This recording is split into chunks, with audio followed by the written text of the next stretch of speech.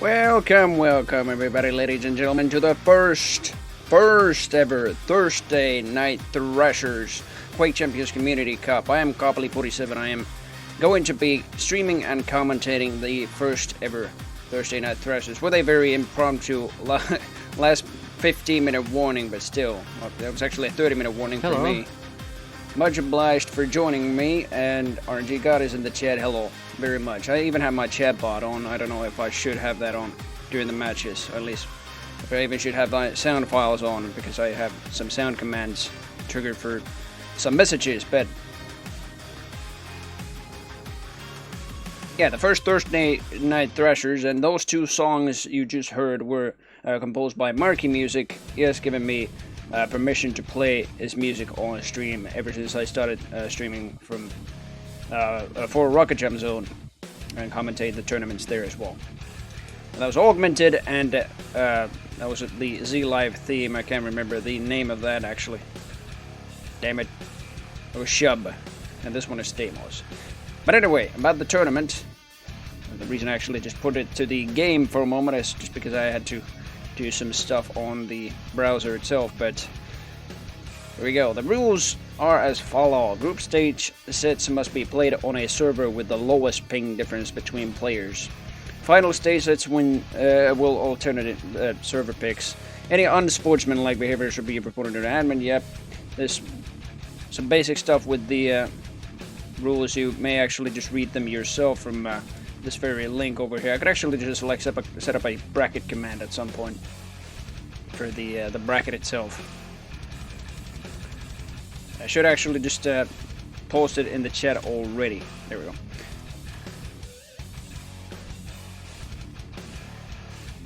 But before I make a bracket command, I'm going to read through the format rules and everything. Let's see. As per tradition, both semi-final games will be streamed and casted and should not be played concurrently unless stated otherwise. Please be patient and wait for your semi-final set. Yeah. The streamer and the caster for those are still yet unknown, as even I was for last minute, for God's sake, for this tournament. But I'm still more than welcome to commentate and stream it.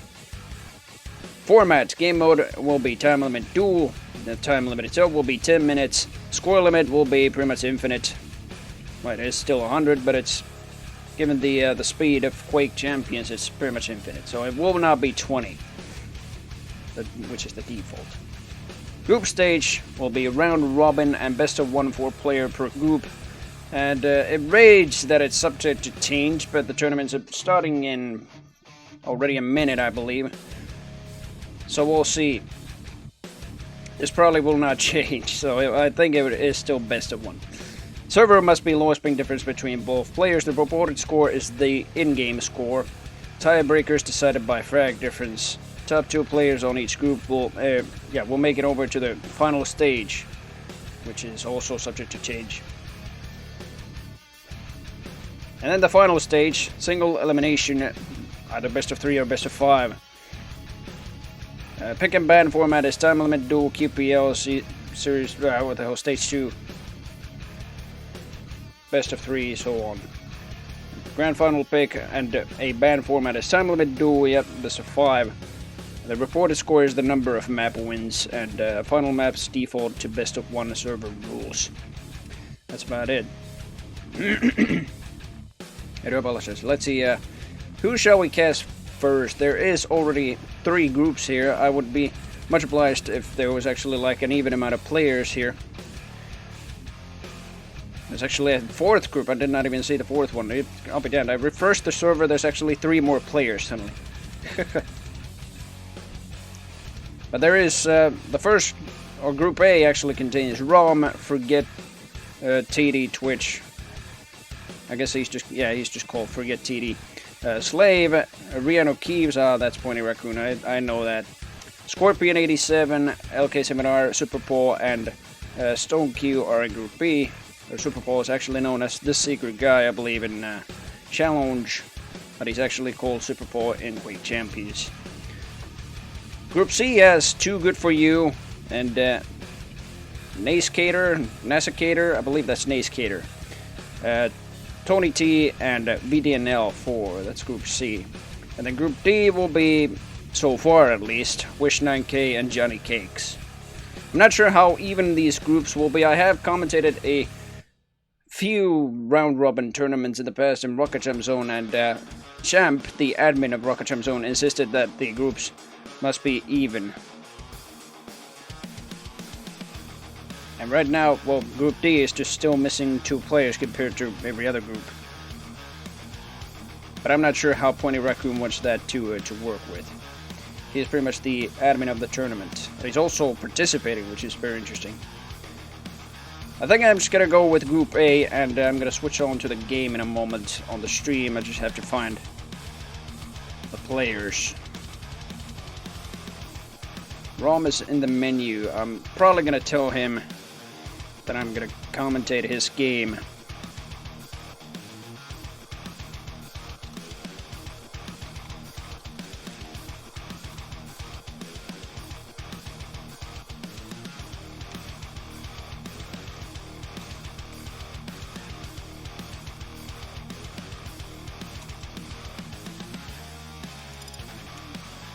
And there we go.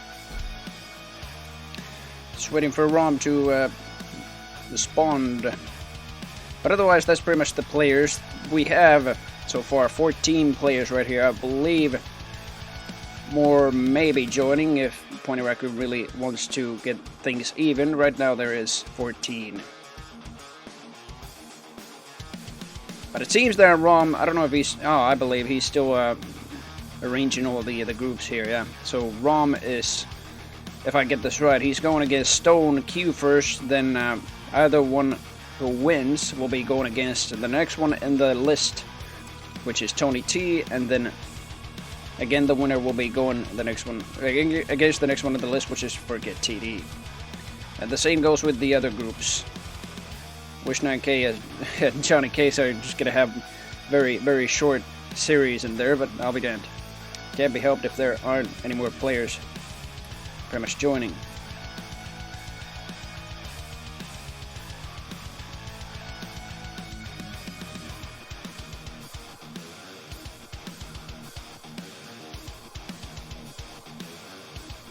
Oh yeah, that's true. I think I went a bit too early live right now, but I don't know. I'm still more than glad to commentate this. This was like sort of the biggest last minute, or like the biggest, how would I say, biggest time warning for a very near tournament, because I don't know, it's very good that I even have this tournament scene on the stream. It's even called the impromptu tourney scene, where I just have 2 scenes here. I only have the game scene, then I have the bracket scene, which is only showing this window with the bracket. But now that we actually have time, I'm gonna create the bracket command, and when you type either bracket or exclamation bracket, don't type it yet, you can see the brackets. And let me copy that link over there.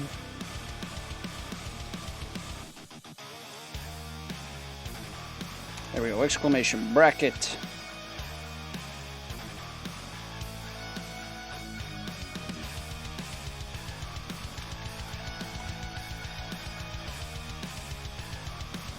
And then there's the regular bracket. Okay, so now the bracket command should work. So when you type in either exclamation bracket or just bracket without the exclamation mark, like so, it should, yeah, there we go, it should appear. At least it did for me. There's no admin privileges or anything like that to the command either. No. Available for anyone. So you can see this lump of page yourself if you want to, although I will be showing it half the time on the stream as well when there is no game going on.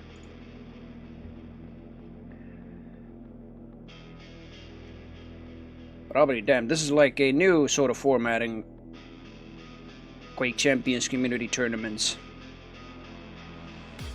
And I'm more than glad to even commentate the future tournaments here as well. The only problem is, like with this scene, I don't know if it looks anything professional. I should actually disable that starting soon text. There we go. I don't know how professional this actually seems with only these 2 scenes, but that's about it. Are there dirty tactics in Quake Champions? Wonder if the good guys and bad guys shall emerge. Well, dirty tactics. Not in duels specifically, and nothing that I can think of. At least, I'm just thinking like what champion could be the cheapest. I'm not certain. They're all pretty advanced.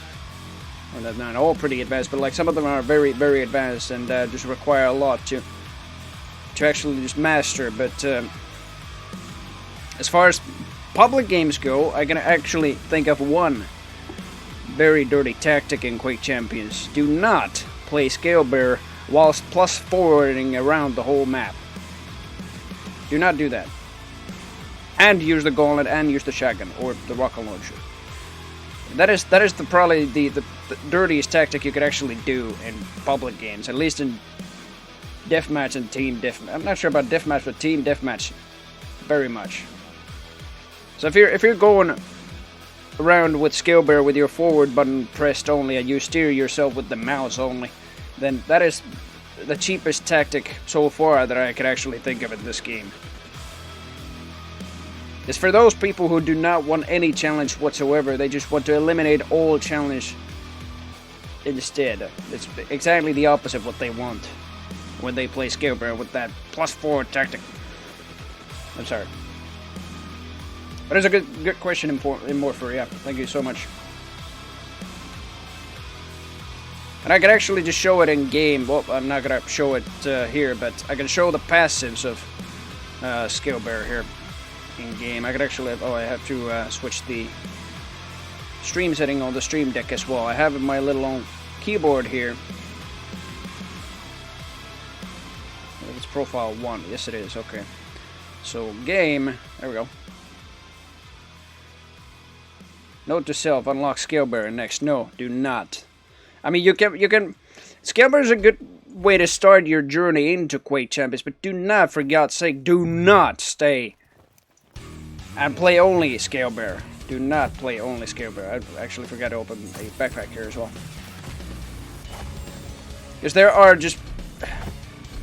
You're gonna get bored very, very easily when you're just like realizing that Scale Bearer is just not the way to play Quake, especially. But Scale Bearer here, let's see, I believe it's the acceleration passive, yeah. It reads gradually gain speed by running forward without changing direction.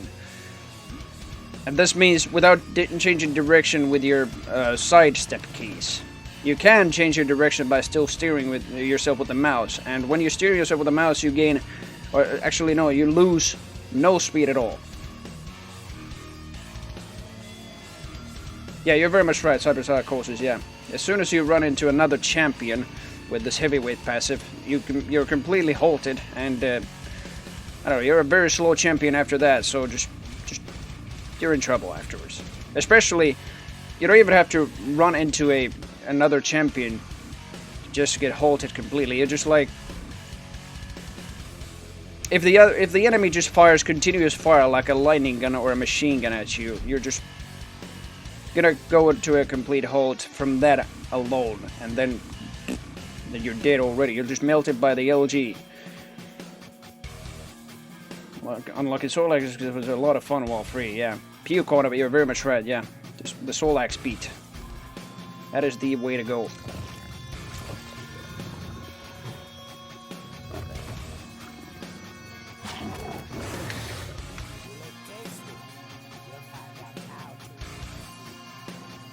And I do have to get another beverage, actually, just before we start, so... yeah, you can actually just look at my very shiny Mechasaurica while I'm gonna get a beverage, so I will be right back.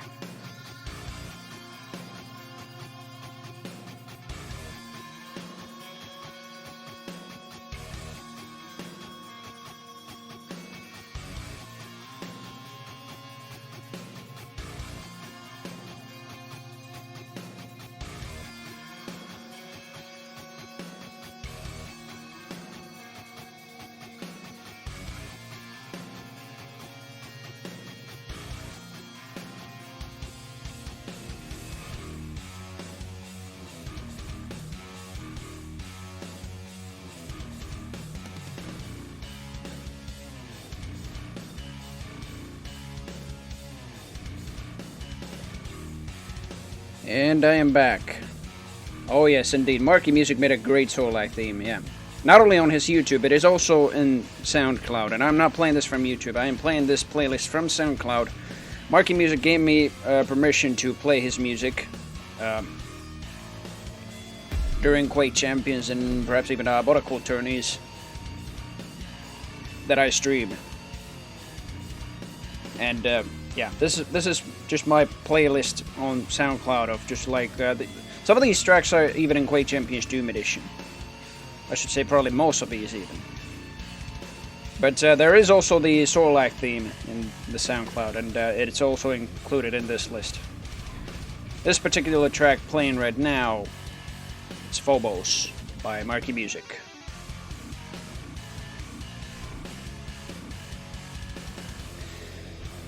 But yeah, as far as duel goes, I'm not really sure what the cheapest tactic is. It just comes down to, it doesn't come down to champions, it just comes down to what the cheapest sort of tactic and movement you can do while you're just like in the lead with frags or stuff like that, I don't know. Actually, with that subject, I think I know one that many, at least what I've seen many Russian players do. I don't know if all of them do that, but like after some Russian players just like dominate the map against somebody, it's just like very natural for them to just plus back or just back up all the time. It's like when the enemy's chasing them all the time, the Russians just like, they're looking at them, but they're just like backstepping all the time and just strafe jumping. Running away from them, essentially. I'm not sure if that's really a cheap tactic or anything like that. It's just, I believe it's only natural in duel. I'm very sure not only Russian players do that. I've just only seen them do that.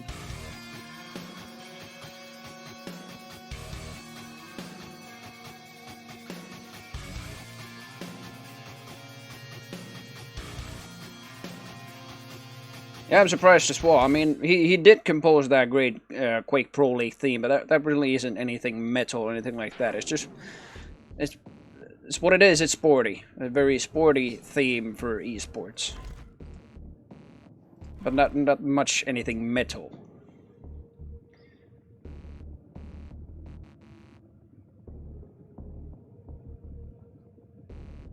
He's a metal music for something in the past, but yeah, and he's also responsible for composing music for Diabolical, the power-up musics especially, and then Viscera Fist. Then he did the soundtrack for Quake Champions Doom Edition. I'm not sure what else. He's been doing quite a marvelous job on many projects. Anyway, I do have to check Discord at times here, and I'm even gonna pen the Discord over there. Yep, there we go.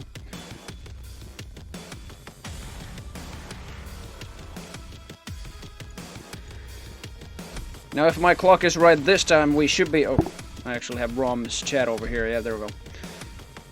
We should be starting right about now.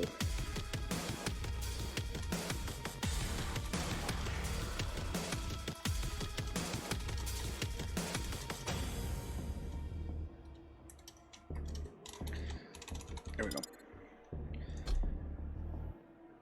It's one thing to plus back, it's another to have a champ that can just mitigate damage while in full view of the player. Yeah. Actually, I don't know if... Wait a minute.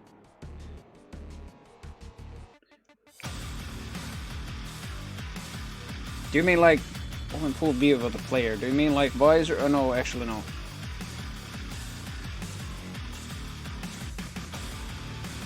What champion do you actually mean? I don't know. Or do you specifically mean champion or anything like that? Oh yeah, Scales Bull Rush. Yeah. Well, that's very much true. Yeah, that is very much true. Bad sportsmanship, I guess you would say. Yeah. Any predictions who is going to be the bad sport of the tournament? I'm not so sure. I mean, some of these players again I have not even seen play, but from my Rocket Jump Zone, or even before Rocket Jump Zone, when I was commentating in Battlefy and within the Quake Challengers League and the Quake Open League, I let's see, I know Rom from Rocket Jump Zone. I know Stone, obviously, from not only Rocket Jump Zone. I've seen him play everywhere else as well. Then there's Pointy Raccoon, the admin of the tournament. He has been in Rocket Jump Zone. LK7R has, I believe, been in Battlefight tournaments as well, yeah, in 2018, but also in Rocket Jump Zone. There's a lot of players I know here, but also, I would say 50% that I do not know at all. Perkele, yeah. In order to say, or like make the perkele sound effect go, you just need to write perkele or exclamation perkele. Without the exclamation mark being in the end, at the beginning of the word. Oh, we do have 16 people now. There we go. At least. There we go. At least, wait a minute. Oh, I gotta just like type the link again or what? It's not reloading. It shows for me that we have 14 players actually in this bracket, but it's still very, very good.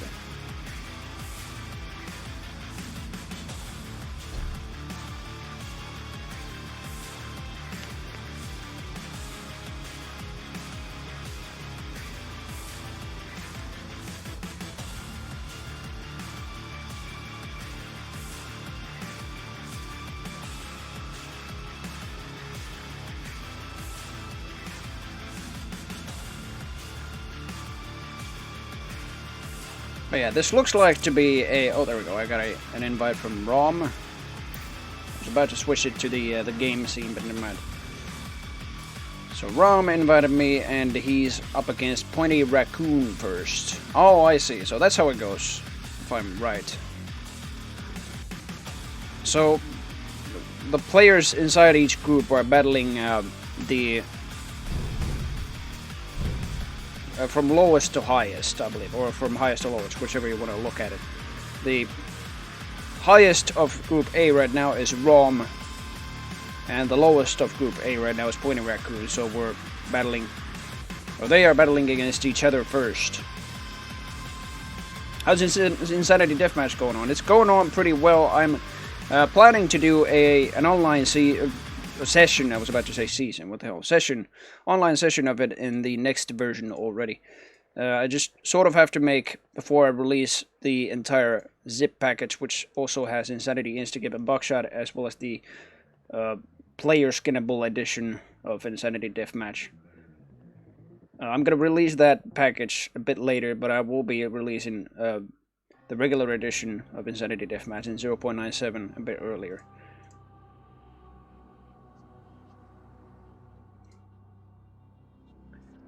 But what you can expect from that is a new weapon, or maybe even a new, or two new weapons, I should say. Probably one only. I was thinking of including the, the mace from Heretic. Can't remember its full name, but it's basically the mace that just like shoots, it shoots spheres, some very small spheres. If you remember from Heretic, it just, I don't know, it's a very physical weapon. It wasn't like anything magical. And, oh, I don't want to report a bug. And, because in Heretic it was, oh, there we go, spectator link. Because in Heretic it was a very, very weak weapon, I sort of thought that I could actually make it a very OP weapon in the mod. But you'll see more of it in tomorrow's stream, basically. I will first like develop it and then release it to the TSPG servers, and then start up a server in my Deathmatch mod's new version, and you can also join and play it tomorrow. But here we go. We got a key render link, and it will be a best of one match in this Group A, where this whole group stage games. It will be first Pointy Raccoon versus Rom, or Rom versus Pointy Raccoon, whichever you want. It's actually called Reno Keeves in QRender. It's very gratifying. How to find opponent? Just look up their name in the tournament. Oh, sorry, no, not the tournament. What is this? Is this tournament? No, this is challenge. the challenge page. You can find the bracket by just typing bracket. I just did right there. So there's the bracket. Look up your opponent's name. It's not the name in the brackets. Not that, but the name right next to it. That's their Quake name. And then search for that name inside the game, and then just chat to them so they can invite you to the game, and they can actually invite you also to the Keyrinder link here. There we go. It was Rom's turn first to ban Deep Embrace. And now we're waiting for Pointy Raccoon's ban. You can find your opponent in Quake. But what the hell? Some technical difficulties, I'll be right back.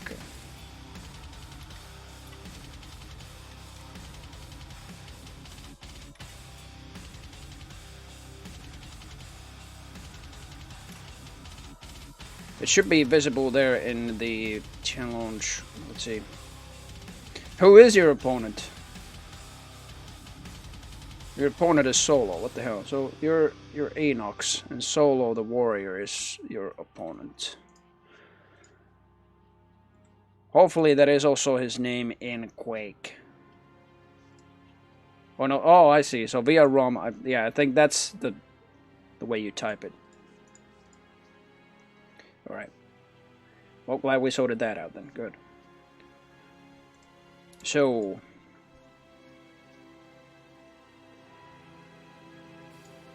Pointy Raccoon still hasn't banned the map.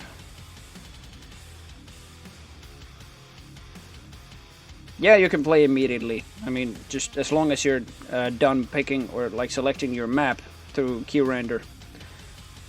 By first banning maps until you remain with one map. And then you can start playing. Tournament's already started.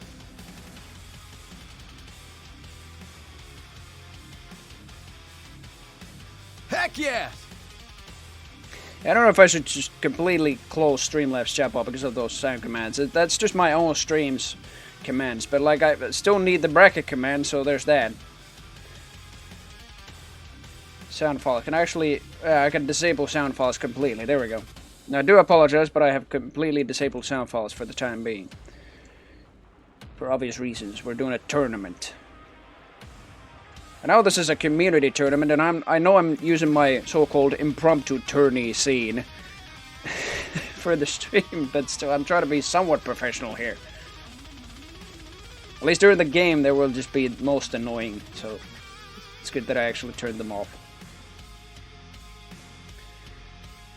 And Pointy Raccoon is still pondering what map he should ban. There is still Awoken, Exile, Corrupted Keep, Molten Falls, and Moons of Sanath and Veil of Nath remaining.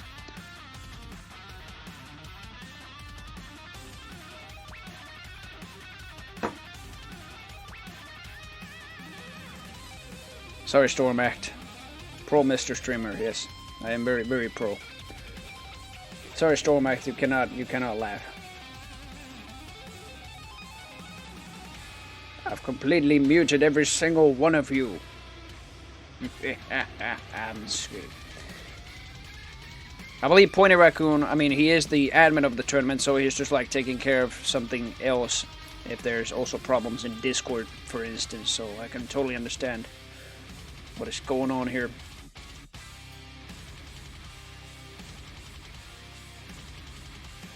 Oh, I see. New spec link. Oh, I see. Yeah. Pointy Raccoon actually contacted me. There's a new spec link. There we go. Last one broke for some reason, so Pointy Raccoon actually started the ban with Exile, Rom banned Deep Embrace, Pointy Raccoon banned Ruins, Rom banned Veil of Nath, Pointy Raccoon banned Molten Falls, Rom banned Awoken, Pointy Raccoon picked Corrupted Keep as the last map remaining. And then it's Pointy Raccoon's turn to first ban a champion. We'll also include champion bans.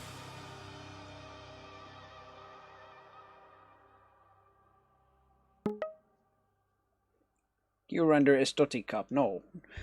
There should be like a separate Keyrinder link.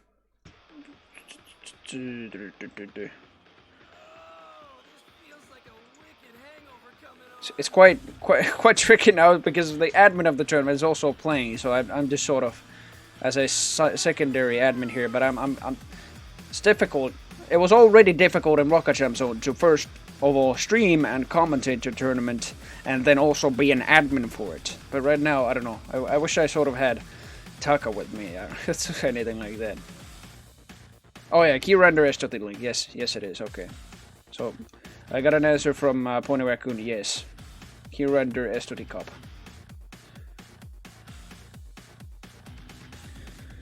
Okay, but Pony Raccoon banned Scale Bearer on Corrupted Keep. That's actually not very surprising. I've actually seen many games already in QPL and outside of it also in Corrupted Keep where there's the other ones playing Scale Bearer.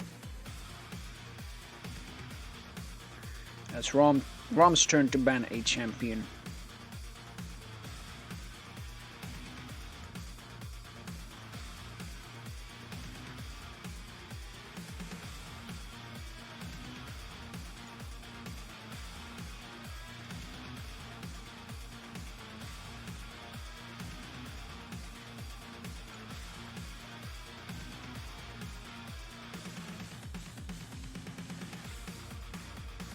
I do like it that for every Friday we have FNF, Friday Night Frag Fest, and for every Thursday we have TNT, Thursday Night Thrashers, which you're currently watching. The first ever Thursday Night Thrashers tournament, and we haven't even started the first game because Rom is... Either Rom is banning a champion, or it could be that the key render link broke again. Nope, okay.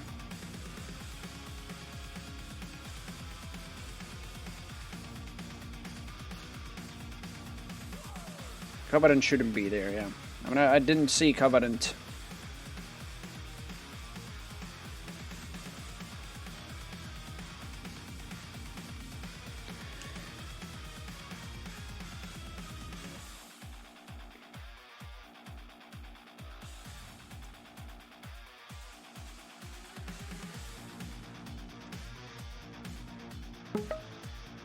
Ah, there we go.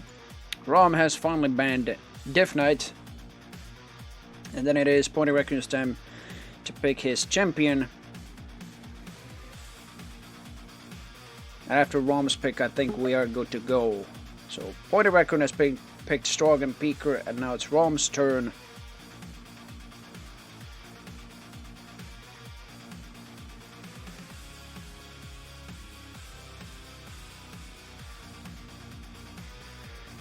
Oh yeah, very much. Yeah, this is part of the Musashi strategy. Take the most time you need, so your opponent loses focus. Very much so. Take so much time, so that the opponent loses focus, and also the caster and the streamer also loses focus. Because I was even looking at the other screen now 3 times in a row when the announcement came, and I was like, oh yeah, there we go. Finally. I was almost nodding off and forgetting about this thing because it was taking so long.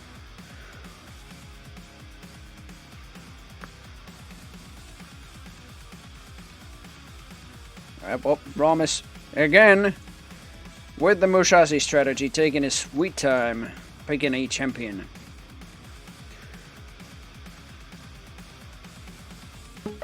There we go, BJ Blazkowicz. So it will be Pony Raccoon as Stroga Peaker and Rom as BJ Blazkowicz playing on Corrupted Keep.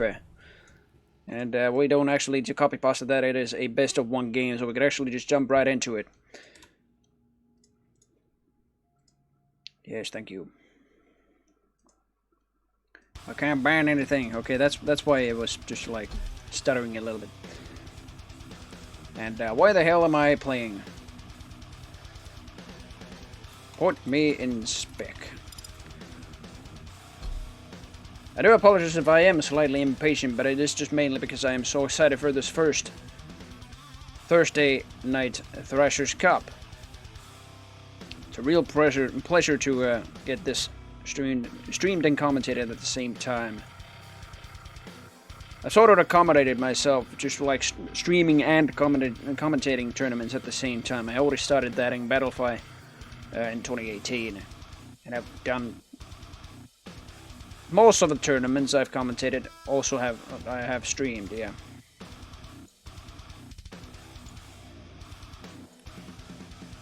Need to be moved, bruh. Yeah, I believe Rom is he's. We picked BJ Blazkowicz, but I don't know what else he's just looking.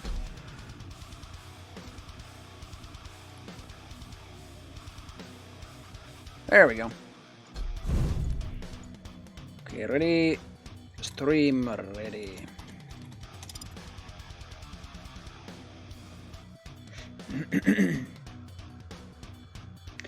But yeah, I also needed to sort of, since I get so many like tournament invitations in such a last minute, or like at the very last moment, to commentate and stream the tournament, that I needed to like make some sort of an impromptu tourney scene for my stream, and this is exactly what it is, this tourney scene. It only has these two scenes.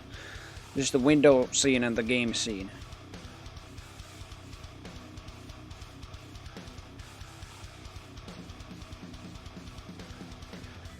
And what I needed in the background is just my Rocket Jump Zone playlist, and then yeah, that's pretty much all. I may even make like a third scene for it, some sort of a like waiting screen before the tourney starts, and even a timer. I can also make those. I have what is it? I can't remember the name of the program anymore. Ah, there it is. It's Snaz, which you can actually just like put the like set a timer for like a specific time, and then just like put it into a text file, and then you can also put that text file in as a browser source into your stream, and then it actually shows the timer on stream as well. That is very neat. But here we go. Those were just the few things out of so many which I actually need to improve with these. With this this impromptu tourney scene. But there we go. Corrupted Keep, time limit duel. It will be Ron playing as BJ Blazkowicz, and then Pointy Raccoon playing as Strog and Peeker. Prepare to fight. We will be starting from Rom. Round begins in 3, 2, 1. Fight.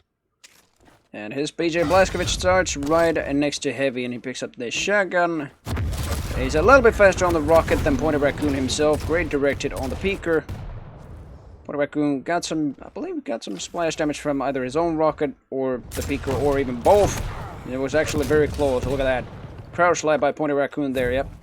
Very short duration compared to Slash's crouch slide, but still did some moderate damage, but went pretty low himself. I believe he got more of a loss than a gain out of that in the stack. That damage. Rom is oh, there we go. I like Pointy Raccoon's just waiting for Rom there. He's so new that he was there. He dropped down to Mega, and Pointy Raccoon instead takes the Heavy. Peeker's coming out, and it's hit the doorway. Coming on the other side, that Strog is so fast with that crouch slide, even if it was a single second duration. You'll have to see it right around the corner inside a single second. That is very good. Oh boy. Very devastating walk against Rom, but he himself is also doing some very good pellet damage with that shotgun, but Pointy Raccoon still manages to shotgun him down a bit faster and even get the Heavy and restock up on health. It's 1-0 for Pointy Raccoon.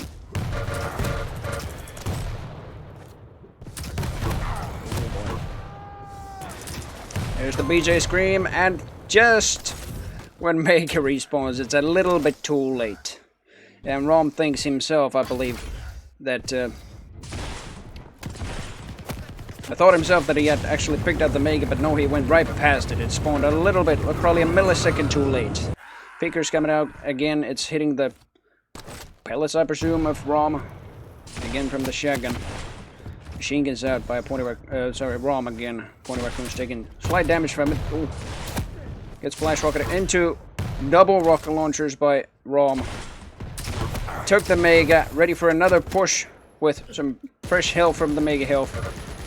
Even go through the TP after the heavy pickup. Pointy Raccoon's not too good on stack. He's still trying to do some damage right around corners. Still somewhat covered. Oh, what a great rocket. It was still a splash, but 80 splash damage from that rocket on Rom. That's going to very much mitigate the stack advantage he had. Oh boy. He still somewhat does have it, as he does some very good splash damage on Pointy Raccoon, and as well gets the Mega. Pointy Raccoon's Pika will be quickly destroyed by that machine gun.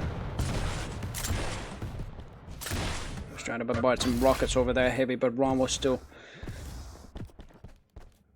very much succeeding in picking it up. Oh, yep. Rom was sort of expecting that. I do have to say, Rom, Strog is not like Slash, where you can actually gain more time for your crouch slide. Depending on the height of the jump. Oh, look at that. Double LG, and Rom wins it with those dual sort of mining lasers. That's what they look like, but that's actually the plasma beam from Quake 2 Ground Zero. That's his LG skin. Right on spawn, Pointy Raccoon seems to be taking quite a lot of damage. He did not even pick up Mega, as it wasn't even there yet. Will be there in 5 seconds. Pointy Raccoon is just desperately looking for even the major. I didn't even see the heavy get picked up. Or appear there, rather. Almost after the Mega pickup. Oh no, that's quite a number of damage from a rocket. Pointy Raccoon takes the heavy. I don't know how durable he can actually be. That heavy, I think, still saved his life there. And Pointy Raccoon instead will just go down to the splash of Rom. Double rocket launchers incoming again. He's barely taking the Mega before dying to that next bullet Pointy Raccoon puts out. Oh, but he's stuck there in the corner. He couldn't even escape the nail gun. Oh, yes. He was waiting for the health to actually regenerate, and Ron was confident enough. Yeah, that was enough health. Let's go. No, it wasn't. It was 2 nails that hit.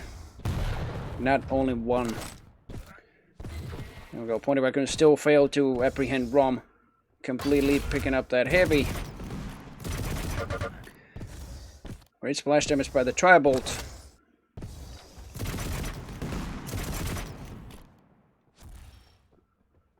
Five-minute warning. Try to do slight jumps here and there with the Strog just to go a little bit faster, as well as a couple faster steps. Yep. I don't know if he had any idea when Rom actually picked up the heavy. Yep. He has actually no idea right now where he is. And there he is. Right in the corner. Doesn't even care to kill the peekers. The peeker even explodes on the doorway. He's still going in for a push though. And Pointy Raccoon tries to sort of plus back there and deal damage at the same time. He's at a very confident lead. It's only a 1 frag lead, but he's desperate for control right now. Oh no, that's not a place you want to be in. You're just completely bombarded by rockets from both corners.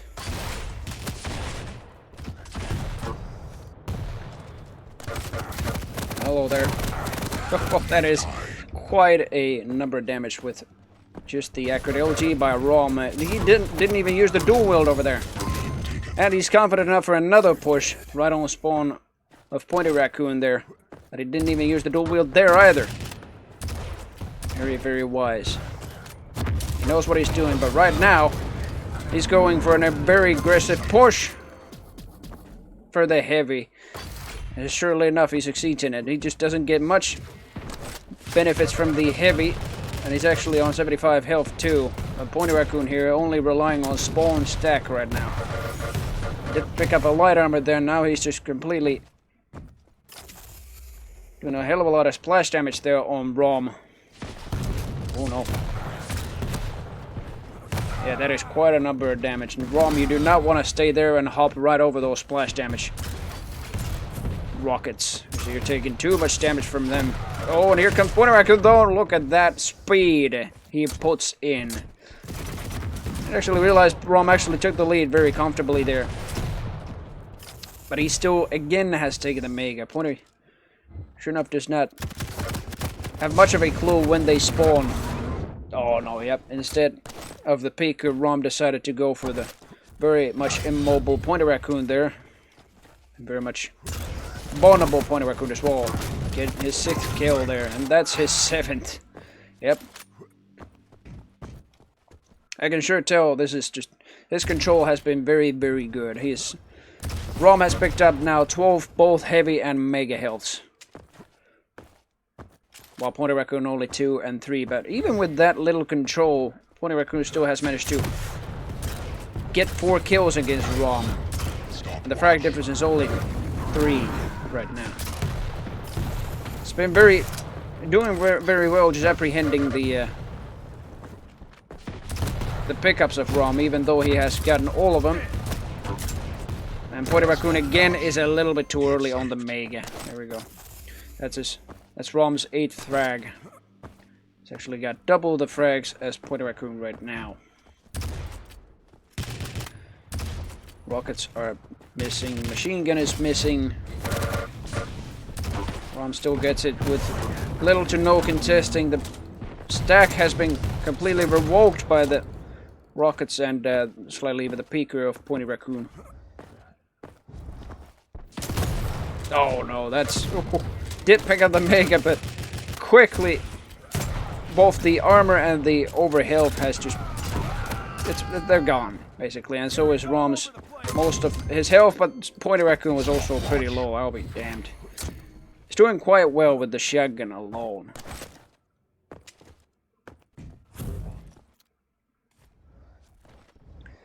It's 9-4, and just a minute left to play here.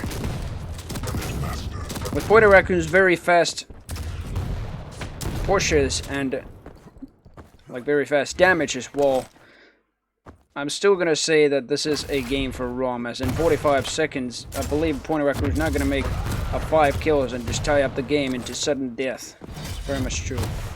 Because Rom is just dominating the stack advantage right now, despite the fact that Pony Raccoon does attack pretty fast and does very, very fast damage with that.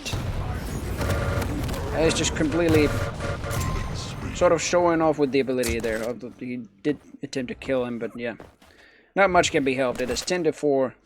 Rom will take this best of 1 in the Group A series, and I believe it's only fair that we just follow the winner here in this group and just see like how well this group does in this stream.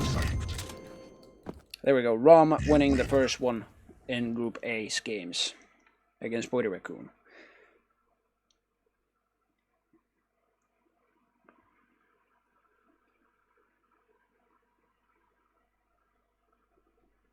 Yeah, very, very devastating LG by Rom there as well, but also the shotgun. I mean, Pony Raccoon did 100% shotgun, but like given the hits, I'd say Rom still was just sort of better with the pellet hitting every single time. But I'll be damned, that is very, very good game by Rom there. Pony Raccoon, as far as I can tell, since this is single elimination, it's game over for him. Oh no, never mind. Wait a minute. Is it? I don't know. I smell a new Wish 9K, thank you so much for the follow. Much obliged. When bracket gonna be updated, sir? Sorry, I have done a military service, but don't stop calling me sir. Yeah, I do apologize. Let's see. When is the bracket gonna be changed? It should be auto changed. It seems like that. Yeah.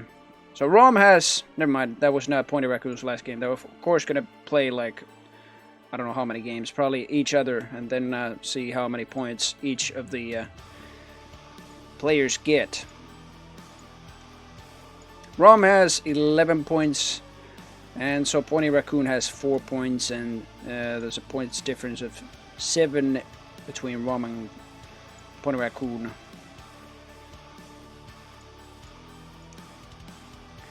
But I believe it's going to be, let's see, Rom versus somebody else, or Pony Raccoon versus somebody else.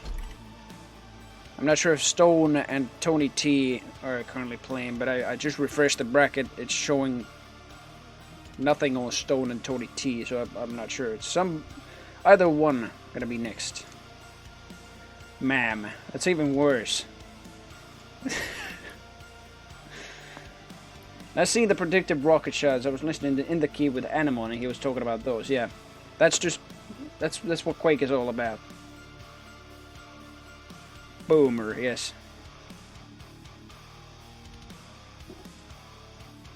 if you mean me, yeah, I'm not a boomer. I wasn't even born in the 90s, but yeah, you're very much right. That was a very boomer sort of follow alert.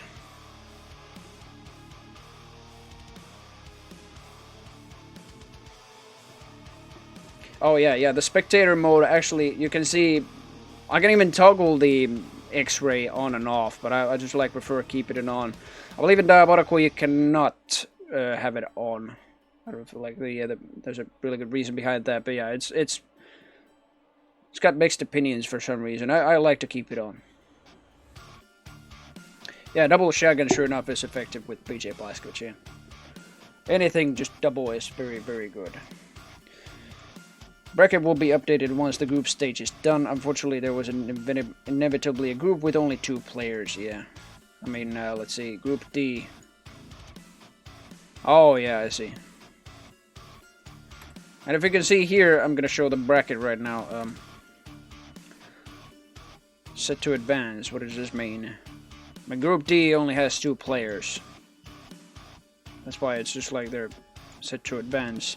But the other players in the other groups basically are and have been battling against each other. I believe it's just gonna be Rom versus Tony T next? I don't know. Oh, I see. Set to advance means they're going to the next stage then, yeah.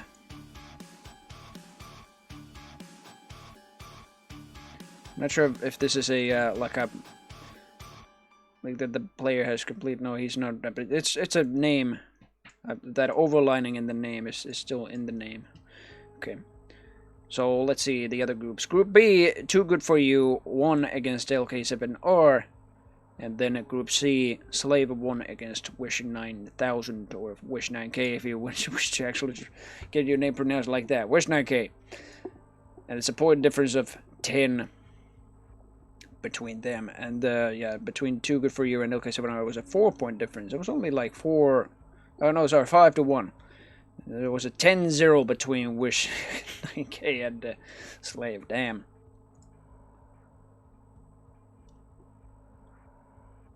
Was overlining man named Best with Peeps, yeah. Musashi Tactic, yeah.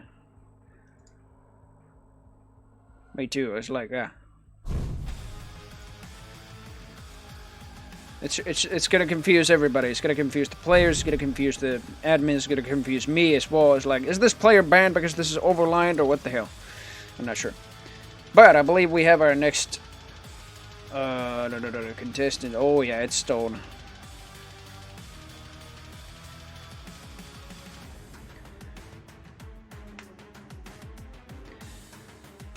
And it so seems that we also have Cook with us, and Cook is the or Cookie, I don't know which one. I believe it's still Cook.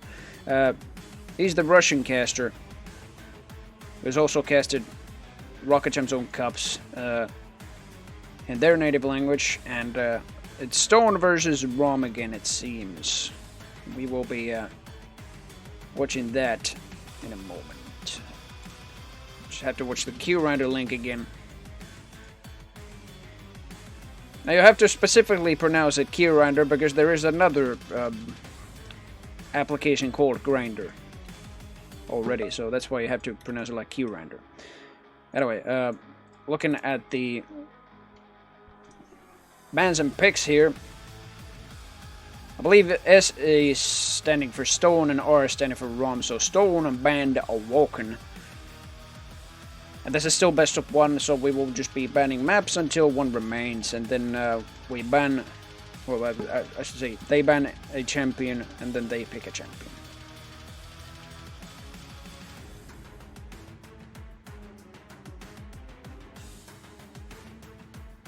It was a 1-0 game, yeah. Last 4 were just hunting around map, I see. Yeah, crossed out name, token forward to 2, and then stinking up the game, yeah. That would be you. Really.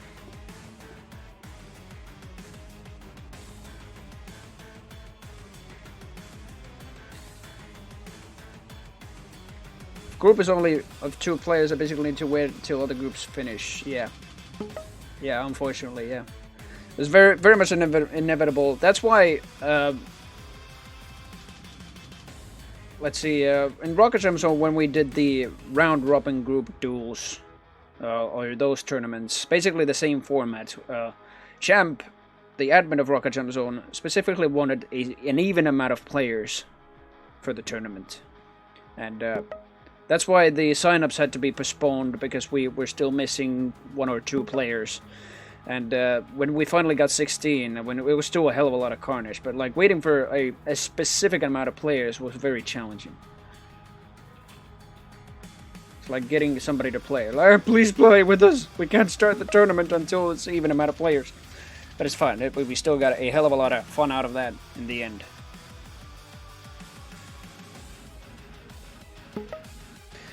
Anyway, there is... let's see, yep. They have banned maps enough so that Molten Falls has remained. So they will be playing at Molten Falls. And now it's Stone's turn to ban Strog and Peaker, it seems. And Rom is banning... what?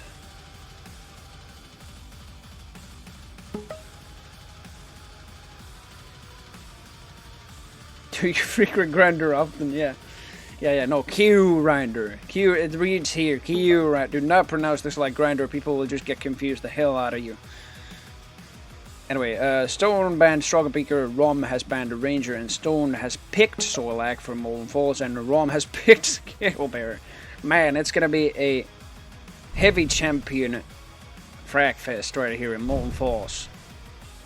We'll get right into that.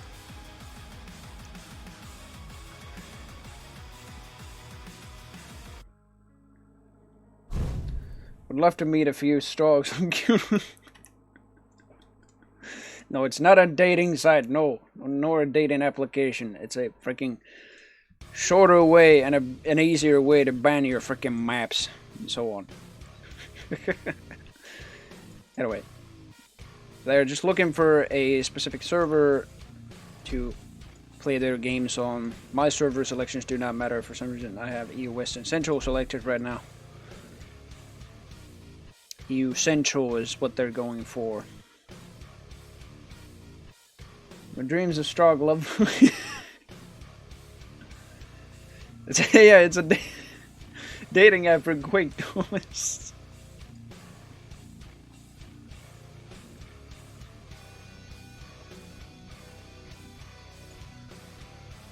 It's like when high ranked duel players just look for a duel game in a Discord. It's inside like an LFG chat. It's not like a looking for game announcement. It's just like a dating announcement, so that they can just develop a Q-Writer site.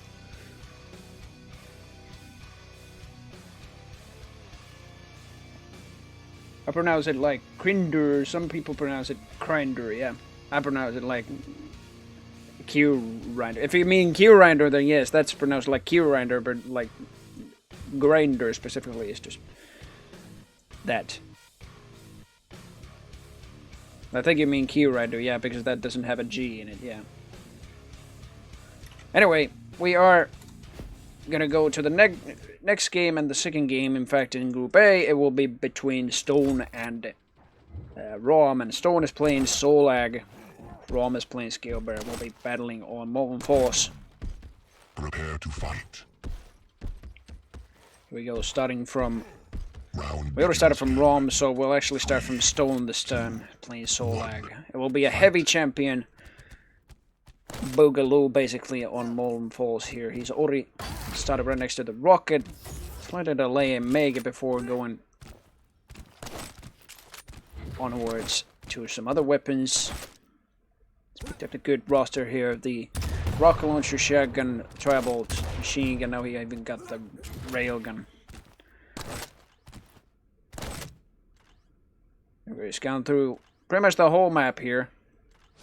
I love the little idle sound the Hyper Blaster makes when it's just trying to spin its barrel.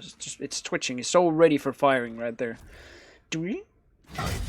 It didn't do that in Quake 2 as far as I know, but that's a very neat feature that they just added a very silent sort of sound effect for that. There we go, Stone. It's been almost a minute. They haven't even spotted each other yet. No damage has been done. I believe both players have just all the weapons right now. So all go a bit quiet. This is Quake duels at its finest. The players do not even spot each other. Stone's just waiting patiently for the heavy there. It's just, how's Rom looking? He's just standing there very patiently himself. Finally, both are willing to move, and I believe Rom first heard Stone there, and there we go. Mega, he saw it. He was waiting for it.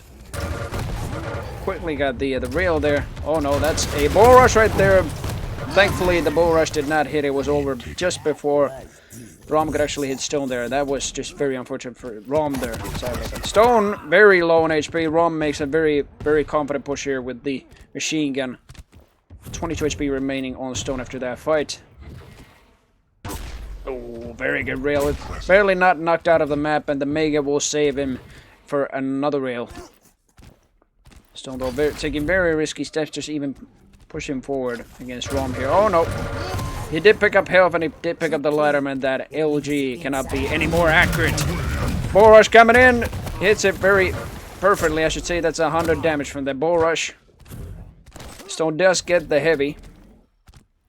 I think the heavy is pretty much what saved Stone's neck over there, and now he's just even going for the Mega. Oh yeah, Rom is definitely waiting for that. Did get the rail on him.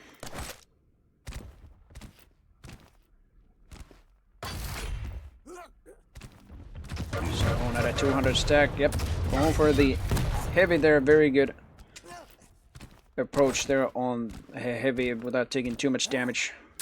Oh, but here comes Rom, right on the other side. But he suicides from his own rocket, and now he's actually in -1 right now. And he's confident enough to go with a bull rush. Oh no, he almost knocks out Stone off the map. Glad that pillar was in the way there, but Rom actually balances out his box basically in the frags, and he's back to positive. I should say he's back to 0 at least, and he's not yet positive. Oh boy. Oh. Right on spawn, he actually just... Stone did get the heavy, but still taking a hell of a lot of damage, and Rom is just giving him one hell of a beating, but still Stone just manages to deal and retaliate a hell of a lot of damage back as well. 3-0 for Stone, and oh, that bull rush is getting very close. Every single step of that scale bear just like makes you even more suspended from your chair. But there we go, Stone. That was one hell of a rail fight. Stone barely survived and dodged all of those rails. Oh, look at that. 360 and another one. Up, he's out of rails. He's out of rails. Barely missed Rom there, picking up the Mega.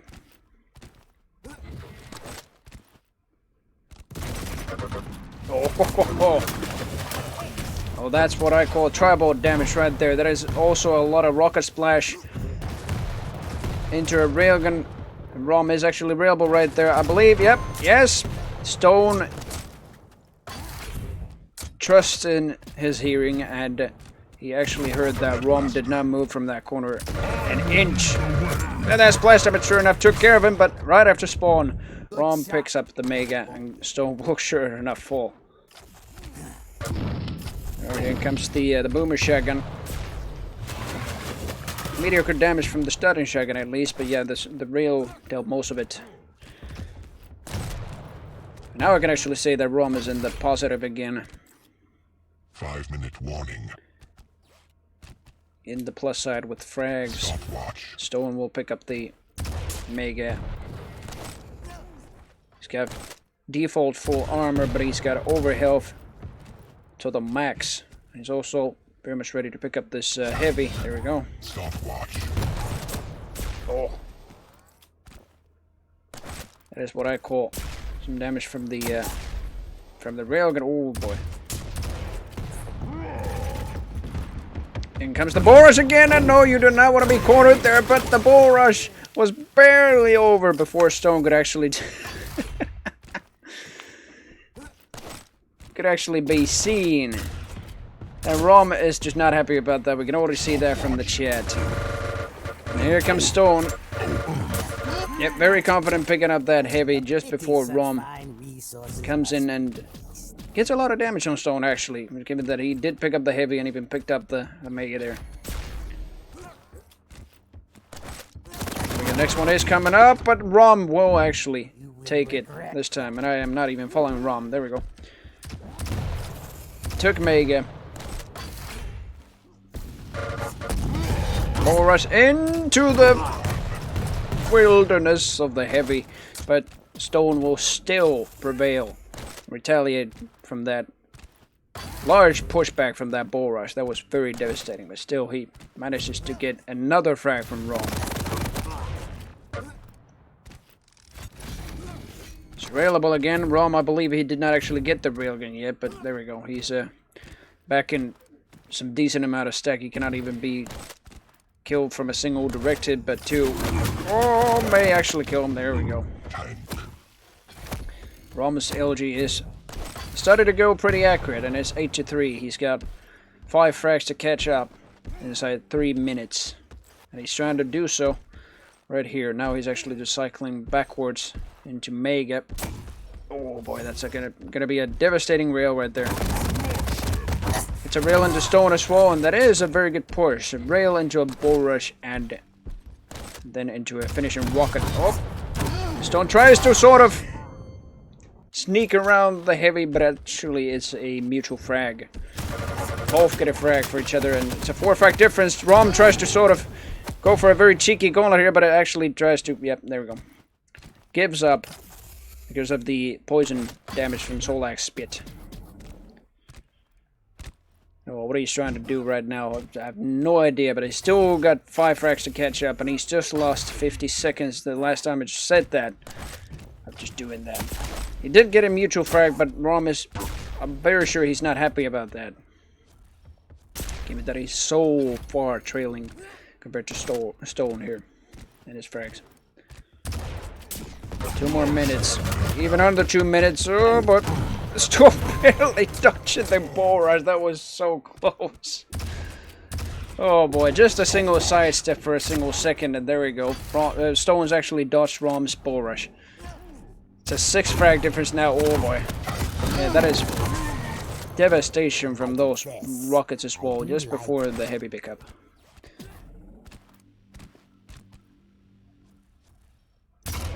(11-4), and we already saw an 11-4 score between Rom and Pointy Raccoon, but that was actually won by Rom.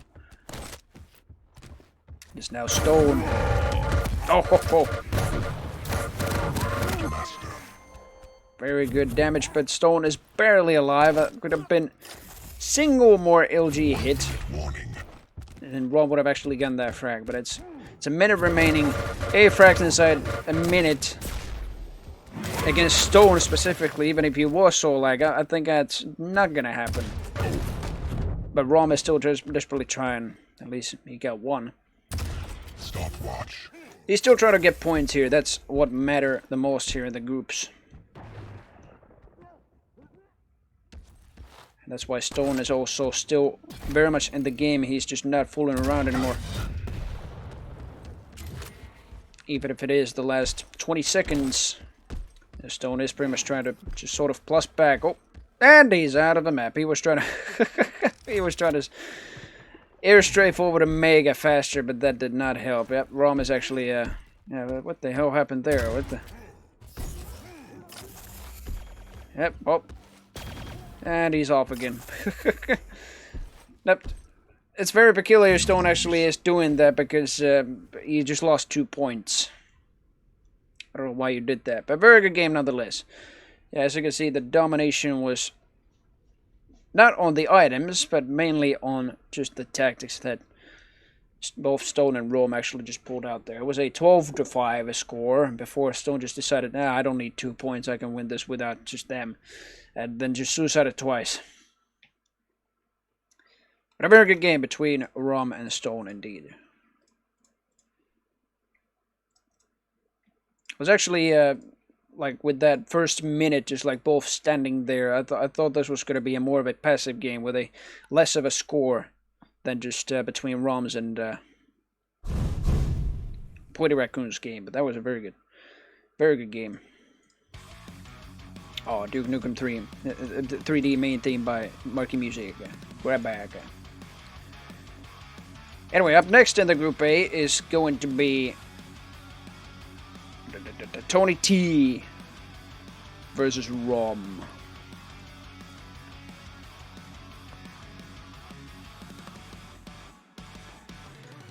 And there we go. Good luck to the next game, and you too, says Rom. I believe Stone, they probably haven't even been battling against each other yet, but Stone and Tony T probably ought to do their game right now. Or sorry, no.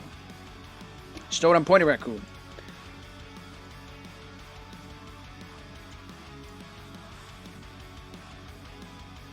Duke Nukem 64, a good take on the Duke Nukem 3D take. Yeah, heavier, more metal version. Yeah, very much right. I like the PlayStation, or the Total Meltdown soundtrack of Duke Nukem 3D. That's the PlayStation version. And I believe Rom should be battling against Tony T right now. And Stone has, if we look at the brackets now, he has basically 2 points. And then Rom has 11 points.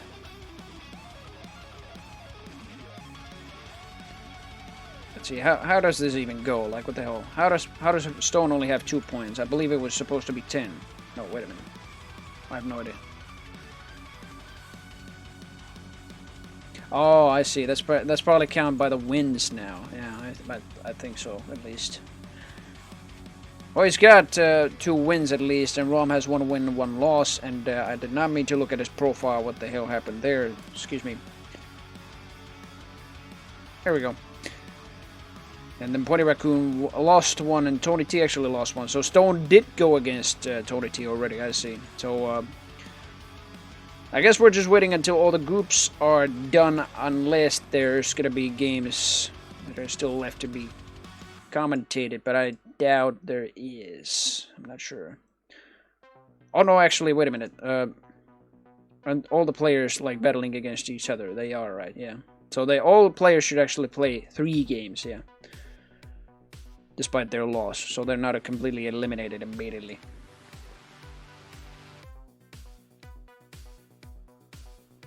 So I'm not sure if we're still gonna keep watching Rom, or should we switch to somebody else right now. I mean, Rom is still here, pretty much.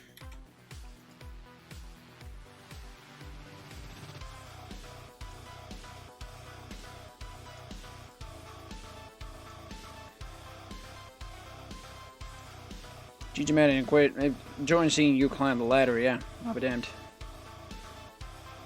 I mean, which one was VL Rom again? Let's see. Or is he actually just participating here at all? I don't know. Do I smell a newbie? Oh! Stone QC, thank you so much for the follow. Much obliged. Very good game, Stone. Very good game. And why is that alert box so big? I'm gonna shrink it in size. There we go. Very good game, Stone. Very good. And thank you so much for the follow. Anyway, I think we're still going to continue with Rom's last game here. And he should invite his last opponent. He's already gone against Pointy Raccoon. He just has to go against Tony T now. And in the meantime, Stone QC and Pointy Raccoon are going against each other. Meanwhile. Hey, welcome, Stone.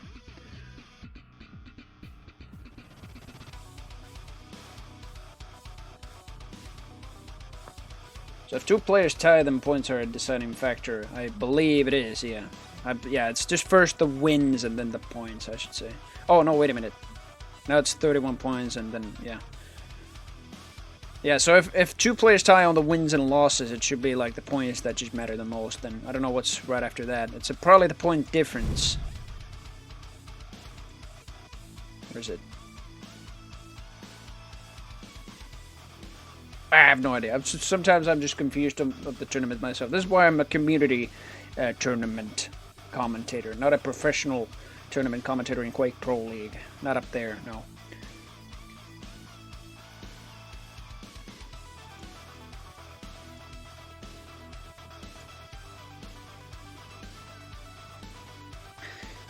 Anyway, I think, let's see, looking at the Discord. Slave seems to also be streaming. I don't know if he's actually, yeah, he's playing also. So Slave is streaming his games of the Group C games, and I believe he's actually already played all of them. So I don't know if he already stopped streaming or if he actually is still streaming, but he's got no games probably still left because he's already played all 3. So here we go. Yep, Rom has his 3rd opponent ready to roll out, and we will be actually seeing the spec link again here.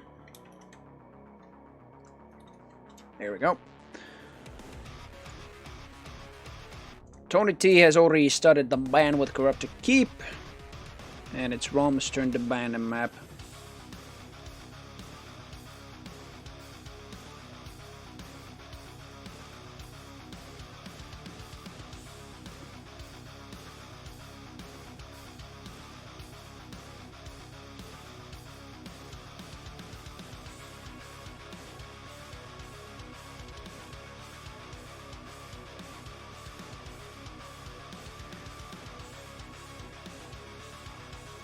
But yeah, that last game actually, if I want to elaborate more on that, it was actually very interesting to see like a heavy champion versus heavy champion encounter, especially on Molten Falls, which is a very open map.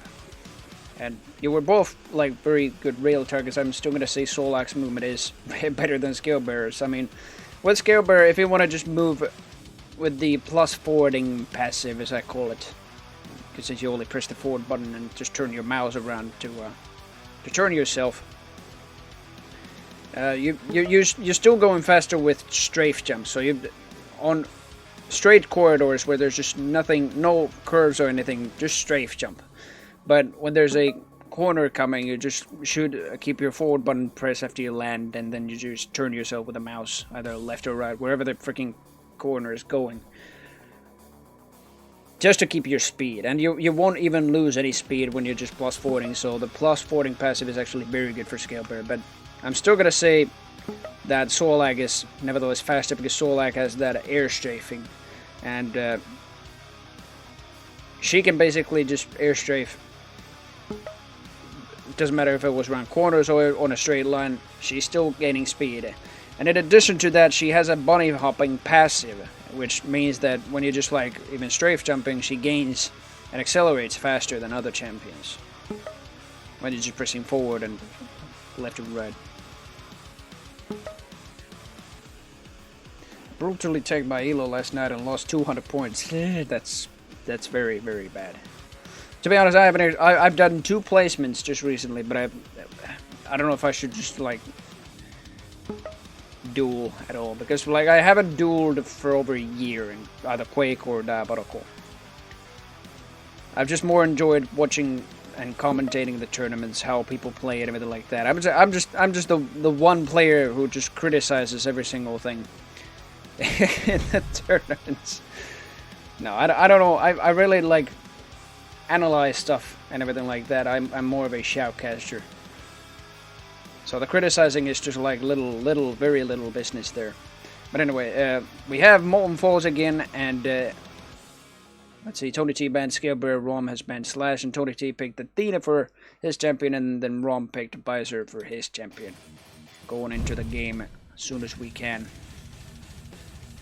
Oh, Tony T needs 1 minute. We have all the time in the world for this tournament. It's going to still take, I don't know how long. There's still the final stage remaining after these groups.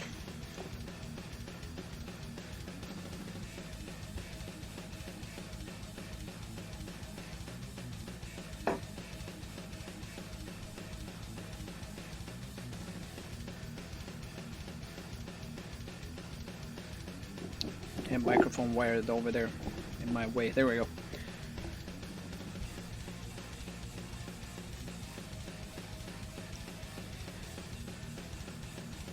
But yeah, I do have to say regarding my own channel, I have posted the schedule on my Twitter, and my Twitter is basically the same as here on Twitch. It's just Carpely47. But tomorrow I will be streaming the development of Insanity Deathmatch, my Doom 2 Deathmatch mod, and I will also be hosting an online session on a server with the new version published into TSBG.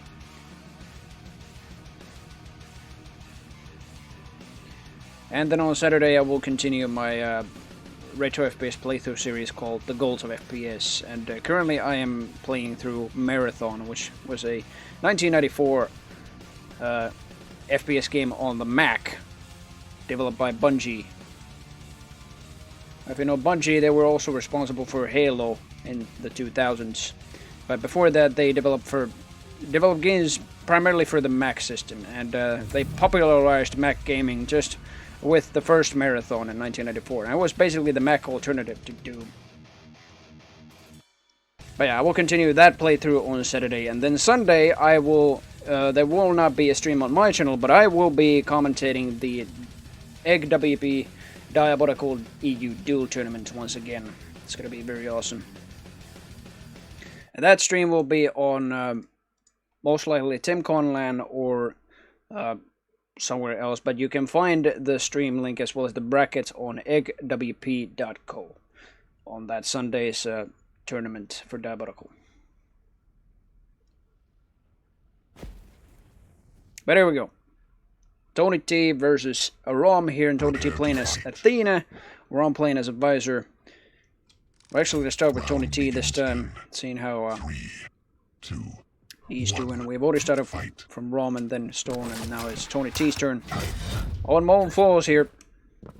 Starts up pretty fast with a single hook onto the heavy pickup. Oh, barely heard Rom drop down there. Rom is only doing is just walking. That's what he's basically doing, not even strafe jumping too much. Apart from now, yep, he's very much willing to go very up close and personal to his opponent, and a very good rail, despite that sort of escape and plus back attempt by Tony T there with this rail. Oh no, that is not a situation where you want to be in. Yep. Tony T was a little bit too hesitant on spawn. He wanted the weapon, but also wanted the Mega at the same time. He went a little too late on Mega, and Rom actually picked it up. Got it for himself. Nothing on the visor, at least downstairs, but there we go. Wow. I believe Tony T attempted to do like a single fling hook there onto the doorway, but Rom strictly negated that. That's already 3-0 to Tony there. Oh, sorry, Rom. What the hell? A minute and 15 seconds have been passed, and what the hell, Rom? Fourth frag in a row. Inside a minute and 20 seconds. Oh no. Yeah, those hooks, all hooks are basically down, but Rom is still pretty much low on HP. I'll be damned. Next frags are just happening so fast I cannot even elaborate on the frags that are just happening all the time. I want to talk about that midair, for instance. How the hell did you do that wrong? Oh, still dealing moderate damage. Oh no, yep. Barely missed the rail. Quite a mile actually, and then Tony is free to pick up the Mega. It's over inside 2 minutes. It's 5-0 for Rom. But hopefully Tony has a chance here after the Mega pickup. As a light champion, Athena does have a limitation on the armor that light champions can actually carry. It's at max, default max is 75 with just basic pickups, and then 150 is just the over max you can get with the heavy armor. But Tony did get... oh, he didn't actually get the heavy there. I was sort of wondering what the hell. And there we go.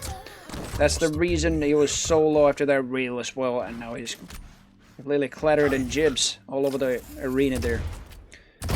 Rom's also going to pick up the Mega. Got quite the stack advantage. Tony's just trying to be very aggressive with the LG. Barely succeeds with it, but it's a mutual frag. Rockets barely coming out of the mouth of that Beast Small by Rom there. Beast Mode, of course, mean it's rocket launcher, nothing else. Do not take that out of context. Oh no. Yeah, that hook is gonna fail miserably on that tribal direct hit. But he's still going pretty fast at 1,000 UPS pretty much. With that fling through the doorway. Heavy's not even spawning yet. Tony's barely at a available stack. Almost caught that directed rocket there. It was pretty close. Still trying to go for an aggressive push. Missing that second rocket, but hitting the third one. He's at 29 HP, but manages to get the heavy. 7-2. Mega's over there. He barely having the wrong weapon in hand. Could have actually had the rail. Still decides to go for some kind of a push. Gets a rail hit on Rom, which is very gratifying for Tony T here. He hears the visor steps. Trying to secure the heavy area for himself. Right there, spamming rockets the doorway. The rail's gonna miss. More rockets coming in Tony T's way, and he's once again just blown into smithereens even after that heavy pickup. But Rom did not get a pickup out of that, but he does get the Mega secured. Oh, that rocket almost even hit in Splash, but no. It's very confident it would actually hit Tony T's feet there with just a hell of a lot of splash at least.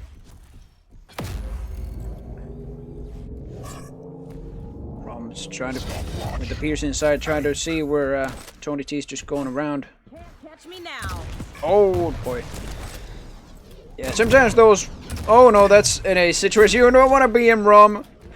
Those rocket jumps are going to be Rom's demise over there as far as the stack went. He did not actually get fragged. This next rail fight happening though. Tony T barely missing 2 of those rails. Maybe even 3.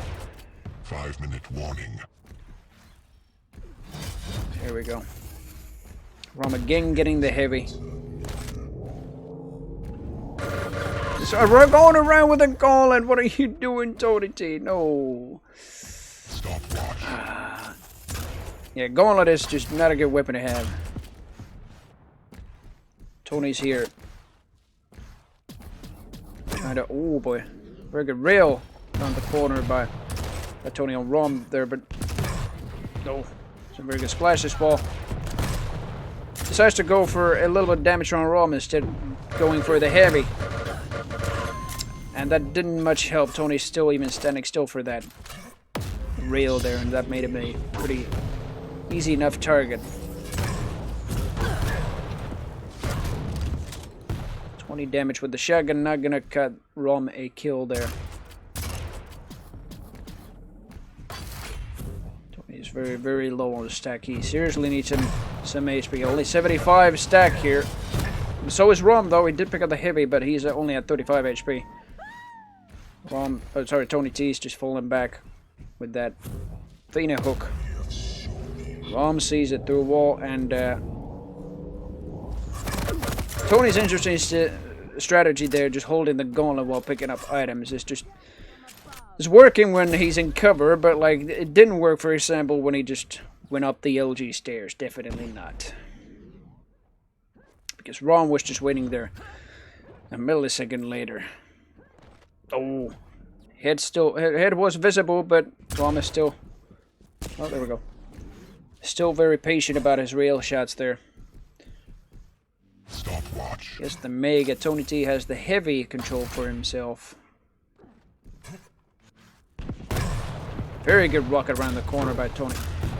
Very good splash pushing Tony back as well by Rom. 65 HP after that rocket jump is going to be very devastating, but he does get the heavy. Rom was sort of estimating when the heavy was spawning, even after Tony had picked it up the previous time, and Tony, that is very low stack, especially for a light champion. You do not want to be railed a second time, even after that health pickup over there. Oh, barely gonna miss. Rom will get the Mega again for himself. Very good rail. Tony's at a very bad situation here regarding his stack and regarding his frags. He's dealing damage here and there on Rom, but he needs to push this, and it's 2 minutes remaining. 8 thrash to go for Tony. He needs to like make this seriously fast suddenly, and he's not even relying on the smallest of pickups here. It seems he's just going around barely railable there, and Rom is actually, it's lucky for Tony, Rom's missing those rails. There we go. Finally picked up 2 health bubbles there, but that's all Tony can actually just make out of that. Rom's taking all the light armors, and Tony slightly going outside the map with those hooks, dealing very good direct damage with the rockets, but still a mutual frag, and that's not gonna be very good for Tony. He was waiting for a better outcome for himself there, but instead he's just once again in a +-0 situation. It was basically nothing, that push over there. Rom maybe, when I was gonna say maybe on a spawn stack, but he actually picked out the maker for himself. Tony, meanwhile, has only his spawn stack. That was very close. I believe Tony himself is just as scared as I was when I just saw that. But Tony does end up getting a frag out of Rom there.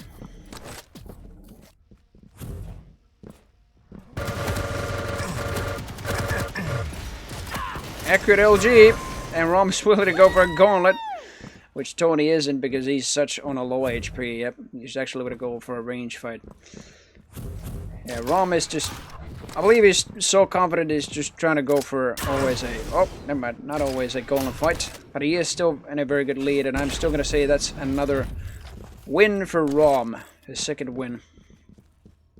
He won against Pointy Raccoon, he won against, oh, sorry, he lost against Stone, but he's now most likely, very, very likely, won against Tony T. 10 seconds remaining. It's a 7-point difference as far as the frags go. Both are saying GG. And that is going to be a win for Rom. Very good game. It must be such a pain to balance all of these champions. You're very much right. And even adding more of them is just going to be even more of a pain to balance all of them out. That's I believe one of the reasons why they haven't added any of them in a while. But man, yeah, that accuracy with the Railgun and the LG was slightly more dominant by Rom there. But the pickups, sure enough, were dominant by Rom because Tony just like, while he did some damage here and there, he wasn't just like going for much of a challenge against Rom on those pickups, which is it's a real shame. But it was still a 12-5 game. But that puts Group A completely finished as well. And I gotta see the other groups as well. If they have also finished their game. It's very good.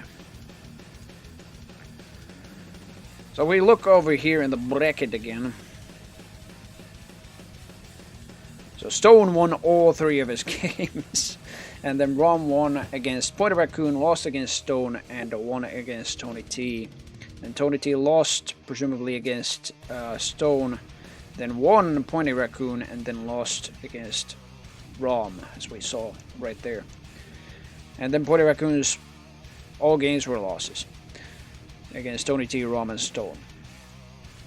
Then Group B, I can't tell like who won who or who lost against who, but too good for you. Got 3 wins.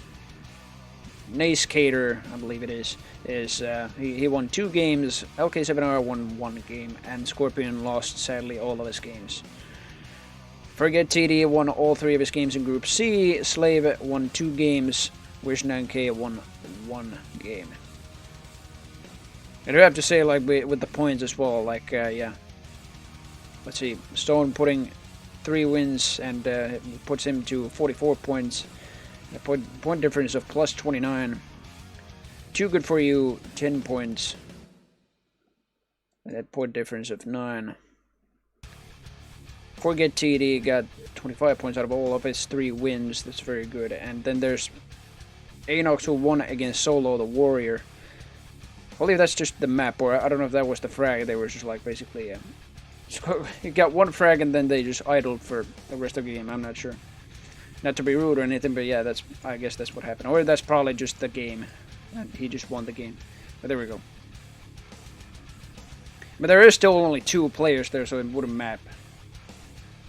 It's the map, yeah, 18 kills, yeah. Very good. Anyway, that is the group stage, and the final stage is coming up in a moment. Let's see, there is the key render links as well, and they will actually be, let's see. Yeah, the final stage, the first games will be best of 3, and the very grand final will be best of 5. And it has a separate key render link there. Reported score is the number of map wins. Final maps default to best of 1 server rules, yeah.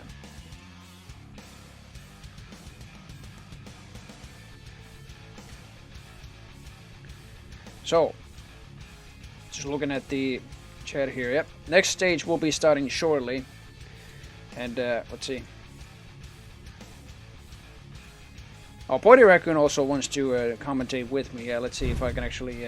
oh, there we go. Caster 1 channel. I will be joining him in a short while.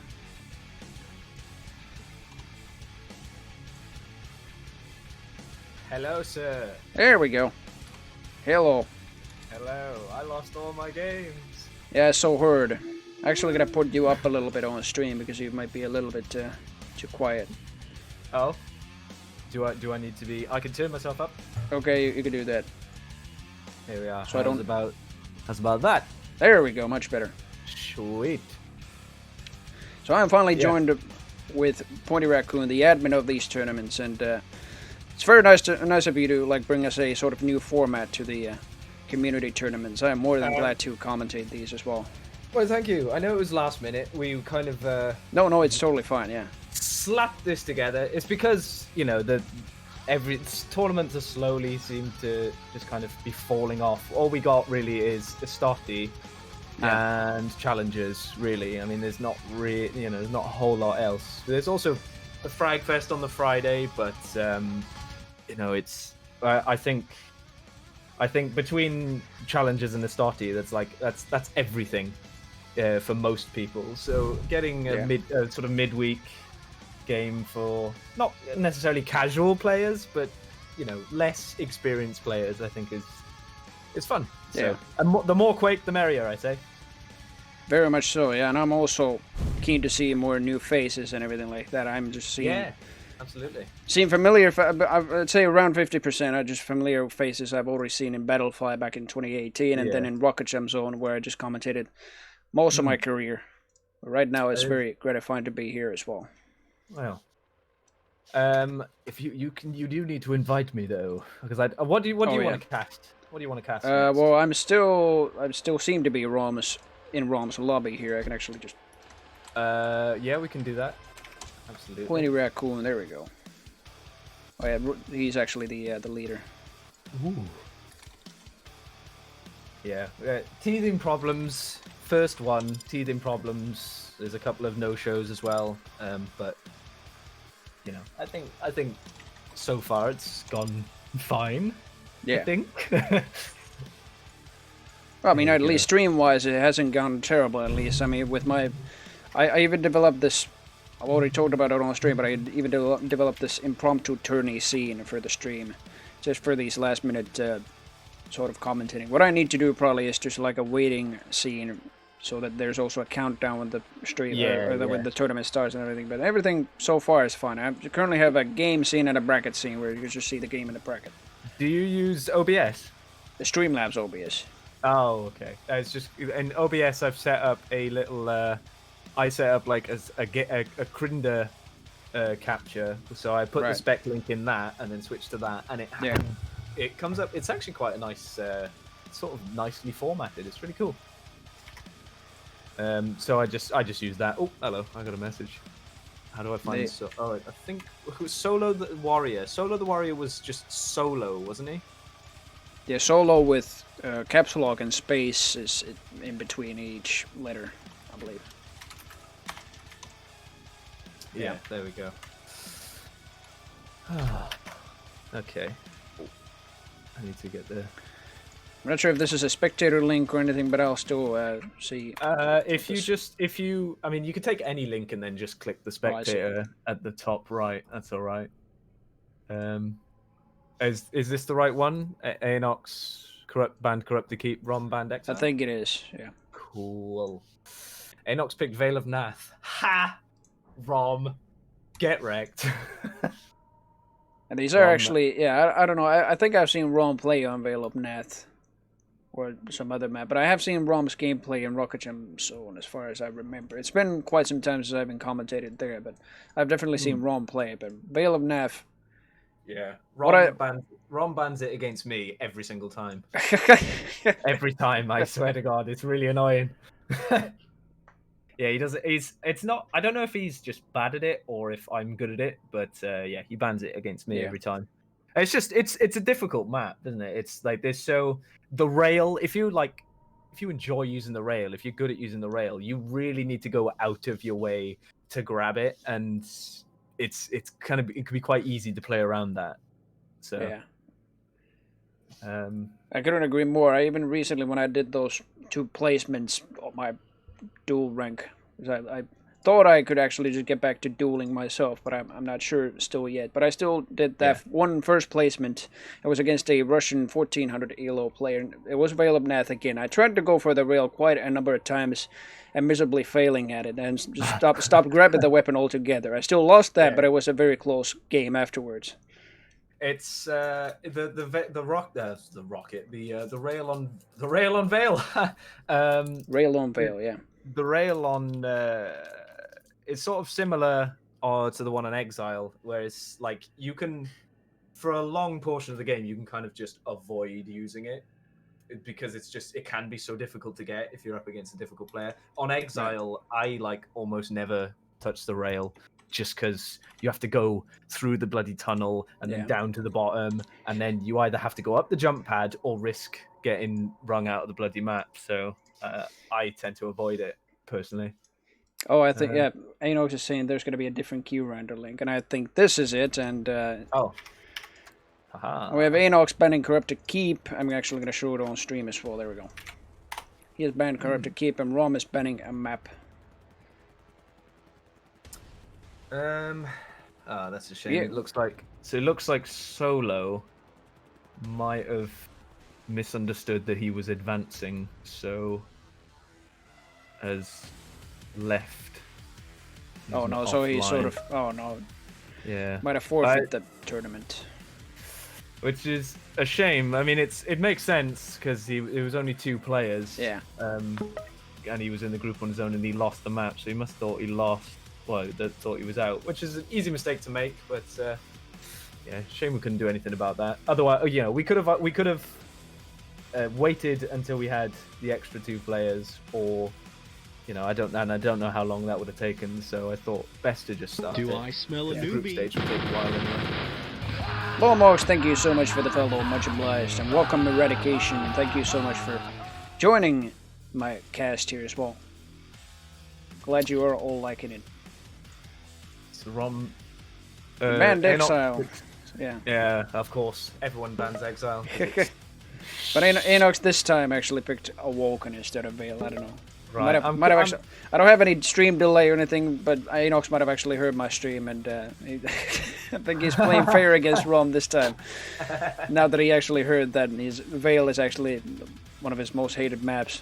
Well, I mean, maybe it's possible, or maybe he misclicked. It's sometimes switching from best of 1 to best of 3, you can kind of still be in the mindset of best of 1, so you might accidentally ban Veil, or accidentally pick Veil as opposed to banning it. So maybe it was. Oh no, this is best of 3. You're just like, oh no, now it's Veil.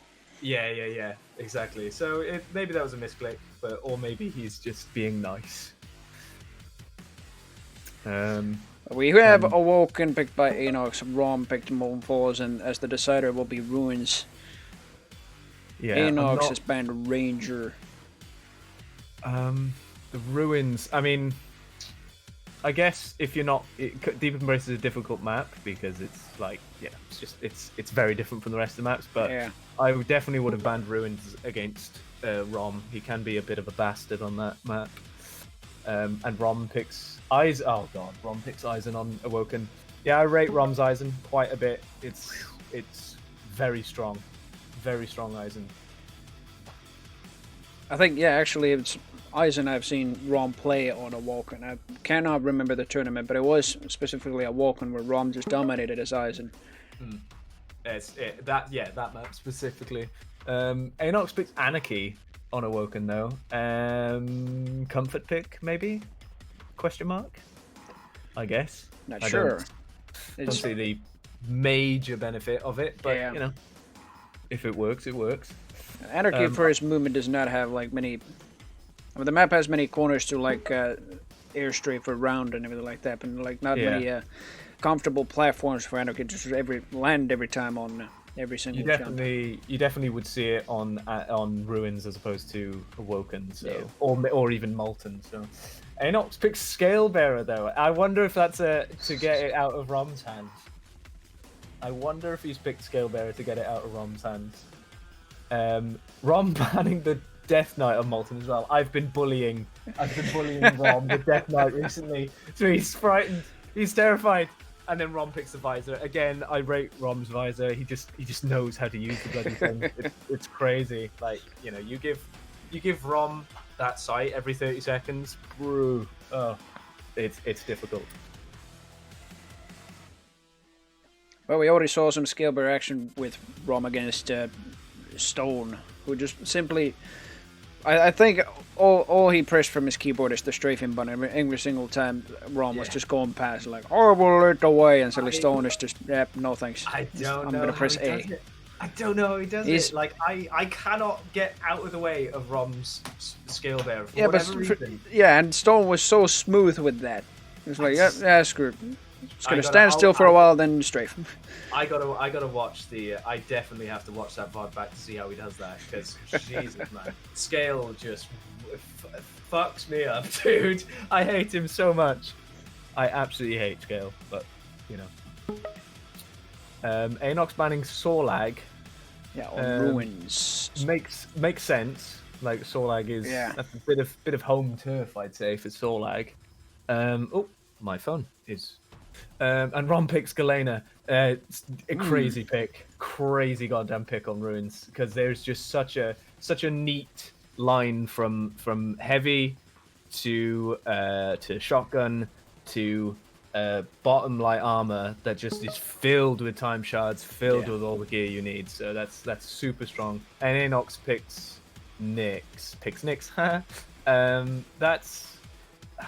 I've thought less and less about the Nyx pick. You have to use her very well. You have to use her perfectly in order for it to work at all. But on Ruins, I guess I can see the advantage. I definitely see the advantage. So there's a couple places you can actually use Nyx with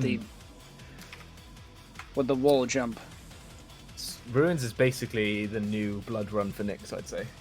Yeah, it's really difficult when she gets a bit of a lead, but getting that lead can be quite difficult.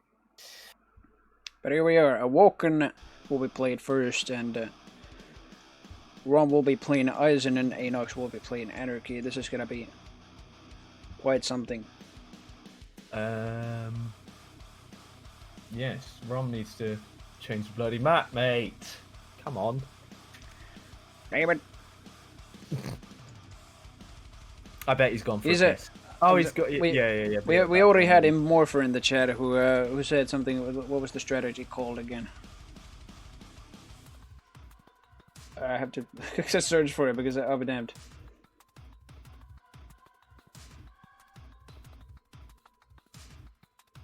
But he basically said that the enemies sometimes like to take their time, and that was like some strategy called. On the stream. Yeah, on the stream, he basically said.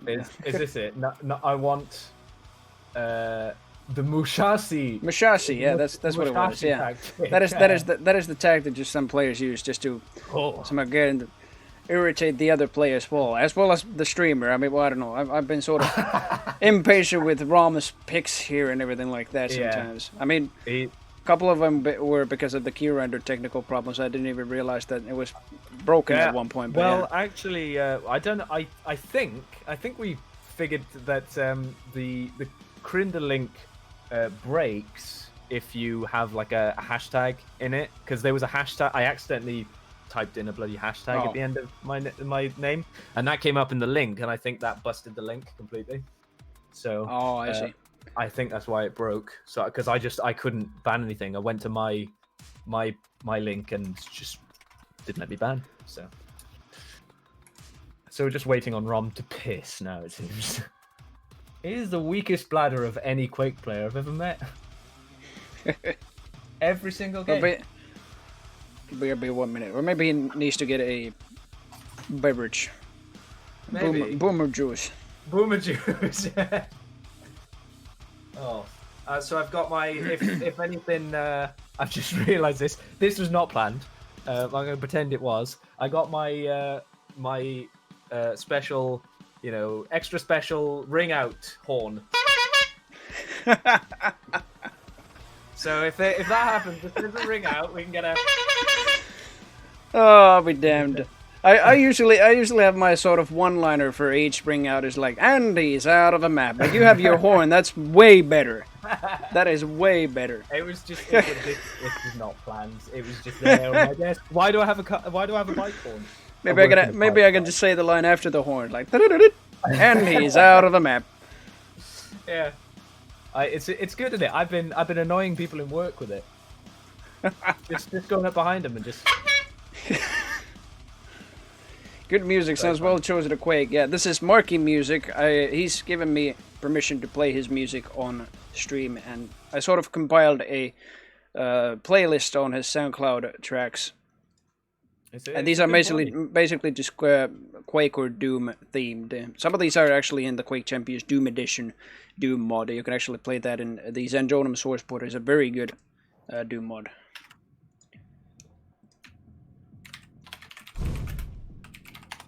Back, front. Hey.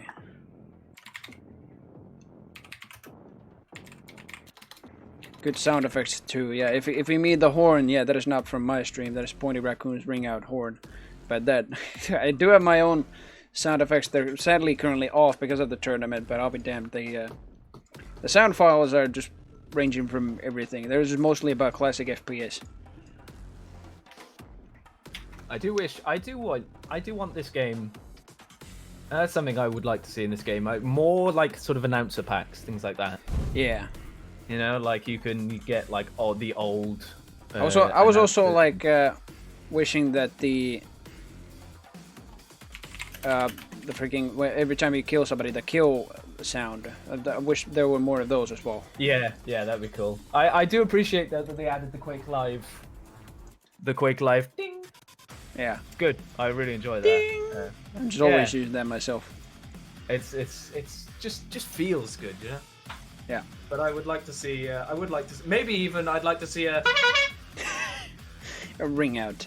Yeah, specifically ring out. Yes. But here we go. We're starting the match now. Why?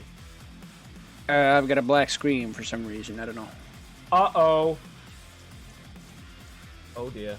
Usually the game just crashes at this point, but it hasn't even crashed. I gotta see Task Manager for a while.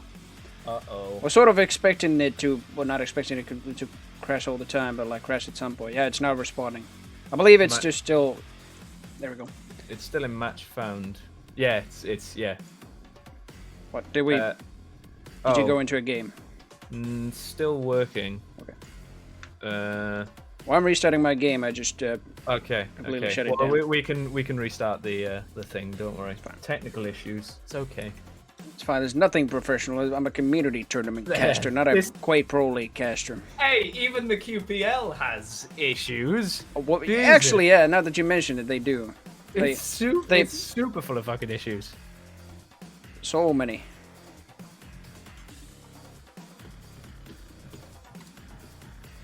I like the moment in QPR. This was like many weeks ago, but like it was probably at the start of the year even. But when 40 just like had his turn to speak, it's like he basically said, "Look, I hate to break it to you," and then he broke it. Everybody froze. The stream. Well, the stream didn't freeze, but like everybody's cams froze. 40 stopped completely talking there, and he broke it to you. That's what he did. Remember when in the QPL for a solid like 7 weeks, the stream just was completely the visual was completely unwatchable. Yeah. Like it would skip every like 2 seconds and it would just freeze. Oh boy, nightmare, bro.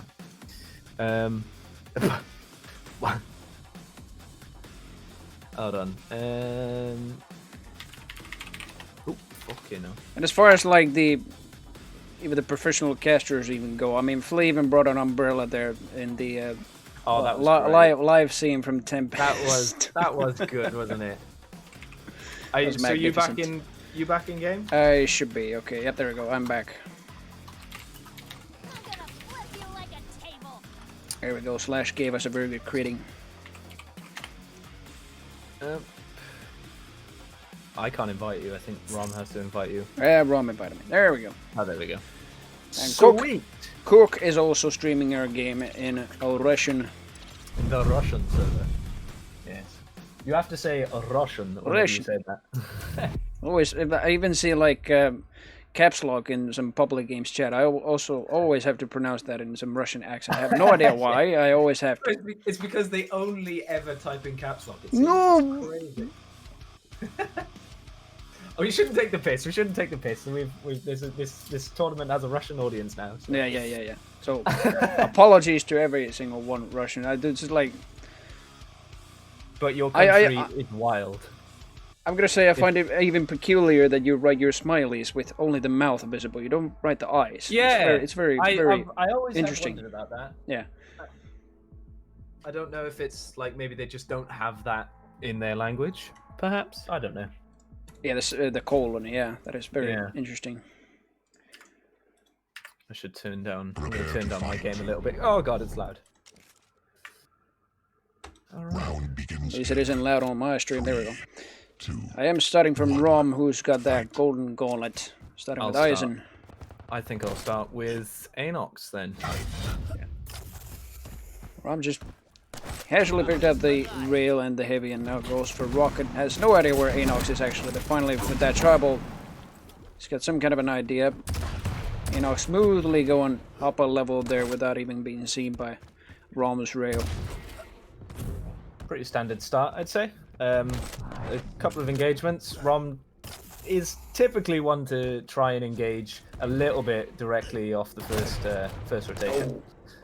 Yeah, that self-damage rocket by Rom also almost rang him out the map there. Almost was gonna hear the horn.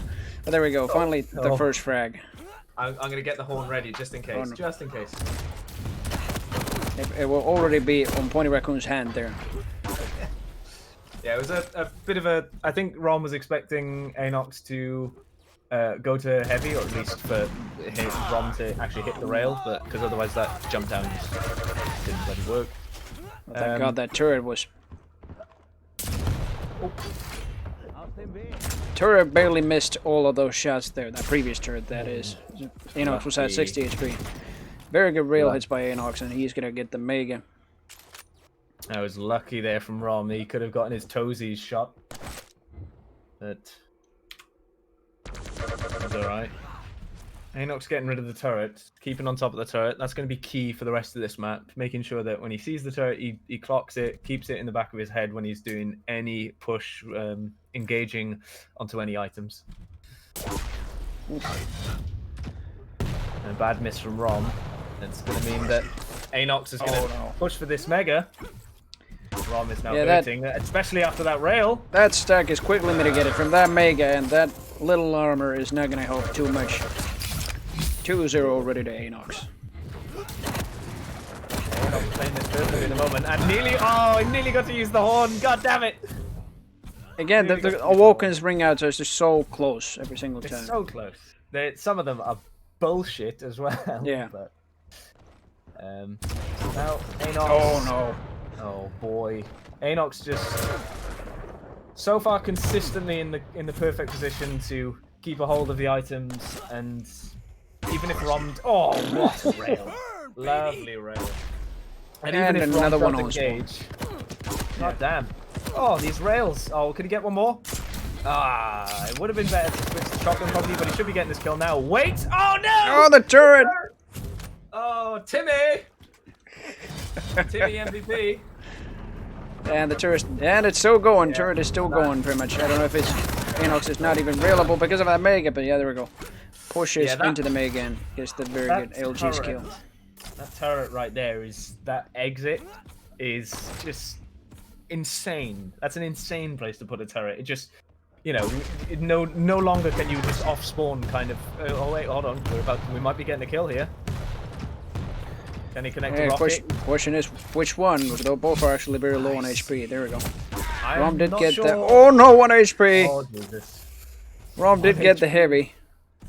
Anox barely used the injection to barely about one rail out of that. Yeah, turret. And it's slightly exposed Enox's position there. Yeah, it was 1 HP off of getting railed there as well. So Rom now, 89 HP. although Rom is in the position to take the heavy, he shouldn't be able to get onto this Mega unless he hits some insane rails, which that's one, but that's two. That's two. He's taking the Mega now, but he should be able to regress onto this. He should know that there's going to be a light in this recovery room. Didn't quite manage to connect the rails, so Enox is going to get out of this one scot-free and should be healthy enough to challenge on this heavy. He's definitely in position for it.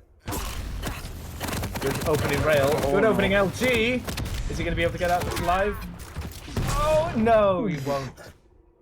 Good rocket. Yeah, that LG already on the jump pad devastated his stack, and the rocket finish, and another rocket finish after the Rom had picked up the Mega there was fascinating. It's already inside 20 seconds perhaps, he's got 2 frags. Ill-advised push. Maybe would have been advised with Solag, but an ill-advised push with Anarchy, I think. Yeah, definitely with that stack. Another turret on the exit, quickly destroyed by Enox there. His attention is just turned onto the turret while Rom comes from behind.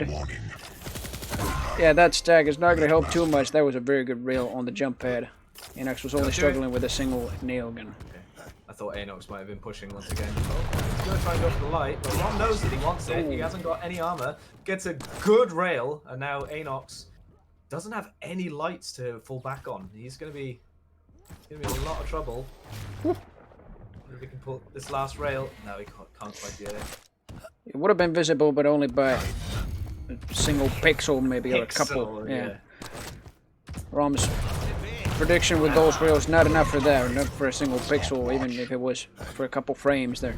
Yeah, Enox definitely shouldn't have been there, and it definitely shouldn't have been there either, as now Rom finally takes the lead after a 5 frag deficit. If you don't know when an item's up, you shouldn't be standing on it. It's plain and simple, really. And definitely not. Rom doesn't quite hit that rail, would have put him firmly in this game, but Enox now wants to do a little bit of damage. Nice opening rocket, and he steals the Mega, but he might actually be killed here. No, they both go away with tiny amounts of the rail. Yeah, lovely rail. Enox barely faster. Very risky, yeah, both were railable, but Enox barely faster with that. Very good angle through that TP, and it's tied to 6-6. 3.5 minutes to go as far as the timer goes. Both are very much tied through this whole game. Enox suffering a little bit of rail. Taking the Mega. Both Heavy and Mega, I should say, but Heavy was quickly revoked by those. Or by that one rail Rom just did on Enox. Enox firmly in control. Oh no! And he's out of the map. Most definitely is. Yeah, he's not going to be happy about that. He did get a frag on Rom, but there was basically a mutual frag. Yeah, absolutely, yeah. I was about to say, before that happened, Enox was firmly in control, but after that, it completely went to neutral, and Enox actually might be losing out here, unless he gets just 2 miracle rockets. Let's go! With a 32 HP as well. He had, I don't know if Rom even had a railgun there, but Enox was definitely railable, but that rocket spam, sure enough, put a hell of a lot of pressure on Rom there. He is in a frag lead now. Enox is. Rom this time getting the heavy. That's insane damage from Rom there. Enox probably should have been able to keep Rom away there, but somehow it's not hitting the rockets he needs to. But he's alive. He's eyeing up this light down below, and Rom knows it. Rom knows that he wants it. Shouldn't be. It's risky business, but. Yeah, well, now Enox, you should know that even Rom has a rail. So just be aware when you're just railable, especially with that enter. But good defensive rockets from Enox, being able to get onto the heavy. I wasn't actually expecting to get onto the heavy, but he has. He's not getting out though. He seems to be just kind of sticking around, a bit scared to leave. Rom lets him leave, and he'll be able to get the Mega. Seems like Rom is actually, that was a hell of a lot of damage. This seems like Rom is a little bit, maybe he's remembering the items, timing the items, but. Oh, lovely. I was going to say he's maybe not remembering the time as the items, because otherwise he would not have tried to engage for so long, but Yeah. definitely knew that timing of the heavy there. Well, Enoch says Bullying.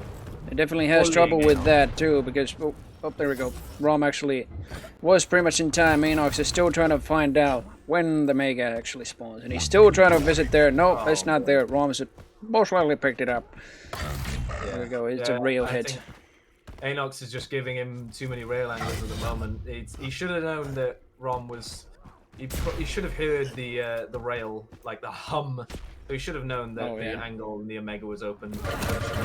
But he's early for this Mega. He's definitely getting out. That's a damn good idea. I love that. Very much so. Very well done. And he's not giving Rom an angle. Anarchy, incredibly difficult to hit, but Rom catching him out the teleporter. Needs to connect some shotguns. Rom not able to get the kill. Anox with the miracle rocket to keep him alive. And now he knows exactly where Anox is from that turret. Again, the reason why the turret is so goddamn strong. And he will be getting this Mega. I like how in the chat Eradication just says horn. just horn. That's it. Oh, lovely drop onto Anox. Unfortunately goes for the teleport. I probably would have got the kill, but Anox doing self-damage. Self-damage is not gonna be good with an Anarchy on sudden death. Oh boy, he's got plenty of health though. He might be able to do damage off of this heavy, and it will be absolutely pivotal. If he just needs to get one rail to keep him in this game. Otherwise, he's going to be in a whole lot of pain right now. That's the one rail. Yeah, but the Mega will completely revoke that damage. But the armor's at least completely gone. Yeah, the over armor is completely gone.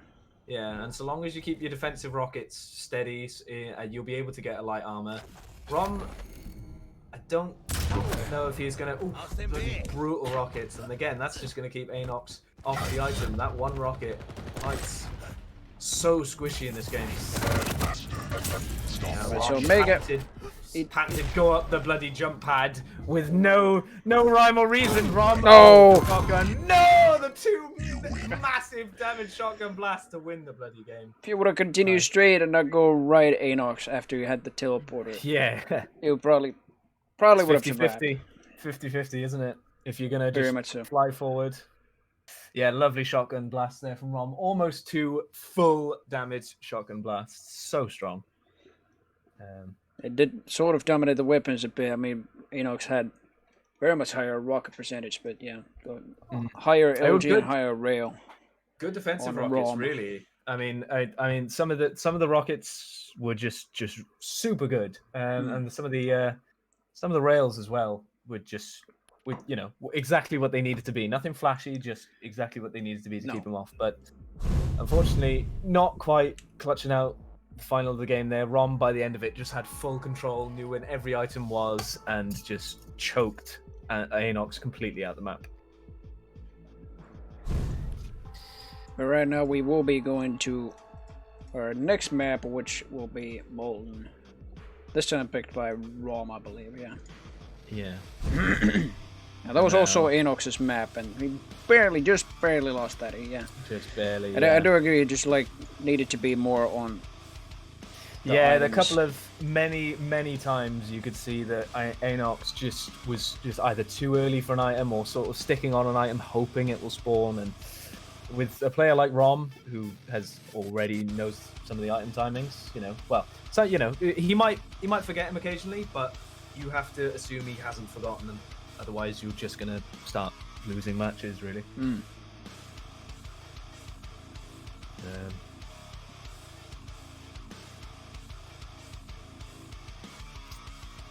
And for what it's worth, I don't know if many people care, but that was Anox's server pick, I believe, because it was Anox's map. Oh, yeah.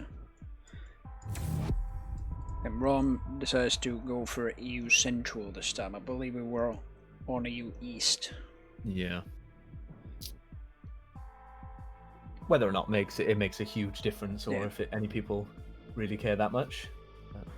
But I feel like Anox with the Anarchy was sort of playing like what we already saw Tony T play against Rom in Molten Falls. And Tony basically just he had the same problem. He couldn't contest the items too much, but he was dealing damage here and there. He could have just made a couple pushes over the items. They actually did some very good rails and even a couple directed rockets. That was very good. And Anox had the same problem. He just wasn't engaging for the items. Yeah. Tony was playing quite well earlier against me. He was it was just difficult to hit him. Like, you know, playing that slash with it, you know, slash was really good movement. It's just so difficult to hit. You know what I mean? You gotta have on point aim, otherwise you're in trouble city. 2, 1, fight. I feel like we're definitely gonna get some horn on this Oh map. yeah, it's Molten after all, and that mega position is just hungry for some ring outs right there. Huge damage there. But I'm starting from Anox, and that is indeed a hell of a lot of damage. He didn't even pick up the heavy before going for Rom. Yeah. So immediate aggressive push with the LG by Skillbear. Yeah. Didn't even Could have been a little bit more damage. Yeah. You can see his aim was a little bit faulty, but ultimately definitely won that engagement and should, if he's quick enough, be able to get onto this mega. Bull rush? Nope, maybe not. Oh boys, LG. catching so many direct rockets though. I mean, he didn't actually take much damage on the first run, so it could have been worse. That's actually, I believe, why he got that first frag, and now he's again on the heavy. Got a very good rail on Rom just before that. Rom again, I believe. That was about as much damage as Rom could have possibly done in that engagement. The 2 rockets, huge amount of damage, but yeah, ultimately dropping the frag. Immediately when the mega spawned, Rom goes for a jump over the corner there, but that's still... Oh, and he goes for a suicide. No.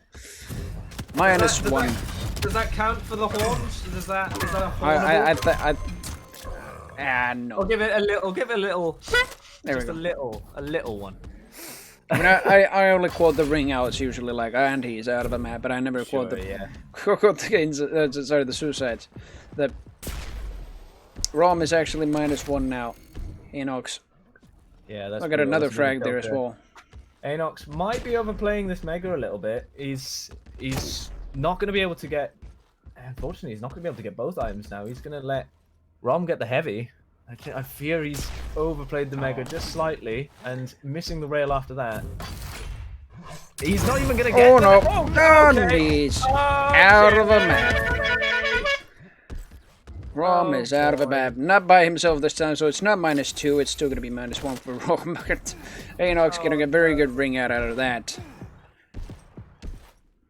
Yeah, Rom getting a taste of his own medicine with this scale bear at the moment. Very much so. I keep telling him, Scale Bear is just too much. He's just busted, man. He's just horrible. Yes, the only person, I should say, who can actually counter him is Stone. We've seen that already live in this stream. Yeah, absolutely. Sort of only needs to sidestep right past the bull rush. It's like, sure, yeah, whatever. I must know how he does that. I really must.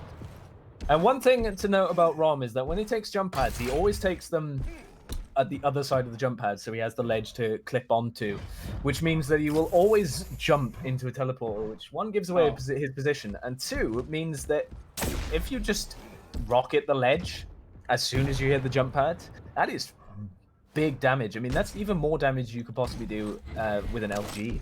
So one thing for Anox to note, I think, going forward, missing these crucial rails, unfortunately, and he might not be able to get out of this live, but the scale movement is ridiculous. That one rail from Rom is going to make him very weak, but he'll be able to get out.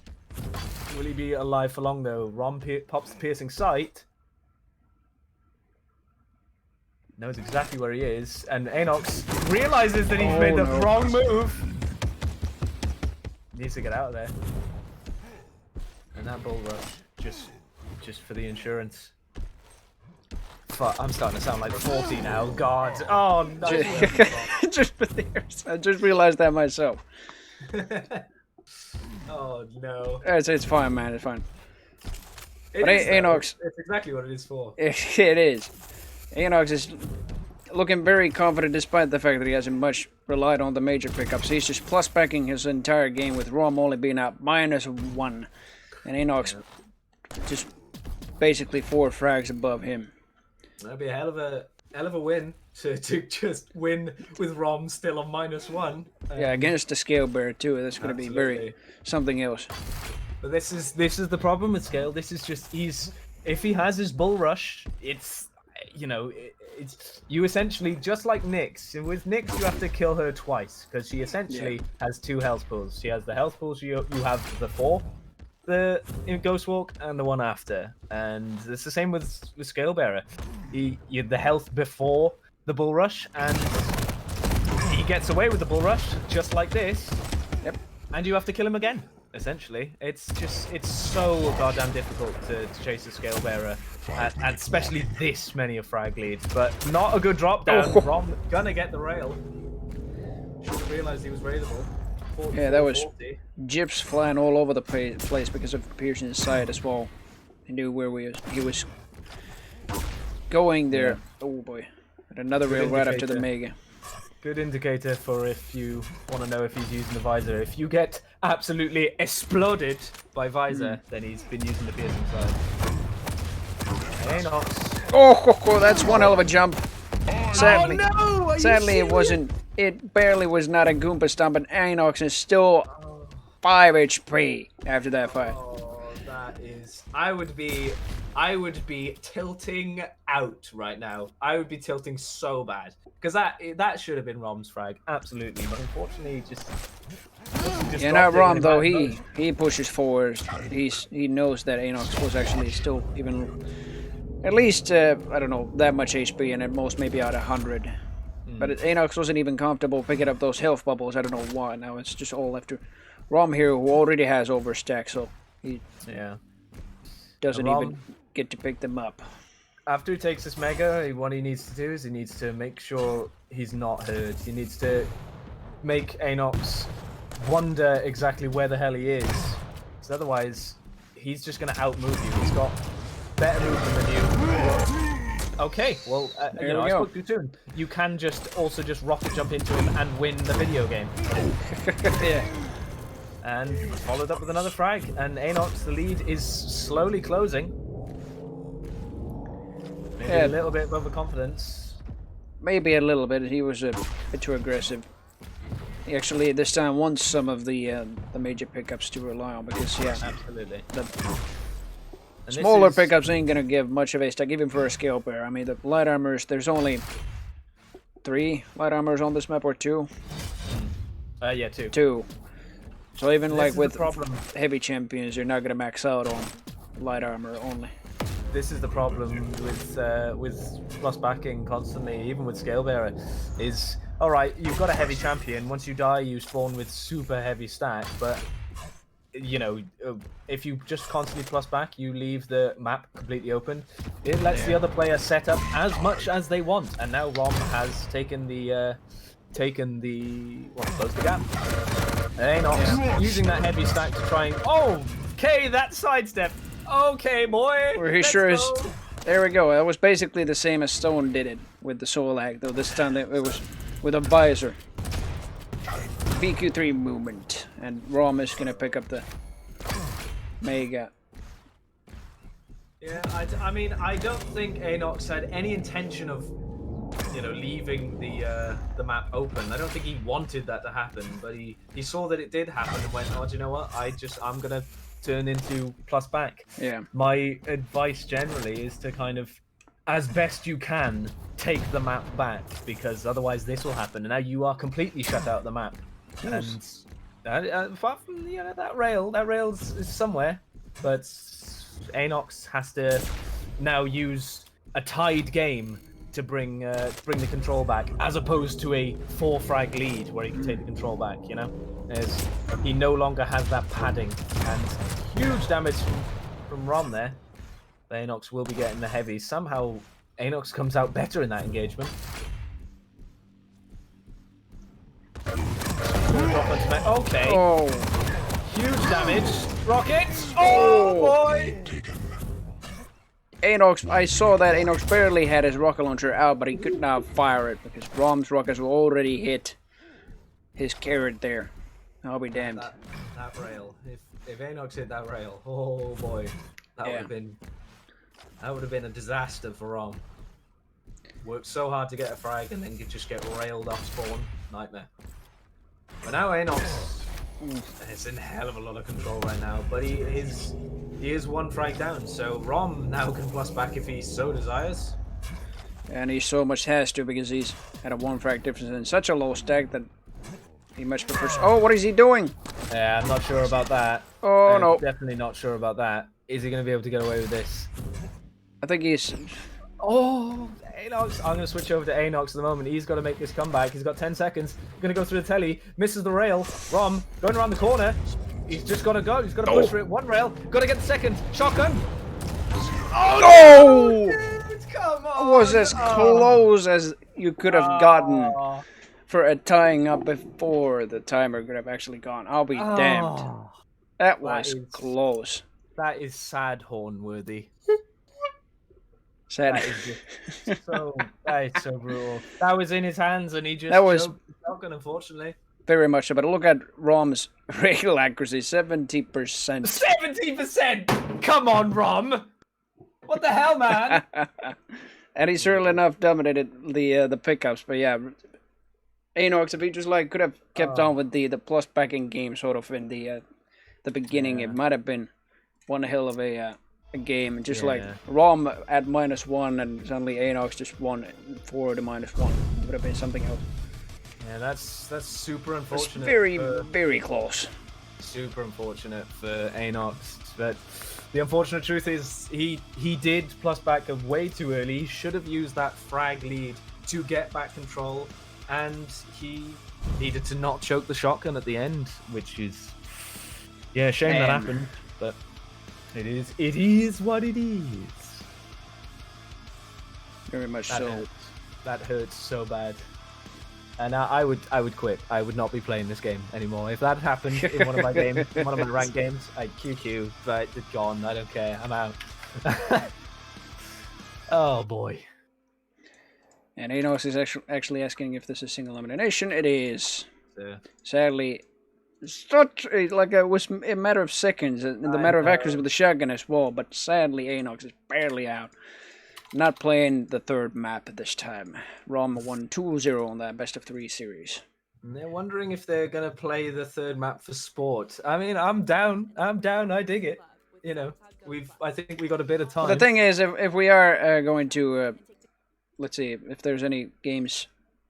Let's see if that are going on, then we cannot cast. Then I don't know.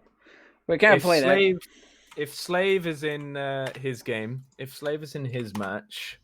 It looks like he is. I don't know how long left. Yeah, I think.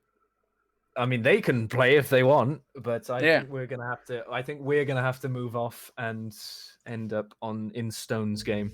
So, look at Slave's stream. Let's find out. Oh yeah, he is actually streaming. I completely forgot. Let's see. How long left?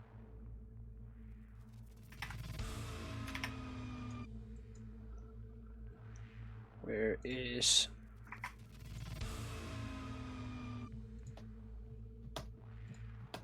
Slave?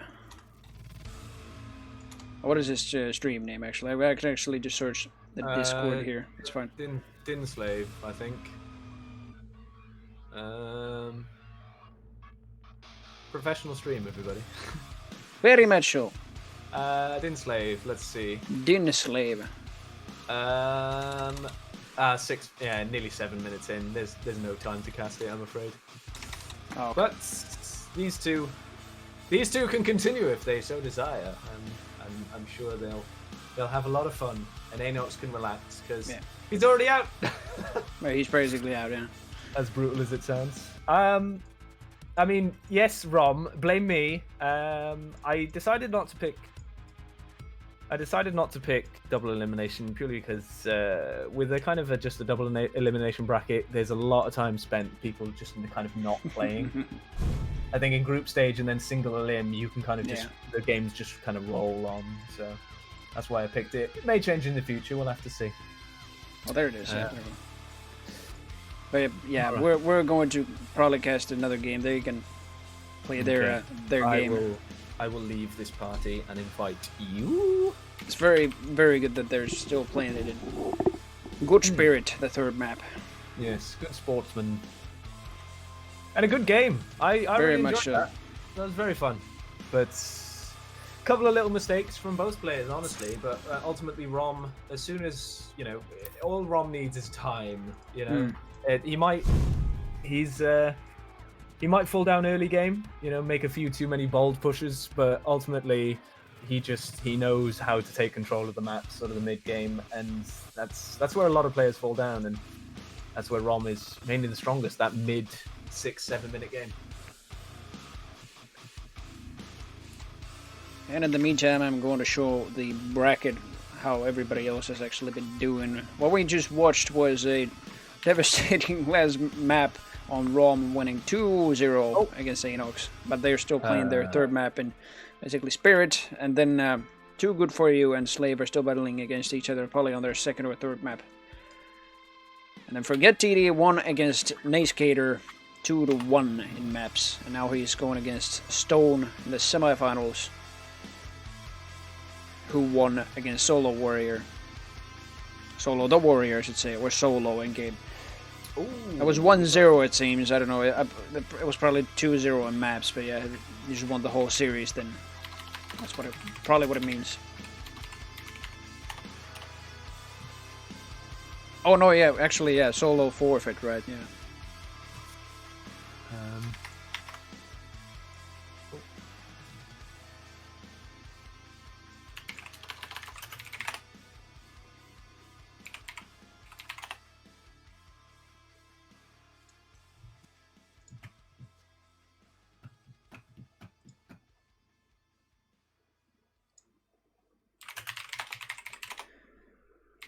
But anyway, let's see. We have our lobby here. Oh, wait a minute. It looks like, yeah, I'm getting Stone to invite us now. There we go. Cool. I can join him. There we go. There we are. So they barely even... Is this their... Have they started yet or what? No, probably not. But Cork is also streaming here. Oh, excuse me.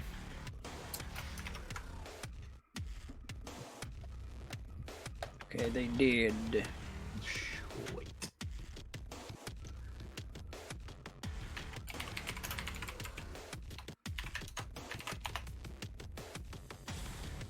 Where is copy pasta?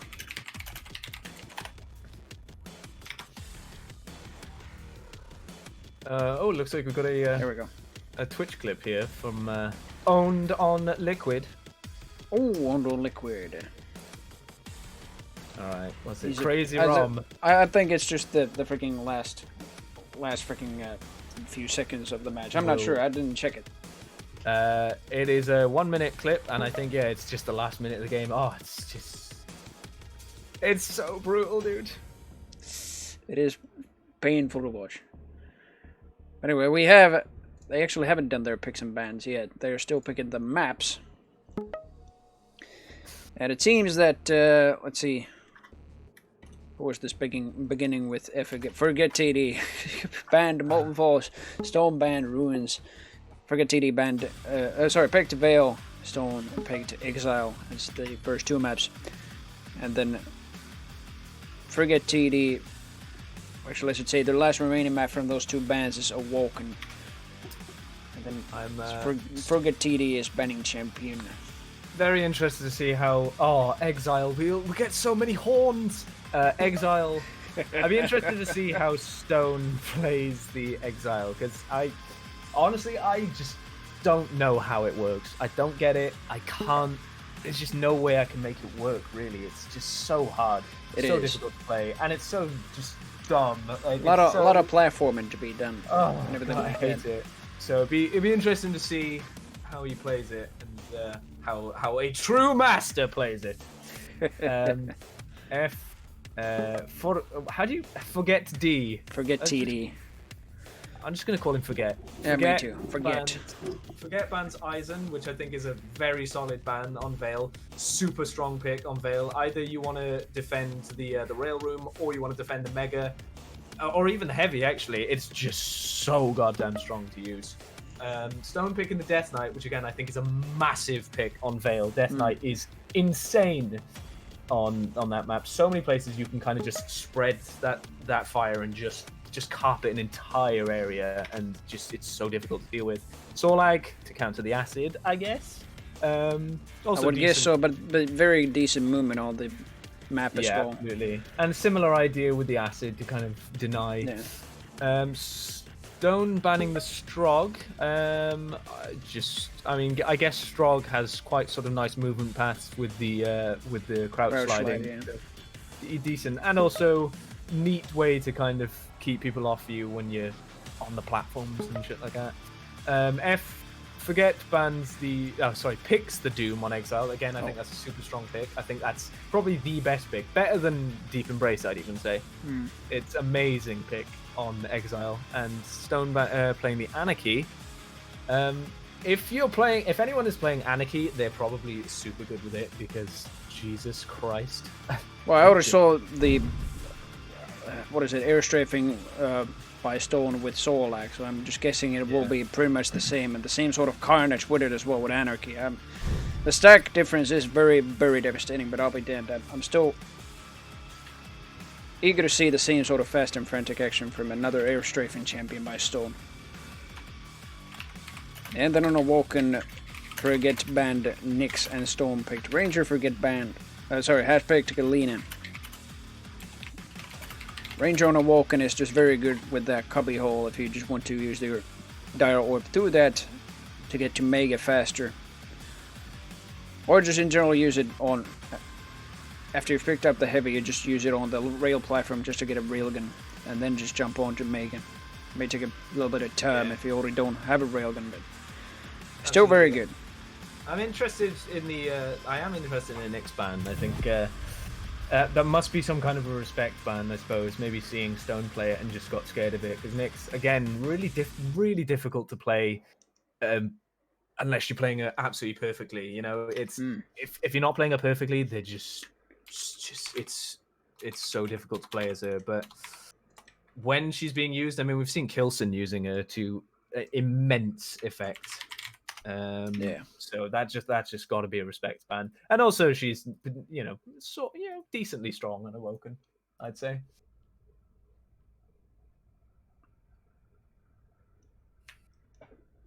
But Veil of Nath with the Solag, or sort of also the Quake World style movement, I feel like Veil of Nath is sort of it feels like a Quake World map as well. Feels more vertical than horizontal in size. Yeah. Oh, it's the most vertical map in the cools by far. I mean, most maps have at best 3 levels. Veil definitely has 4. Pretty much 4. Yeah. It's crazy verticality, and you've got to master that in order to be able to play this map super well. So we're getting started. Who are you starting on? Forget TD playing Solag here. Checking on the doors already if Stone's actually making a hell of a push with an LG, and indeed he is. And oh my goodness, that damage with the LG is quite devastation already. Yeah. And the rocket through the grate. Yeah, lovely follow-up. Unfortunately not getting the Mega, but honestly, I don't think he cares. He's down there hoovering up all the other items, while Forget is just only picked up the rocket, so... Yeah. Stone, after those little pickups, even was at the same stack as Forget after those major pickups. And now Stone instead has picked up the heavy. Will protect himself from that splash damage as well. I believe it completely saved him, and that rail right behind Forget is going to go to devastation right there. It'll be difficult for Forget to get out of here at the moment. Oh, Stone actually decides to leave it, realizing how low he is. Yeah. Thinking all it takes is one random rocket. Bombastic start to the match so far, and I think that's what we're going to be seeing. I mean, Solag just wants to just fuck you up, and so does Death Knight. Really, they both kind of have a similar job. Death Knight can play a bit of a trap character though, so if Forget starts to plus forward, Stone can very easily use that flame around corners and just annihilate it, and that's very easy to do on this map. Like that, I mean, see that the amount of area that flame covers. It's huge. There's just no way you're getting out of it. But somehow Forget gets the better hand of that fight. All right, okay, whatever. I think it's the freaking acid on the map. It could be like the Stone actually had to take the stairs and everything while Forget was just like down there. Ah, I'm chilling here. I can shoot you for days over that. It's a staircase area there, and that's exactly what he did. So Forget getting that first frag. Now he even picked up the Mega, but getting a hell of a lot of damage from Stone as well. But Stone is still very confident. He knows that if he deals enough damage, Forget is only getting as much stack from major pickups as Stone is getting from those little pickups. Light armor and the health bubbles. Rockets upwards. Still advised. Oh no. Oh, that's just insane. You should be able to get the Mega unless Stone hits the Miracle Rail, which unfortunately he doesn't. No, really not. He's still here, he's still pushing, and... It's a mutual frag. Trade! No. Very much a trade. That is... I mean, I guess that is... I don't know who that favors, honestly. I guess Forget, because he's now on the... Oh, wow, what a rocket. Stone, unfortunately, missing a lot of these rails. I did notice that, actually. I was playing... Oh, okay. Oh, bro. Yeah, I was going to say, Lol. Stone... Playing Stone earlier, I felt like his rails just a little bit off, honestly. Yeah. Kind of relying on his reactionary rails, but... Oh no. Okay. Yeah, right there, see? He had that little angle for that Solak hitbox there, but no, Stone was still just reluctant. Yeah, it's doing crazy that rail. how Forget managed to get that, considering how big that girl is, but there we are. And also he got like all those splash damages from all the fireballs, which was equal to 75, and still he got no fire damage over time out of that, but still getting that frag. Oh, not another one on spawn maybe? Yes it is. Oh boy, Stone turning the game around entirely in all of about 20 seconds really. Missing the rocket boost, but it doesn't really matter. Gets the heavy railless. I'm still pushing for this actually. That's a decent idea. Keep him in, making sure he's kept directly off the Mega, so he can now get it scot-free. Forget missing the pivotal rail there. That's going to give Stone the biggest advantage he's had so far. Oh. Right out of the TP. Especially with that point-blank shot. That's going to be devastation for Forget there. And another one almost on spawn. Stone actually got very good benefit out of that heavy. Oh, not another one. Although both very low, but there we go. Still, Stone manages to survive that streak of LG6s and Forget the third time in a row. It was just 3-3 a moment ago, now it's 6-3. Yeah, all of about a minute. This is the problem with Solak though. Solak players generally tempted. Oh no, don't do this to me. Okay. Oh, what? What happened? What was... Did he try to rocket boost or something? Maybe, yeah, maybe after the heavy, he just sort of was confident enough he had enough of health after the heavy pickup, but he didn't even pick it up. That's why he suicided, I think. Oh no, that is very unfortunate. That is unfortunate, because that's going to Forget a real dig into this game. Oh jeez, man. Oh jeez, Rick. Kamikaze, welcome to see the struggling of a match right here. Kamikaze, welcome. That's perfect timing. Very, very perfect timing, yeah. Well, that wasn't a kamikaze kill, but yeah, still. So... Oh boy. I don't even know what to make of this game after that. Jeez. Me neither, but Stone is still keeping up with the frags, even though after that slightly unfortunate suicide didn't even pick up the heavy, but 6-4, he's not really, he's now controlling Mega, but not much on the heavy. Now the Forget is also on it. Oh, no, he's actually gone completely the other way. Oh, trying to look for Stone here. Yeah. Stone is just completely understanding the fact that Forget has, that he's understanding what items he wants to go for, what items he needs, and he's there to respond. Not executing as perfectly as he might like, but still executing nonetheless. And Stone gets another frag on the board. Forget's just gonna go for this actually. Seems like Stone is doing a bloody good job of realizing when he needs items and when he can just let items go and in favor of keeping control.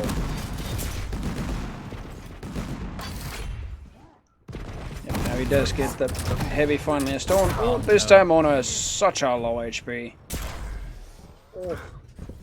Oh, that rocket. Very close. It's It's almost enough to even hit with splash damage there, but Stone is barely dodging them, and he is in the lead with 3 frags, and forget, yep, this time even controlling the Mega now. Heavy spawning very soon as well. Forget his... Yeah, he's barely there. In time. Oh, hitting his very good splash rocket at a rail, and 1 fireball for damage over time. Cannot find a health bubble, there we go. But it's still very low on stack. That's what I'm talking about right there. It's so easy to just... You know where your opponent's gonna go, just be ready with the flame strike and just do mega damage, man. It's crazy strong. I like how the timing when... Oh, there we go, health bubble. Very close with that acid. Oh, and it's a trade. Sort of a trade. He still suicides from his own splash damage thanks to that health bubble still being... delivering such a low amount of health. So you cannot survive a rocket jump. Oh, the LG! Oh, no.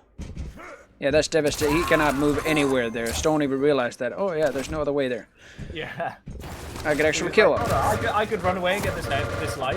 Nah, screw it. I'll kill him. He actually takes splash damage from his own fireballs. Goes pretty low, but the damage over time is just completely revoking the stack. And even getting the kill. 32 HP. Very close. Pivotal rail.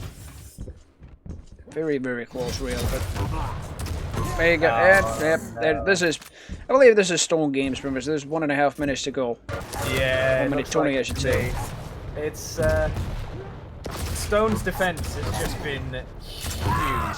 I mean, those there was 3, maybe 4 frags where Forget was like, okay, I'll definitely get him this time. I'll run in and I'll be able to kill him. And Stone was just like, no, I'm going to go around the corner, I'm going to hit some insane rockets, and I'm going to win every time. It's completely decimated the stack of the soul, like every time. Yeah, it completely, that is definitely what Stone did. You see what he did right there? That is what he did to kill himself. Oh. I thought that wasn't through the tip, I thought that was like on the heavy platform. Well, he must have dropped down, missed, and then tried to go for the rocket boost on the pillar, and just not realised how not stacked he was. Yeah. Yeah. But those, I mean, this is just, you know, it's just Stone showing off right here. It's just a 10 frag difference already. But you could see those 3 or 4 frags where Forget thought he'd be able to make up the difference by just rushing in. Those I think were what might have been what lost in the game. Those 3 frags, just from there on, it was just untenable, really.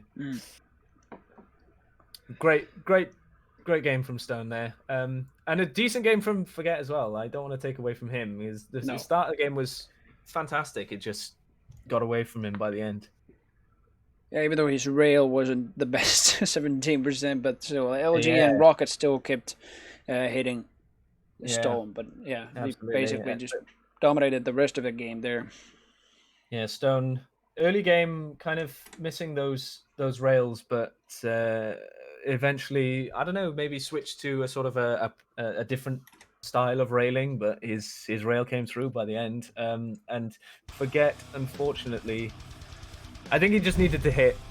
In a couple of situations, he needed to hit just maybe like 5-6% more rail, and things might have been a bit different. But here we are, moving on to the second map. And it is going to be Exile on. With Stone being Anarchy and Doom. Sorry, Forget being Doom.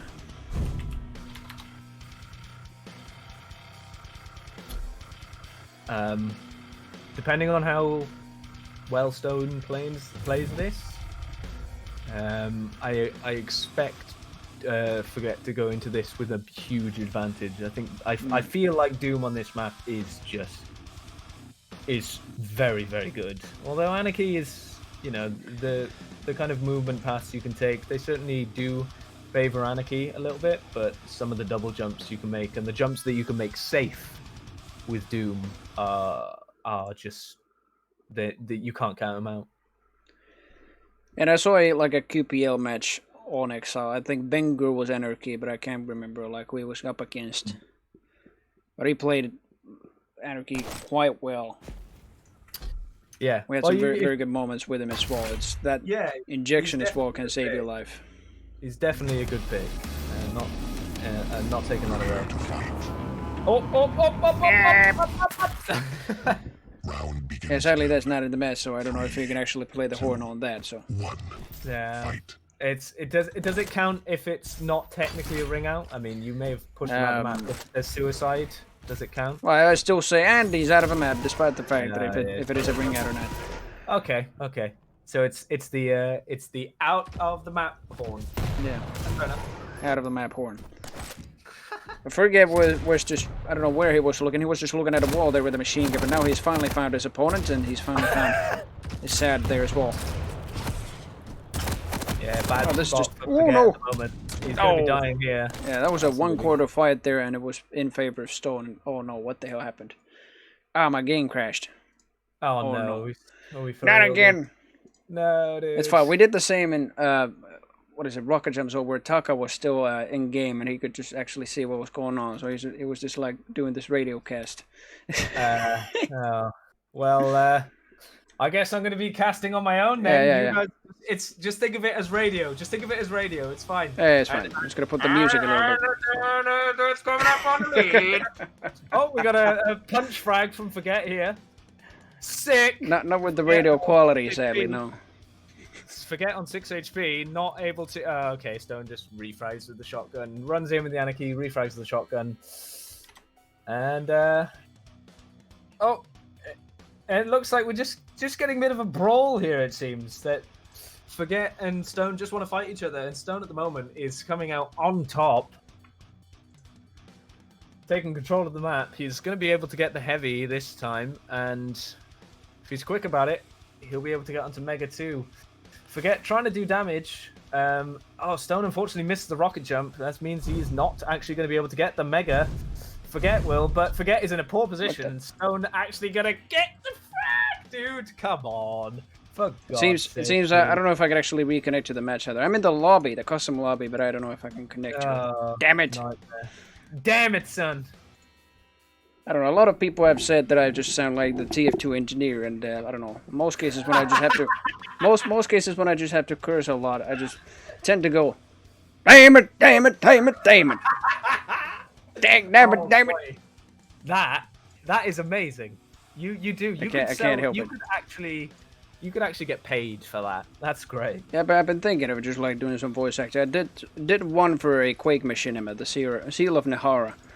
I did the first scene. It's a 4-hour Quake mission, but thankfully I didn't do the entirety of it. I only did the first scene. But I did a voice of General Blake, where I just sound like a freaking angry general who just received army grunts on a marine installation. That was why. You do remind me of Machinima's the gamer poop. What was that guy's name who does the Dragonborn of Skyrim dude? I can't remember his name. Yeah, me neither. I've seen him a little bit. You've seen him, but you know exactly what I'm talking about. I've seen a couple of them, yeah. Stone, 3 minutes in, is 4 frags in lead at the moment, 5-1 in favor of Stone, and there's just no signs of him stopping. It looks like I underestimated his Anarchy. He's just roaming free on this map at the moment and just taking whatever he wants, and just has Forget's number, unfortunately for him. Just knowing where he is, knowing what he wants, and doing the damage to keep him off any items. Oh, Stone, super difficult to hit as Anarchy with that LG, and dropping down on the heavy. Forget actually steals the heavy and takes the frag off him. Oh boy. Oh boy. I'm gonna write a new source for this stream. I'm just gonna say something like "game crashed," so radio cast on. Radio cast. Maybe I should have been streaming. That would have been I could have had a backup stream. I could just start streaming now just for this game. Yeah, I don't know. No need to. Actually, can you actually share your screen on Discord? We may actually be able to watch that. That is a bloody good idea. Yes. Why didn't I think of that immediately? Stream Quote Champions. There you go. Much better. There you go. It'll be gonna turn the music off as well. No worries. All right. I'm gonna have to. Another problem is I have to share Discord through this. Be there in a moment. You can continue with the cast. Okay. We're hopefully getting another punch frag, but sure. it's not. He's just actually going to use the berserk to run away, and Stone. Oh boy, just getting a lift onto Forget. Not managing to get the frag, but following it up with a rocket that will kill. And Stone forcing spawns perfectly at the moment. It's just. This is an absolute schooling for Forget at the moment. Oh, yeah, Stone taking another frag. Yeah, this is. If you want to know how to play Exile, this is it. This is how you do it. 10-3 at the moment. Have we got my? There we Discord go. Now we have. Way. I'm a little bit. I am 4 seconds in front of you. So. Okay. That should be okay. For Stone, I mean, just insane rockets this game. Holy shit. Stone, a bit overzealous for that rocket jump, but he can afford to do it. You know, this is one frag after 6, and oh no, Forget is struggling with a double jump. No. Oh dear. That is not good. So maybe this update. Maybe this update actually kills Doom on this map, because I remember that jump being very easy for Doom previously. Yeah, I don't know if Sync actually just like packed a lot of snow there now in this patch, so that Doom guy can actually, or even Nyx cannot actually just like get over that. I'm not sure. This is damn.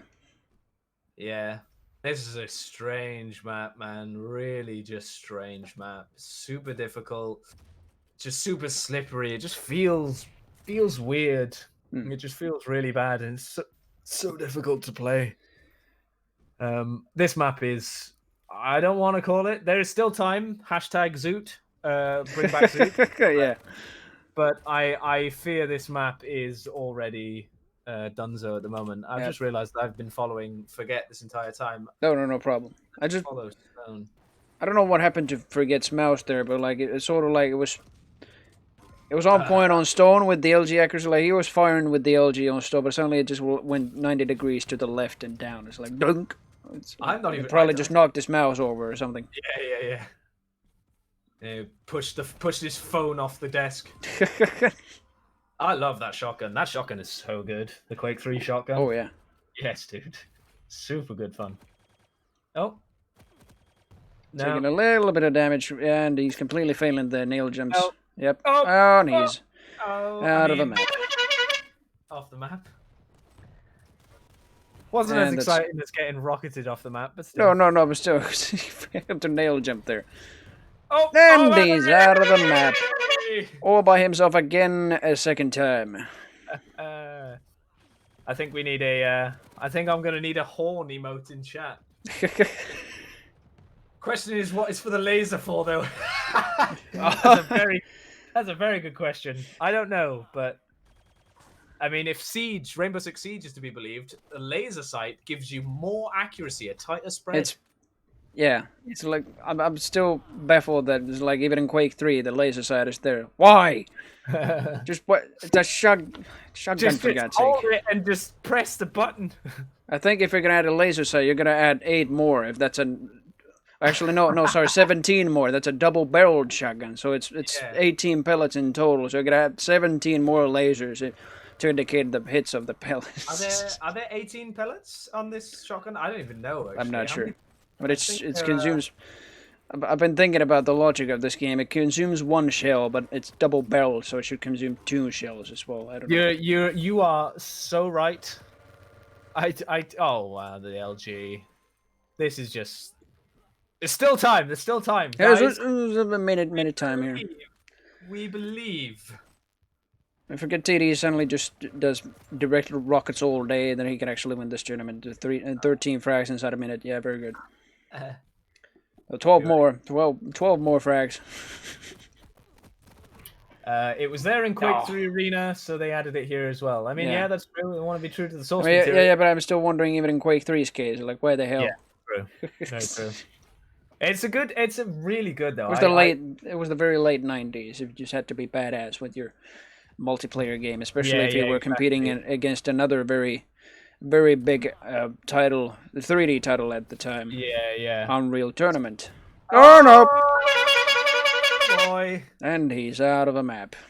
I mean, he's been. You have to be edgy in that. How many times has he gone out of a map, but he's still in the lead quite a number of times? 3 times now. I think that's definitely 3 times. Yeah, this was an absolute schooling from Stone there.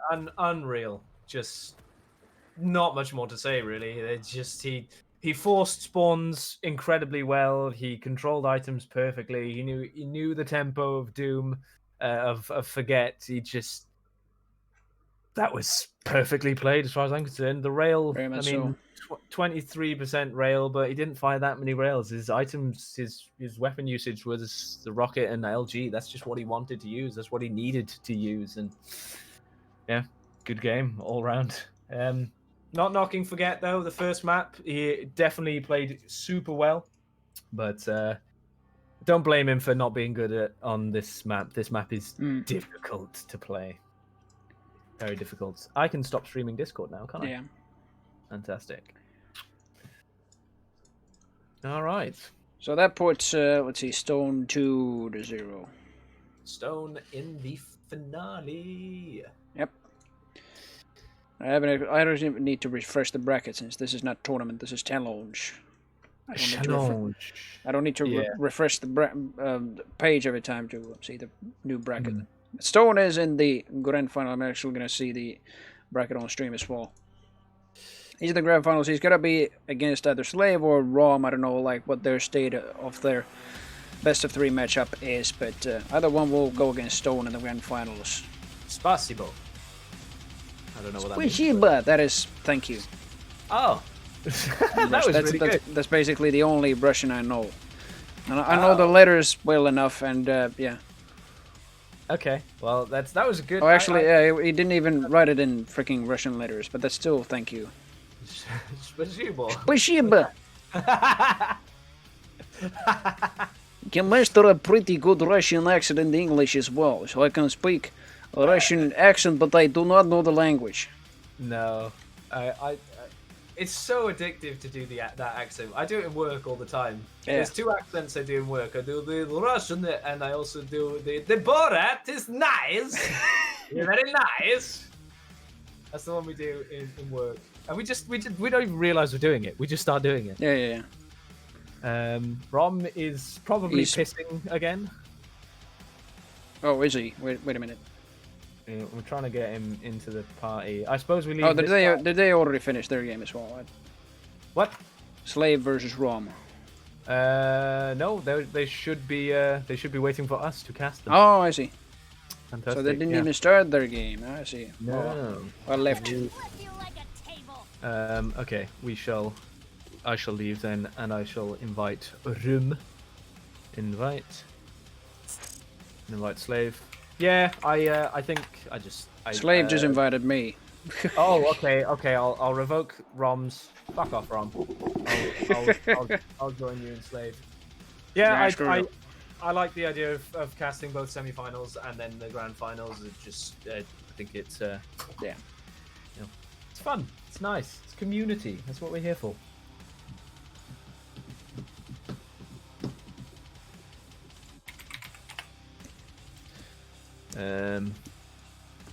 I need an invite.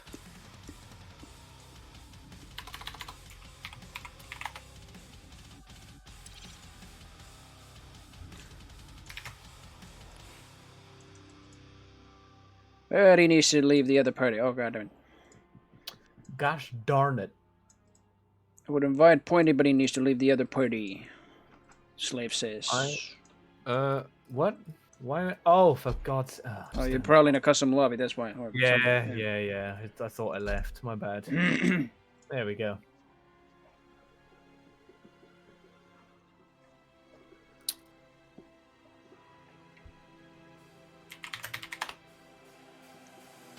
If I could get okay, I'm not in a custom lobby anymore, and also invite Cook.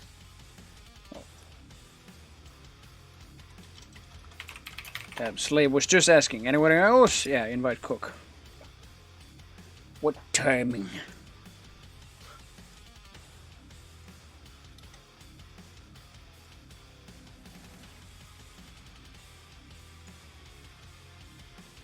Give me bleh bleh bleh. Oh, there we are. I'm in. Haha.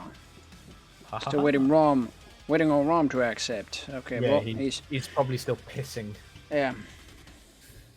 It gives me the chance now to look up how many pellets a shotgun has. Weapon. Super shotgun. Actually, yeah, I think it's 30. Number of pellets. 30 and 4 damage per pellet. 30.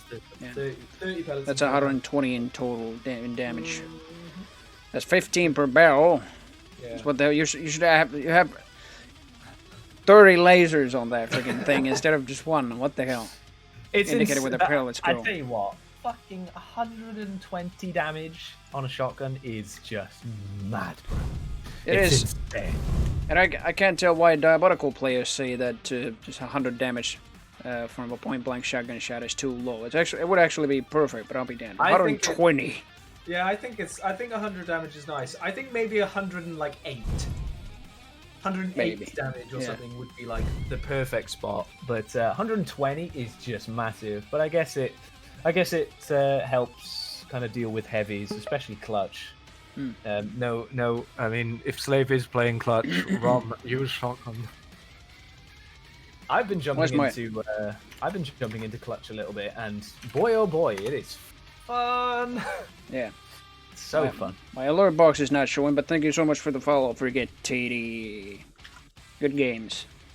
Damn guys, yeah, indeed. Damn guys. Yeah, very well done. I appreciate. I do like his first map, but Exile is just too.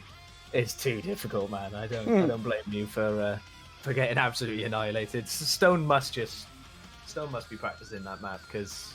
I don't know, Exile. Yeah, absolutely. I can tell. It's hard. It's such a difficult map to play. A good pick, though. I think inadvertently, I think a good pick. The Doom. It's there's a lot of jumps. Although weird that he couldn't make the nail gun jump. And but up and right over the hole. Yeah. Yeah, just that seems weird because I've been able to do that easily. But that he was struggling with that one for a good 10 seconds as well. Yeah. So maybe something over there changed. But there we go. I'm the grinder of Slave and Rom here, and Slave has already banned Corruptor Keep, and Rom banned Exile. Slave picked Awoken as the first map, and Rom picked Runes of Sana. We're actually going to see runes in this journey. And then Slave is banning a map. Rom. I think I wouldn't call Ruins his strongest map, but you give him Scale Bearer on Ruins and he does know how to slap. Absolutely slap. So I tend to ban Ruins just sort of on default if I can, because I don't particularly like Ruins. I don't particularly like Exile either, but not many people do. So I can afford to keep that in the pool.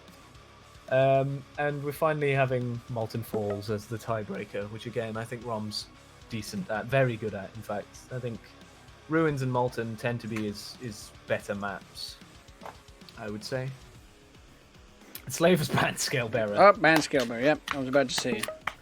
On Awoken, we have a Scale Bearer ban from Slave, and Rom has picked Advisor, and Slave is picking something. But a Scale Bearer ban on Awoken, I'm not certain about that. It can work, maybe. I haven't seen many Scale Bearers playing Awoken. I've seen so many on, or like Ruins. It's one of those where you just get so scared by the player, not necessarily the pick. Yeah, not necessarily the champ on the map. It's just the player in the hands. It's just crazy. Rom, I don't know how he does it. He just slaps with Scale. Yeah. It's crazy. I don't know how he does it. I would like to know, but yeah, It's brutal. I mean, Scale is a very strong champ at the moment. Rom doesn't seem to think so. Rom seems to think Scale is kind of okay, but man, Scale is just super strong. I find at the moment. We'll have to see how he turns out after if the new heavy stacks get nerfed. Rom banning Slash. Yeah, and Slave on a walking us to Keel, another heavy champion that actually survives a bit more splash damage, but direct damage is just not mitigated at all. Interesting picks on Woken, actually. You don't often see this matchup, the Visor and Keel, yeah. Very strange. But Rom banning Slash. Slaves, I ban... Oh. I got a bit of insider knowledge from these about these bans. Rom is banned Slash. Slave actually wanted to ban Scale because of Ruins. Oh, yeah, that's why, yeah. That makes sense. Yeah. That makes a lot of sense. Very much so. Rom banning Slash because Slave is comfortable with the crouch sliders. He does like them, so taking out his comfort picks makes a lot of sense. Slave picking Sorlag. Super good map, I think, for Sorlag. Plenty of movement opportunities, and Rom, again, the Galena is a stupidly strong pick on this map. Crazy strong pick. Well, I like how VL Rom is saying that Scale is underpowered. Bull rush damage should be increased to 325. Rom can piss off. I mean, he does have a point. The fact that Scale can't kill Nyx in one hit is against the lore of both Skipper and Nyx as a lore. But yeah. Oh god! I do have to say I'm strongly against that as well, because let's just say I've had my own sort of trauma in public games against Scale bearers. Thank you. That's the thing. Ranked, because there's no bans in ranked, you can just have people who just absolutely try hard one champion and they're unbeatable with that champion. Like and Scale, I think, is one of the most abusable champions in the game. Like this, very much so. You don't even need to try hard, and you just stuck up a whole team. People, I mean, of course, in the higher levels, Scale has to be used well, otherwise you're just going to get screwed over. But just some of the people in ranked just winds me up. Absolute edgelords. They're people who like main one champion only. I think. I honestly am an advocate for ranked bans. I really am. Just because I think ranked should be a test of your skill, not a test of which champion you can abuse the most. Slave banning Nyx. Interesting. On Molten. Yeah. I don't know. Okay. With Rom, I would have gone against. I'm not sure. We already played against. Let's see. Perhaps, Tony and then somebody else on Molten Falls, but right now, yeah. Perhaps I might have gone for a different ban. We'll see what. I mean, we Rom might be listening. Go away, Rom. Get out of here. Get out of here. Rom might be listening, but there were other bans I would have made. But if you're scared of Nyx, why not? Yeah. You know what I mean? I'm expecting. Hey. But actually, it could be that Slave has actually had his own history with Nyx and Molten Falls. I'm not sure if he's actually gone against a hell of a lot of players who just pretty much sail Nyx on. I'm expecting either an Eisen or a BJ pick here, honestly. Either one. I think I'm expecting an Eisen more likely. And if he does pick the Eisen, I'm also expecting a Strog from Slave. Not to influence anyone's decision, mind. No, yeah. But take your time, guys. We've got all night. Sure, we've got all the time in the world. I don't have work in the morning. I should have put like a 15-minute delay on the stream just in case, because Rom even after the 30-second delay, listen to us. Actually, when do I have work? That's a very good question. I should find that out. Damn. I don't know when I'm back in work tomorrow. Even if I am in work tomorrow. Well, it's currently 11:21 p.m. here in Finland. No, really. That's late. I do apologize for the No, tournament. you're totally fine.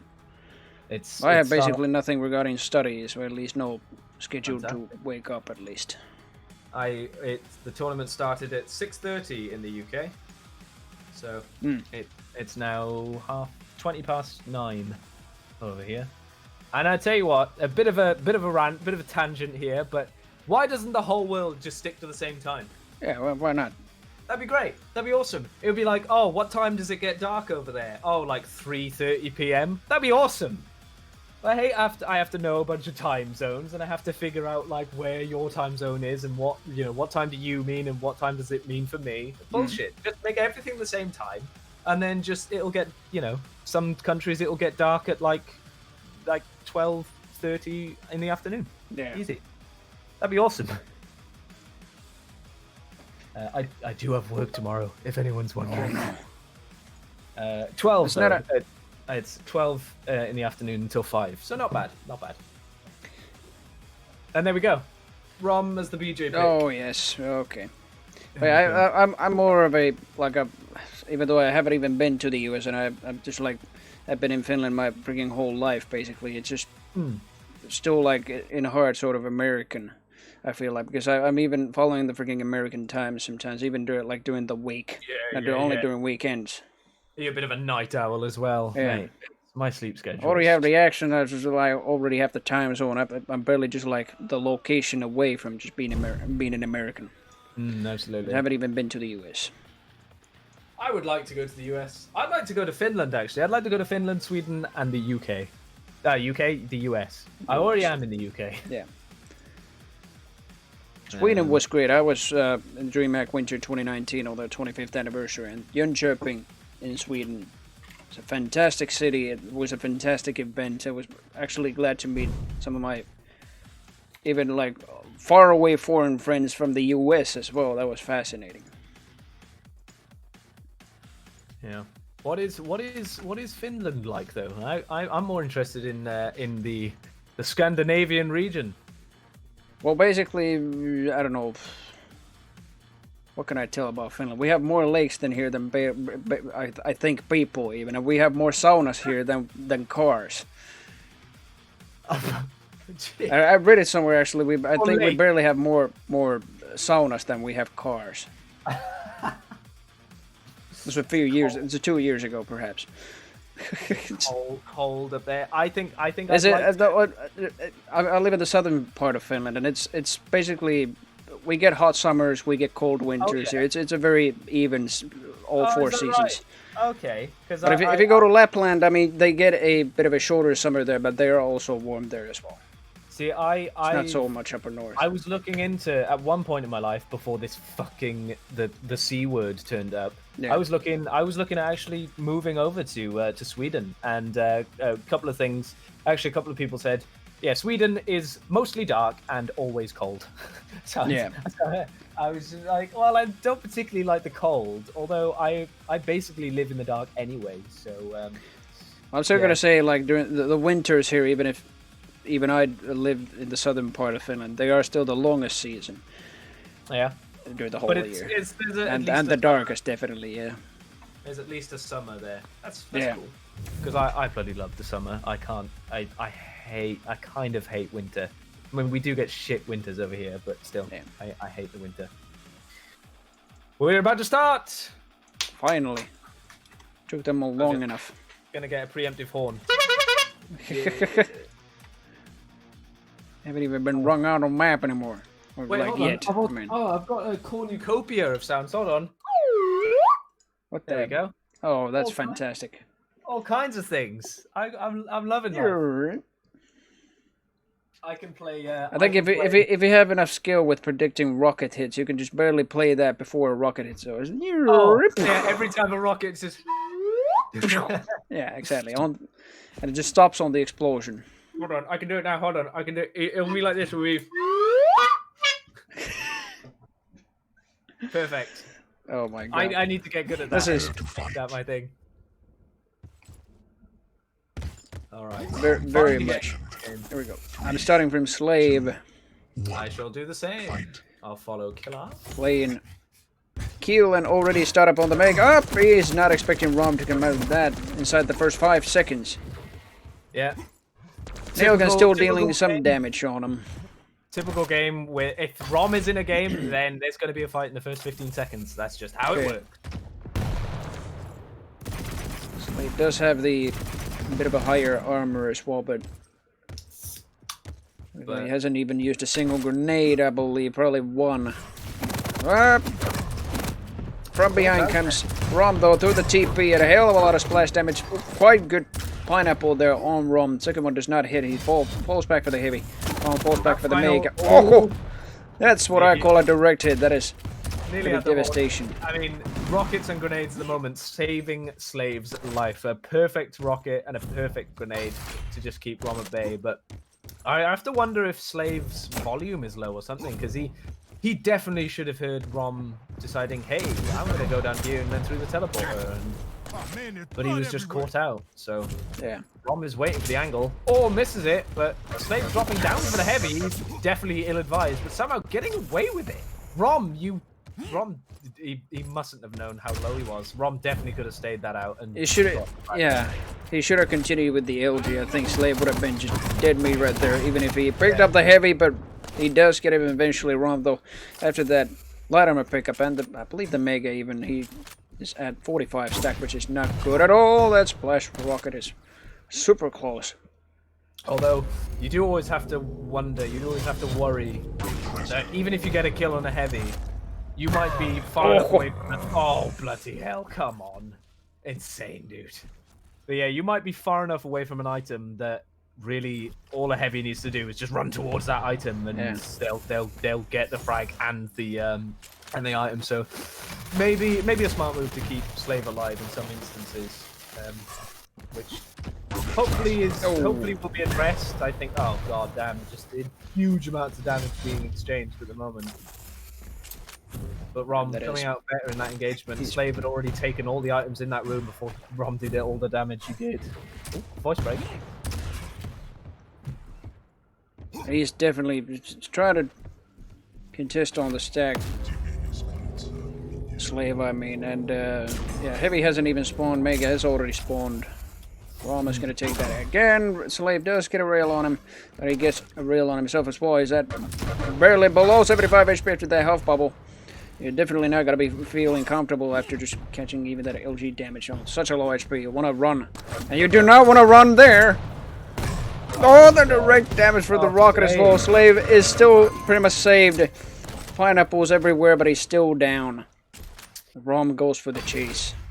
Yeah, really good rockets and grenades from Slave, but ultimately Rom just had too much stacks. But Slave re-engaging, exit rail from Rom there to keep Slave at bay, and Slave is now unfortunately back out of control again. Oh god damn, the shotgun should finish him up here. Yep. Absolutely. That big hitbox to kill, taking every pellet.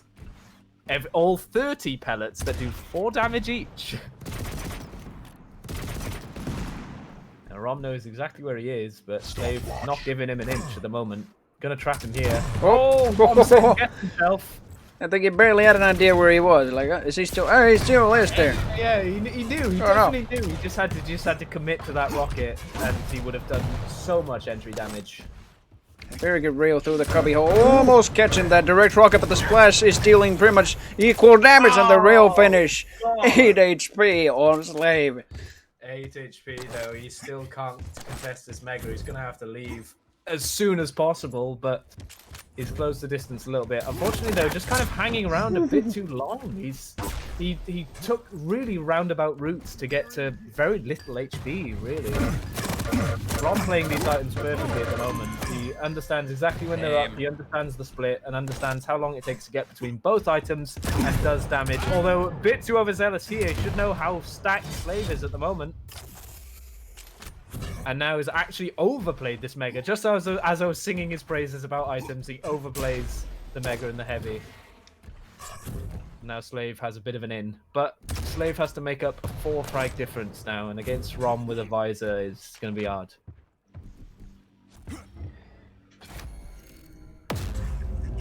And there we go. He's popping the side. They're just standing there. Oh, pixel away from hitting, but you did see the pixel of the model of Slave there, but barely missing it. Slave will actually take that heavy. Oh, he's desperately looking for that. Oh. Jeez, near miss. Oh, my phone again. Whoops, my bad. We know now that that Keel's turrets don't count to his hitbox. Yeah. The more you know.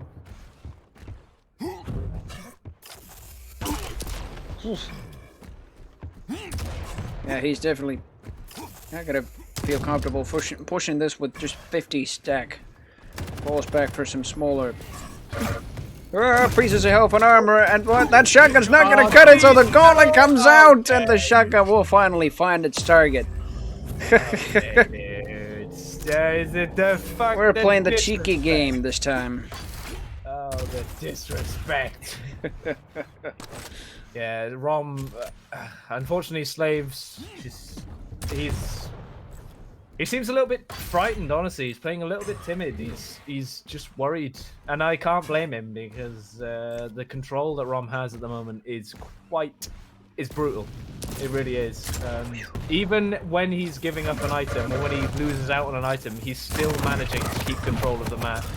And he should be able to get another. Oh, I thought we were getting a horn. Almost horn. Almost out of the map. Rom, what are you doing? What the? I've not. What? What? What? I think he plus back too much. He plus back too hard. Yeah, I think he pressed back too much, so that the TP exit even like pressed jump over the edge, and now he's out of the map. Oh no! I have no idea what happened there, but Slave is suddenly at naught, basically. That's a confused horn right there. That's this just what the hell. And unfortunately, I think that has pretty much sealed the deal for Slave, honestly, and especially after that shotgun. I think we might be seeing a not technically a fragless game, but a scoreless game from Slave. Yeah. If maybe Slave can make up a couple of frags, but honestly, I'm not sure if I see him taking this map. But stranger things have happened, I suppose. Let's see. Okay. Well, I might have spoken too soon. Yep. It's just the caster's curse every single time. Every single time. I didn't believe it until I started casting. Yeah. You're afraid to say anything, so you cannot say anything. Yeah. And the 0. Whoop. Very good streak of LG damage there. Yep. That railgun is just going to be very uncomfortable in Rom's hands, but it's just cooling down slightly. And that is actually a frag by Slave. Just for once, do not even by accidentally go out of a map or suicide. McKeel's even resistance to his own splash damage, so you got even less of a reason to kill yourself with your own splash damage even. Yeah, such a weird passive. I mean, I get why he's got it. Yeah. It's just such a weird passive. Like, it's just so random that a champion just takes less damage from one of the main weapons of the game. It's incredibly weird. Well, not direct hits though. The direct hits are always 100, but splash damage is 15%. Yeah. But it's one of those passives that just kind of I feel is just odd. Like like Galena's. Oh, actually, Keel has one where he picks up ammo boxes and reduces. Oh yeah, reduces the grenade cooldowns. Yeah. Yeah, things like that. I just find it really weird in this game. They sort of just randomize the game in a way that 1 minute is fine, I guess. It's just weird. Victory laps for Rom at the moment. Insane game from Rom. Just a really good game. Just super solid game. Made very few mistakes, some questionable weapon choices at times, but ultimately pulled it through and just had some of the best control we've seen all day. Oh, the nice LG from Slave there. Damn, son. Well done. Love that. Oof. Slave hitting some really good shots at the moment. It's unfortunate it came so late, but he's hitting some nice LG, nice rails. I like how Mazer's in the chat, like Russian style.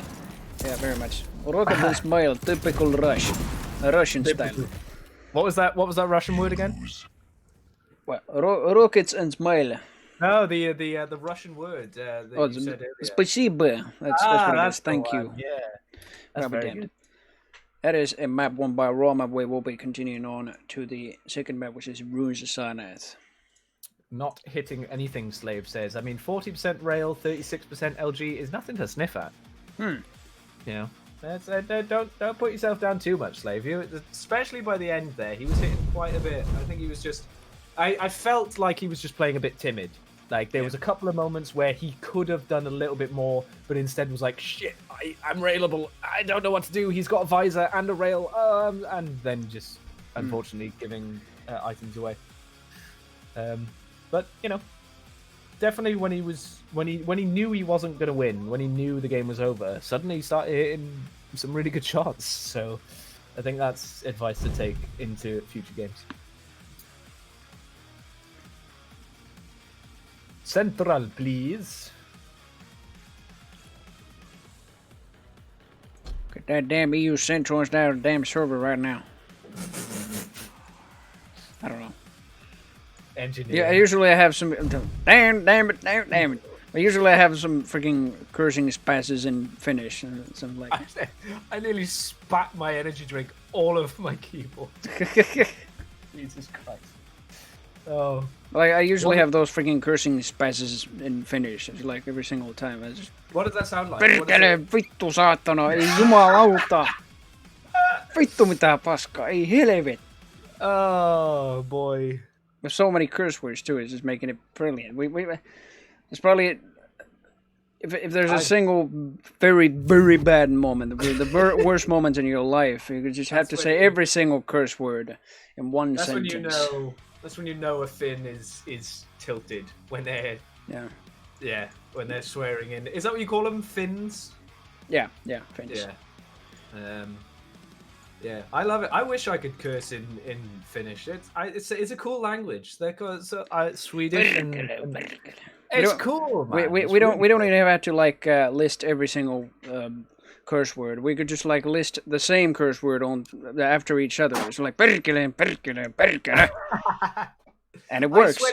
Now that you've said that, I've heard it so many times from like the Finnish. I watch a lot of strongman and bodybuilding, and there's a lot of Finnish, especially and I know the mountain is not Finnish, but it's similar kind of thing, and but he has a lot of people around in the Finnish strongmen, and they do the same when they're lifting. They're fucking. Now that I've heard it, I know they're swearing in Finnish.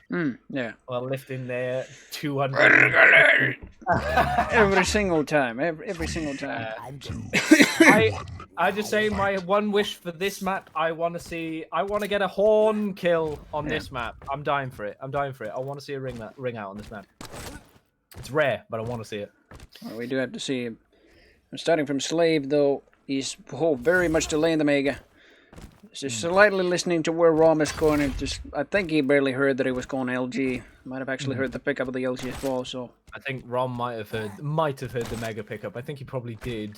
I think it's a good way to start. I do like the setup to delay the Mega and then go for the heavy. I think that's just gives you a nice leg up at the beginning, and it means you can aggress onto the Mega right now. Some insane rockets. Stopwatch. Dude. Very much insane rockets, and Rom indeed was very confused. Why the hell's the Mega?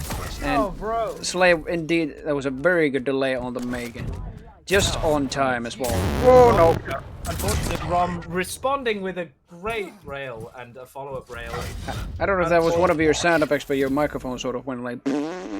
Oh, I'm not sure. No, it wasn't my sound effect. It was my was my mic through and through. That was. It was almost brilliant timing with the kill too, but I'll be damned. It's just I'm a natural. Oh yeah. Totally. Brilliant LG from Slave, but unfortunately Rom taking the frag with a great rail. He's already got 3 totems too. I'll be damned.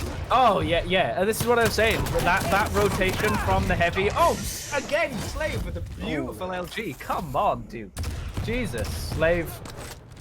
I mean, all the LG in the world can't help you from all those turrets, though. So start getting rid of those totems now before Mega, or just after Mega. But yeah, this is what I was saying. The totems so easy to get just a bunch of hourglasses from this sort of heavy to other light routes. You know, it's crazy. Rom not realizing where Slave was though.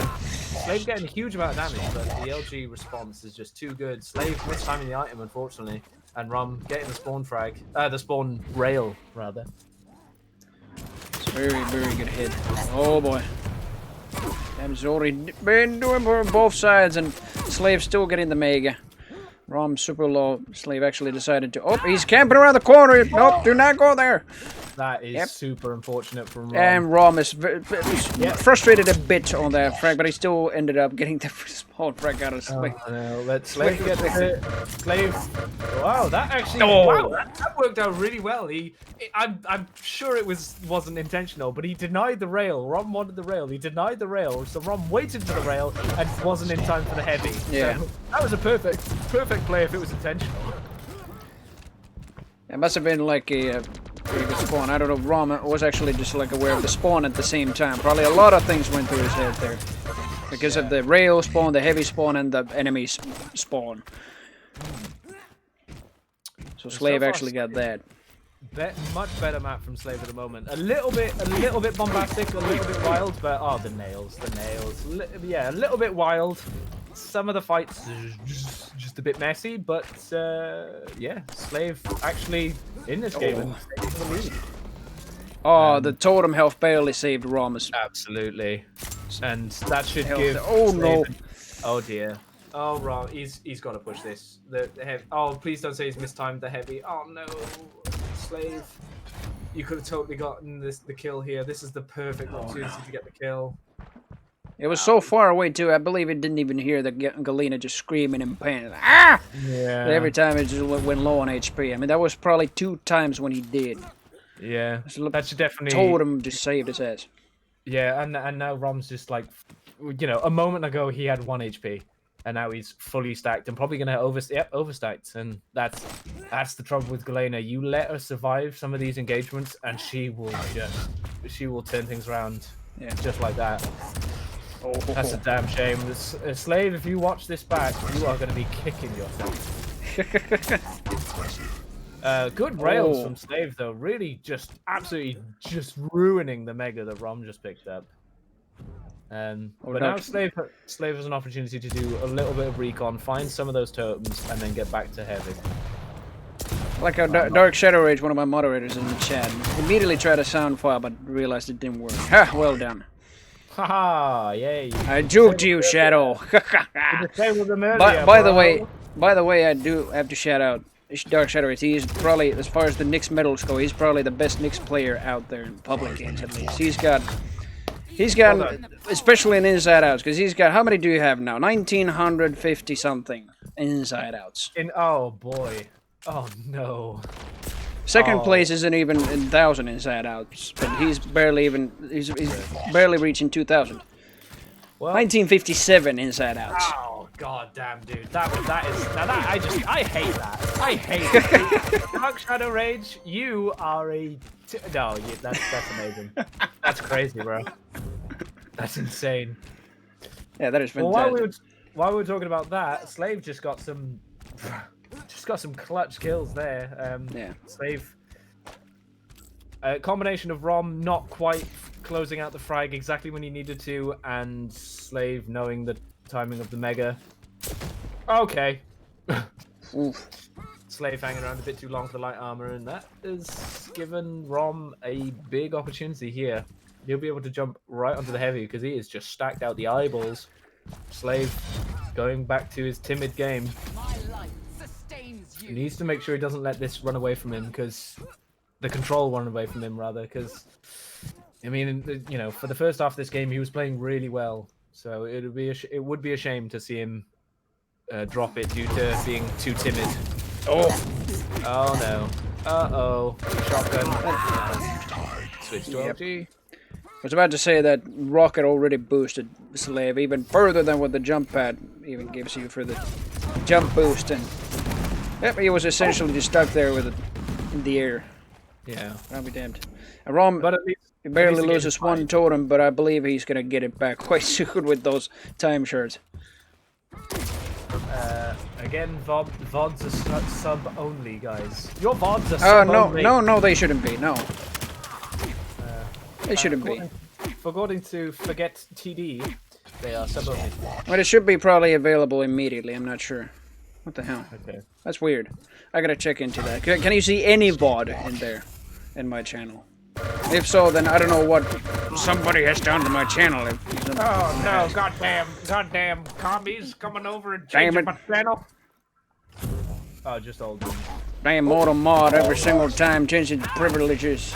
Not this one, just yeah, you're just old ones. That's very weird though. Yeah. We nearly had a ring out there. I was so excited. Can you see? Forget TD. Can you see yesterday's stream because I streamed yesterday too? Can you see the Black Mesa stream? If not, then I'm not sure what the hell's gone on into it. I've got to change that. Oh boy. Oh boy. Now, that is quite a lot of damage from both sides, no. but Slave is still dominant pretty much with that starting shotgun at the end there. Very good finish as well as with the damage over time. It's still 8-8 and 2 minutes still left to go. It's just... Yeah, it's anyone's game at the moment. Control is firmly in neither of their hands. Rom picks up the Mega, but Slave picks up the Heavy. Rom trying to go in with the nail gun and actually getting insane amounts of damage. I mean, big lizards. It can be difficult to miss, but still. God damn. Tensolin. Oh, Tensolin. Tensolin. He says, I would pick Nyx in real life. I get you, dog. You're a man of culture. Oh, but not in the arena. Yeah. He is a man of culture. Nyx is Bay. Yeah. Nyx and Slash are the best champions. I'll agree with Slash. Slash and Clutch, though, I'd say. Slash and Clutch are amazing champions. Holy shit. Nobody beats Sorbet. Oh no. Nobody beats Sorbet. Oh no, oh no. Those Oh, that was so unfortunate. Slave had that in the palm of rockets his by hand. Slave and the rails by Rom both. Oh, and the totem didn't even hit it.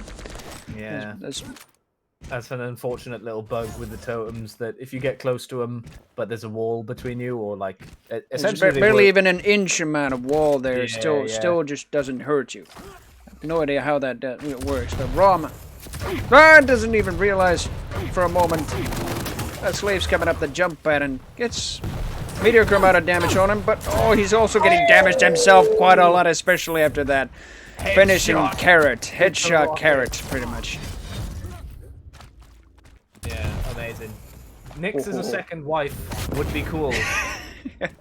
Yeah, I mean, you know. I mean, who can blame you? Yeah, I mean, I totally get it. I mean, wow, what a girl. You'd always be on the look for.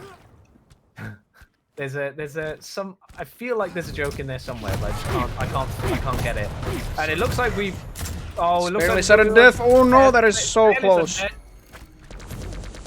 That was such a close rail. It was only 2 seconds after sudden death had announced it, but Ron barely missed that rail. No. Still coming through the Mega. This time in the Mega, but still coming through with a jump with the rocket jump. I mean, by Rom there, and still doesn't even manage to get Slave down. He actually takes the Mega. I was pretty close. I don't know how much HP Slave had there, but quite a little amount before he grabbed the Mega. Yeah. I think he had like 50, 60 health, something like that. That was definitely within Rom's grasp, but Slave with just the perfect LG once again. Slave, use rockets on Rom against Rom on the jump pad. Just fire it at the wall because he clips onto it every bloody time. Good rail. Very good Slave rail, and there. very patient waiting for Rom over there. Well, sort of anticipated. And God, 3 rails in a row as well. The Does- risks. Rom, though, does get the overstack from his totems. Oh no. It's going to be very close. Slave is, thanks to the armor, barely now railable. 104 stack now. Yeah, very much so. Not even direct hittable now. I'm sweating. I hate this. This is quite intense, I do have to say. I hate this. This is so bad. I don't know how the players must be feeling. Slave missed both Mega and Slave. Heavy there. That is This devastation is the right there. No, Slave. Damn. Sad horn. Oh no. Yeah, that's a bad place to be. Railable in that corner is like just the worst place very to be. close. Yeah, good game overall. Good game. Very well played from both players. Both have pretty good statistics on the weapons as well. 44 LG for ROM and 33 for Slave. 54 for ROM on Rail and 64% on. Amazing. I'll be damned. That is something else. That was such a close game. Yeah, some good damage. Some really good damage being done, but unfortunately, yeah, Slave unfortunately Blood between the eyes. Towards the end of that, sort of again played a little bit timid and yeah, hold on. Yeah, he just played timid towards the end. He had some really strong fights, a little bit messy, but really strong fights overall. But as soon as Rom started to catch up again, he suddenly realized, oh shit, he's catching up, and he just seemed like he choked it a little bit. Which does mean we'll be seeing Rom and Stone in the final, if I'm not mistaken. Yeah. Indeed we will. So it is going to be the grand final next, and it will be a best-of-5 game this time. We don't even have to leave the party now. I don't have to leave the party. No, we don't. Oh yeah, that's right, Shadow. Gonna be to mention that.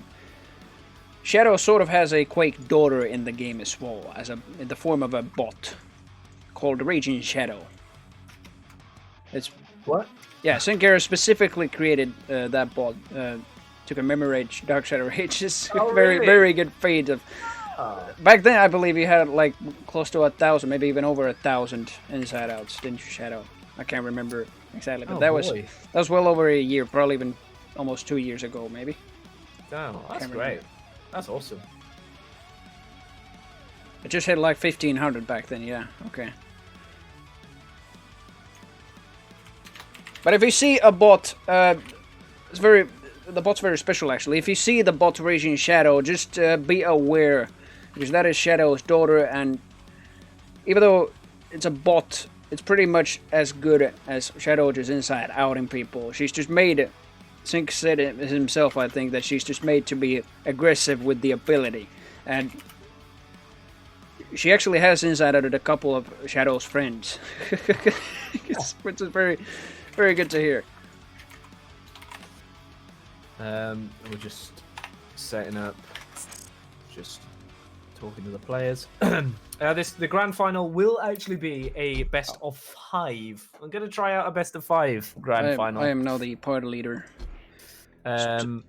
You are now the party leader, yes. Okay, I'm actually going to give it to Rob.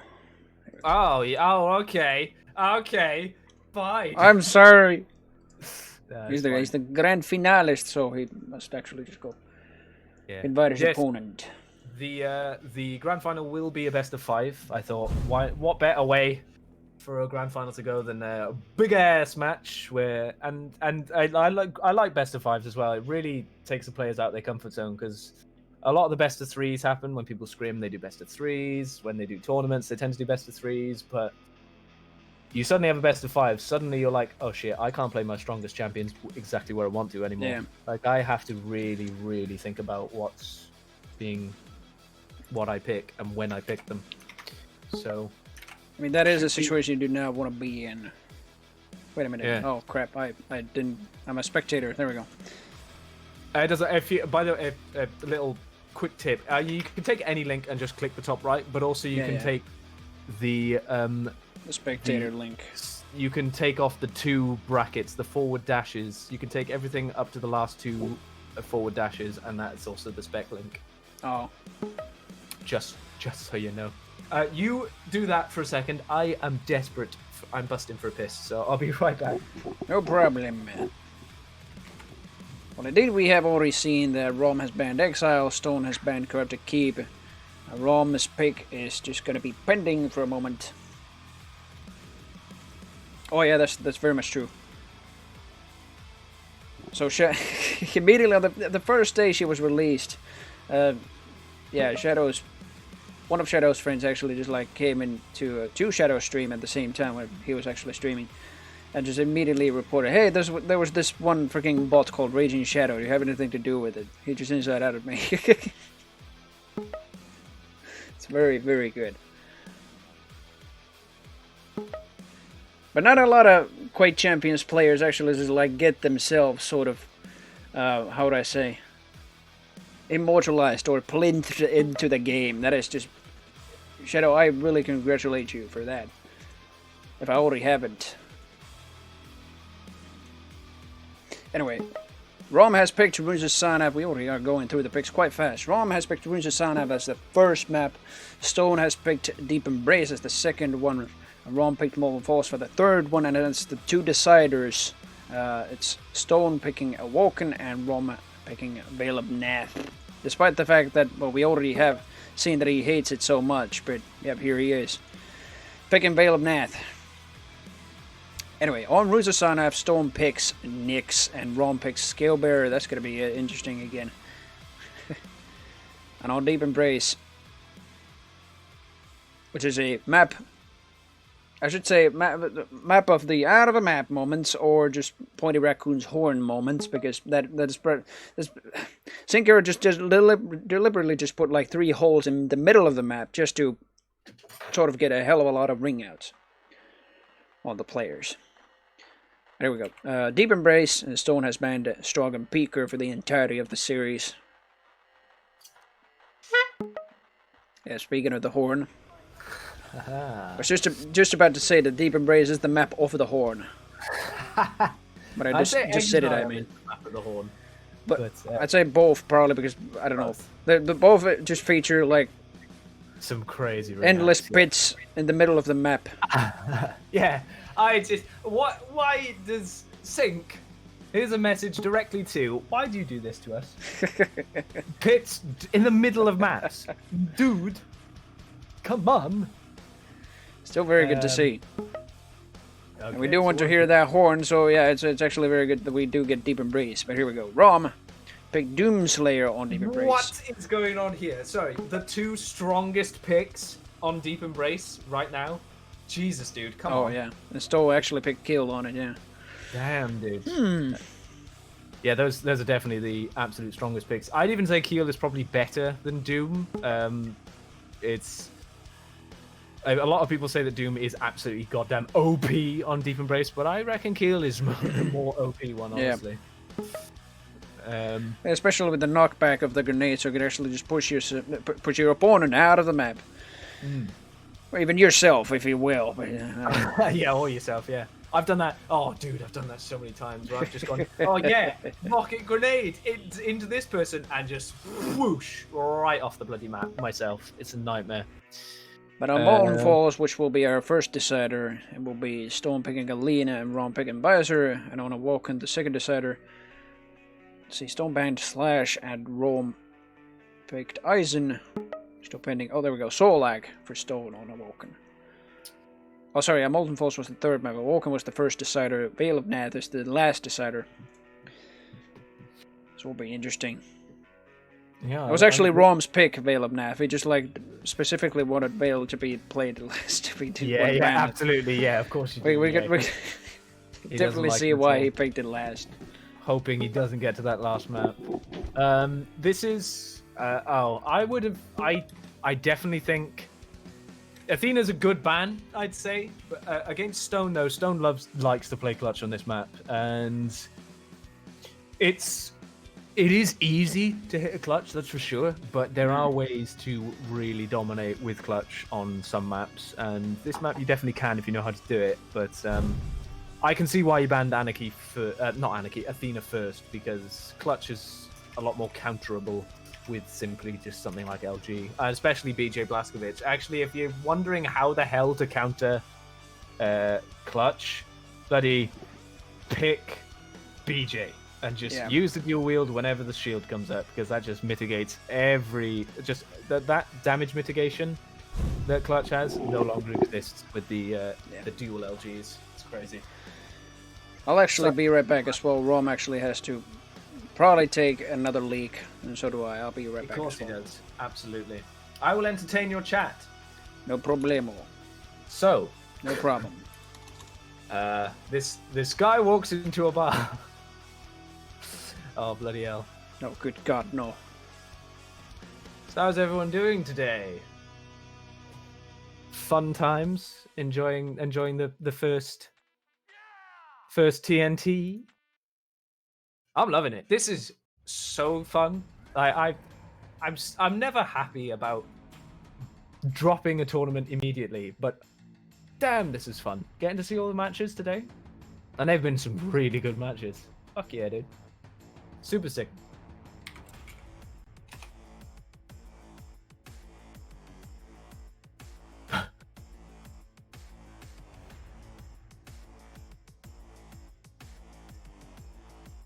And now I'm going to give you some puns.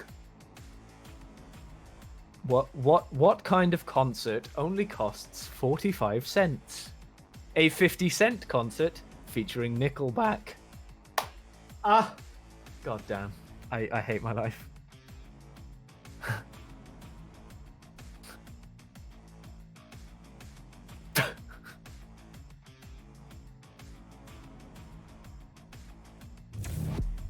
To the guy who invented zero, thanks for nothing.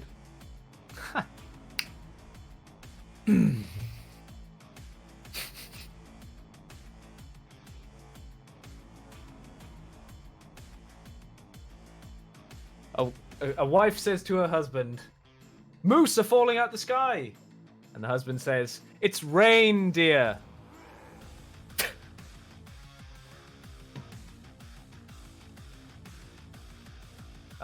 I really like that one.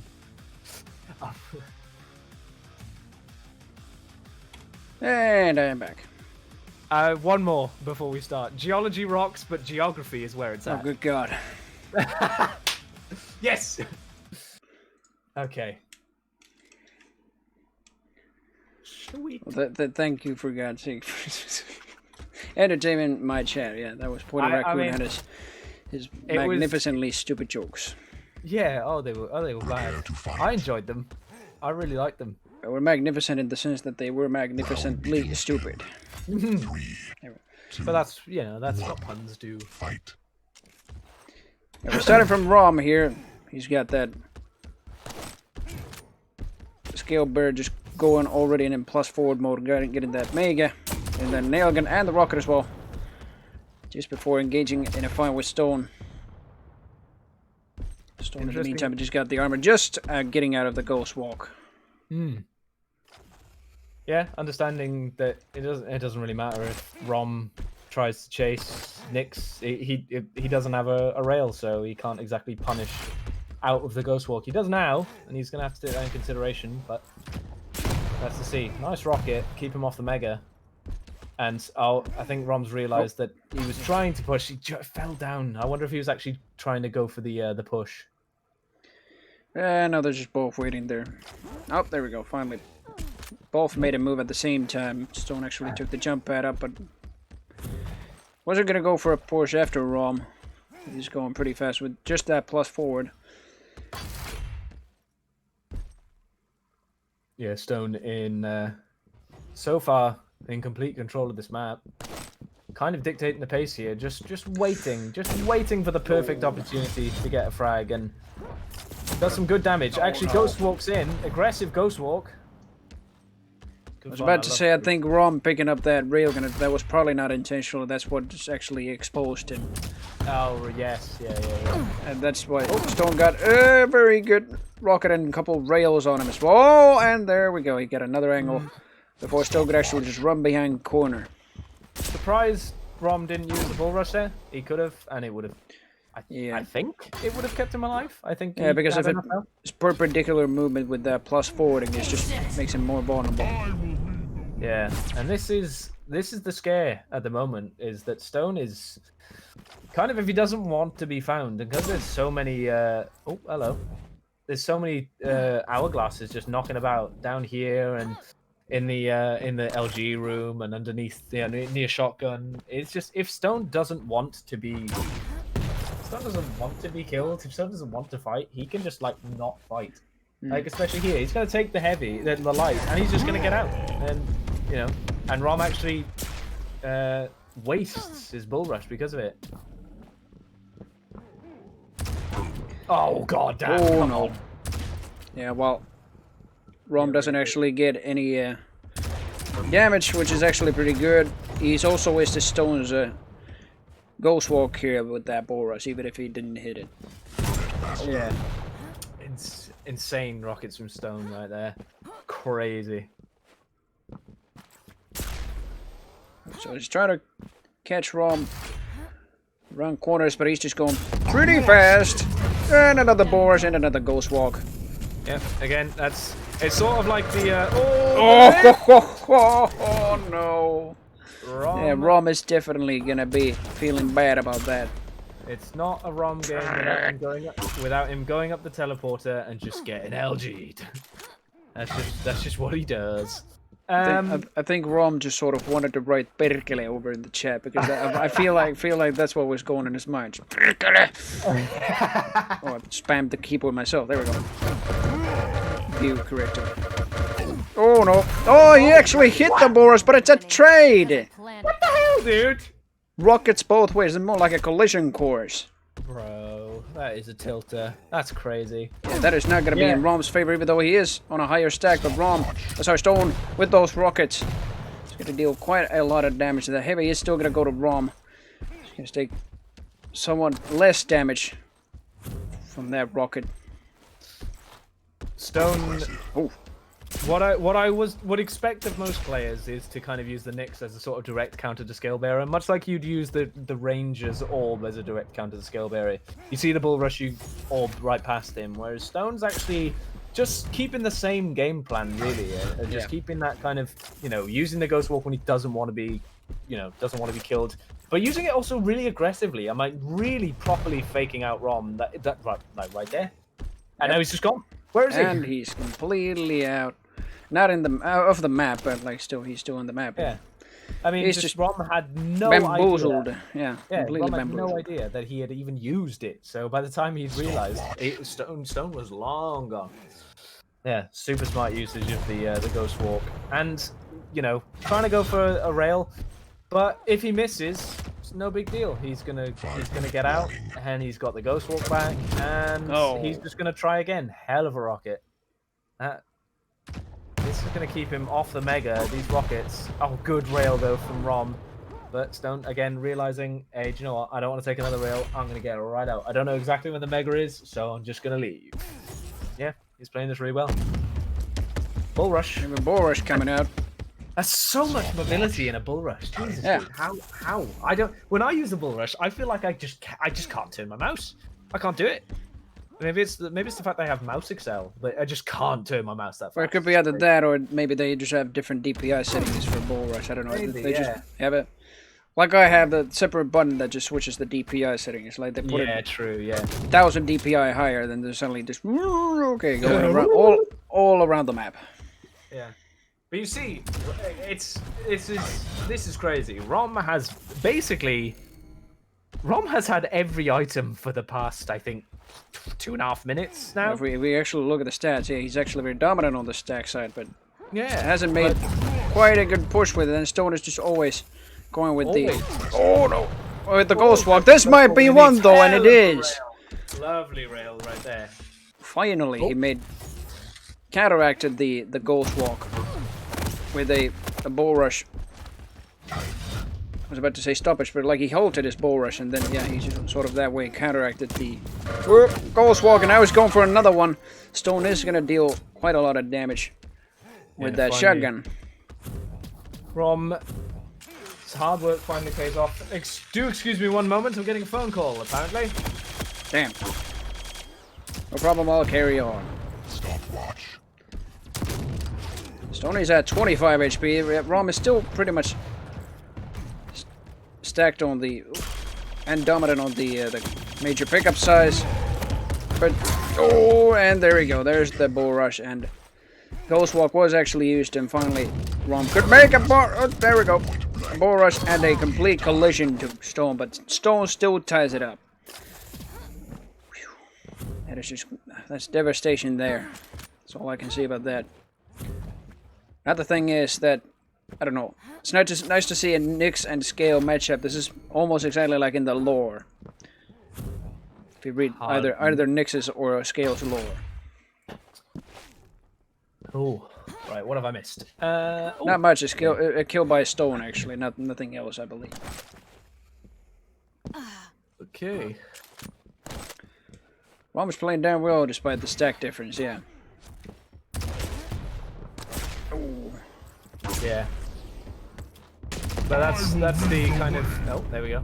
Yeah, that's the kind of thing that scale affords you, is the fact that like you're just so stacked, and the mobility is just crazy.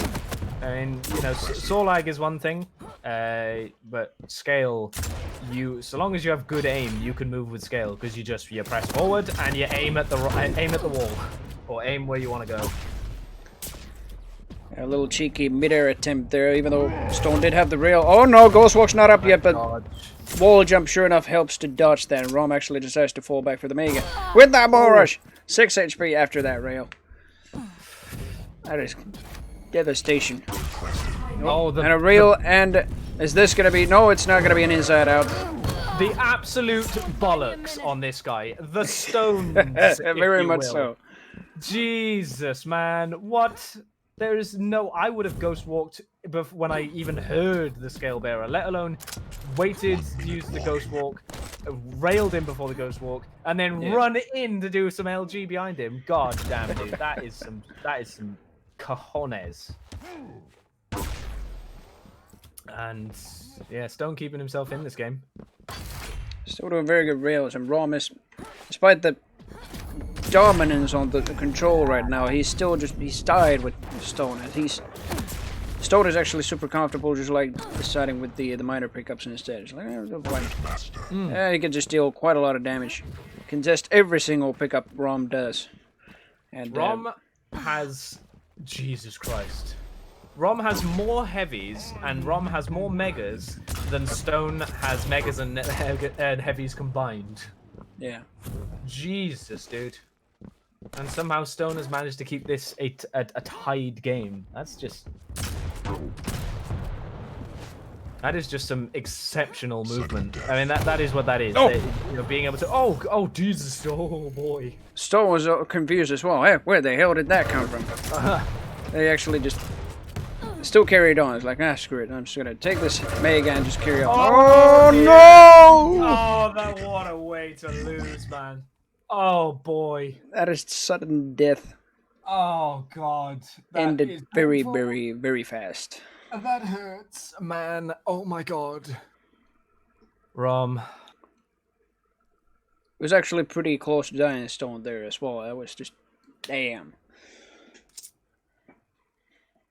Shit. But if Stone had actually just stayed there, and if the rockets could have actually even direct hit Stone through the grate, that would have been something else. Like, oh crap. Would have been, yeah. And then just Rom could have maybe had a chance for a rail or something below, and that would have just sealed the deal for Rom as well. Yeah, absolutely. But sadly, I'll be damned. Stone still taking that first map. Oh, brutal, dude. Really brutal. That's... Yeah, what a way to lose. But that's the price you pay for not checking these sorts of things. I mean, when you get into the groove of when you have 15 heavies and 15 megas to Stone's 4 and 5, you will run around the map. That's just, it just feels like you can, and shit like that will happen. Yeah, unfortunate right Pretty there. much. And now Rom, I think in a why messages. All right, cool. Yeah, Rom.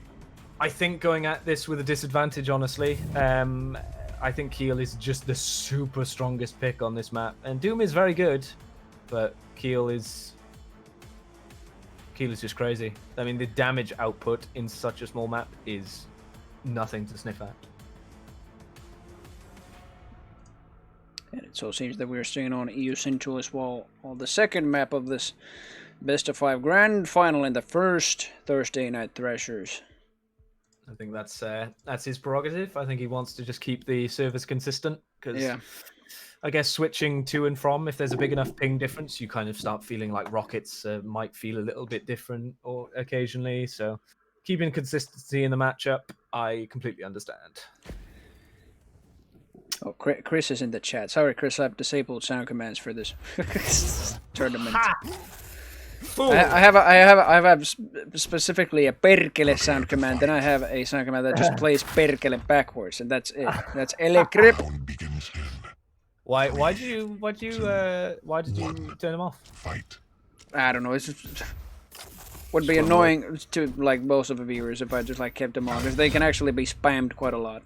Okay. I had a currency system for my chatbot until I just realized, hey, I can actually use the channel points instead. Until I realized I couldn't. So the currency system is still off. You can't use the channel points for sound things? No. That seems like a huge oversight. But anyway, No. I don't know what is going on here. Me neither. I just started from ROM, and ROM missed half of the rails, or I don't know how many rails. Actually, just like 40% of the rails missed. Stone is still very much going with a freaking heavy machine gun. 30 seconds in, and Stone wins with a machine gun. Oh, brutal, dude. 44 seconds in, and he's already pummeled himself with pineapples. 3 frags inside the first minute. Rom not respecting that keel at all. The keel is just beast. Oh no! Oh come on, dude! Oh, that is bombardment. A minute in, we have 4 frags. Damn, dude. Rom, start respecting the keel, for God's sake. I mean, it's just the keel. Keel is by far the highest DPS champion in the game. I mean, every single rocket now has an extra 50 damage on top of it. That is pretty much huge amounts of damage. Huge amounts of damage. If you're respected. If you're on an acceptable range enough, and with Keel you are most of the time, yeah, that will be 150 damage rocket every single time. Oh, on this map especially, you are always in that range. And Rom not understanding the heavy timing, he's gonna pick up the heavy, but he's gonna die for his troubles, and he might actually get killed off the spawn here. Oh, okay. Just before the Megas spawn as well. That is decimation. Rom, yeah, 2 minutes in, Rom is still not respecting this. Not respecting the keel, not respecting the spawn frags, not respecting the fact that Stone knows how to force these spawns. I mean, it's crazy. Trying to escape Stone, you know, we saw it on Exile. He was just forcing spawn time after time after time and annihilating Forget every single time. Desperate to get this Mega, he eventually does it. It was a little bit too early on Rom instead. Yeah, he's just... Absolutely. Not too good on a stack. Oh, yeah, no. insane. Insane, dude. This might be the story for the next 3/4 of this map. Yep. Brutal. It is still best of 5, so we have one more map to go, but we can already see Stone is just... I sure wants this. At this rate, I don't think we'll be seeing a 4th map, but at least we'll get that 3rd one. God, dude. I hope Rom can turn something around, because this is just brutal so far. Again, I don't know why. Oh, he turns it around. Weirdly enough, I was expecting him to die there, but he didn't get the Mega, but I'll be damned. He's still. Whoop. He's still in trouble though. Keel spawns with that extra huge stack, massive amounts of damage, and now we're at 10 frags to 1, 3 minutes in. Uh-oh. RNG God says kneel before Keel, and I 100% agree. You cannot. And he's out of a map. I think we can get one. Just wow, complete decimation by Stone here. It's just they managed to get him once, but that's about it. That's all I can say. Stone win. Did Stone won first one in the end? Yes, he did. By one of the most unfortunate frags. Yeah, it was also very good. We've already seen like what 3 or 4, probably 3 sudden deaths that just have gone super close. And that was the last one out of the 3. That was just absolutely super close. Yeah. This one, on the other hand. Yeah, but this one, yeah, I can definitely see it's just very much one-sided. I mean, this map is already done. Yeah. It was done a minute ago. It was done a quarter of the way into the game. There is no way Rom is coming back from this one. I mean, yeah, it's a credit to He's going to get a frag there, though, surprisingly. It's a credit to Stone, just how well he's playing this, but it's also just a showcase of just how brutal Keel is on this map. It's insane. Yeah. It's crazy. I mean, oh, Doom is too strong on Deep Embrace. Well, Doom is not too strong. Just No, play Keel and you'll on- understand. Yeah, on this map, Keel is just king, honestly. 5-minute warning. Don't get me wrong, Doom is a strong pick, but Keel is just a better pick. Yeah, the refrag potential. Not even the refrag, just the spawn frag, just the frag. Spawn frag potential, that's what it is, yeah. Oh god. Rom's just at a loss. You can see it in his movement. He just doesn't know what to do right now. I wouldn't even believe that we're only like halfway through the freaking match. We are because halfway it's through. 13-2 already. Oh, yep, there we go. Make that 14 now. The frag. You see right Frag there. frag, that yeah. spawn- Chris has it spawn right. rail. Spawn rail right there. Stone just understanding completely the flow of this map. And, oh boy, this is a slaughter.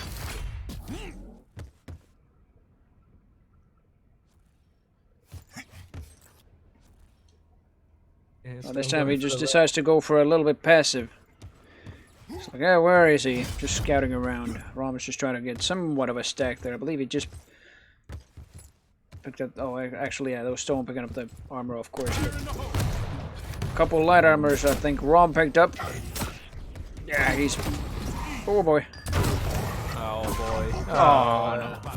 Yeah, again, 150 damage, rocket, grenade, easy. Okay. And he's out of the map. Completely out of the map.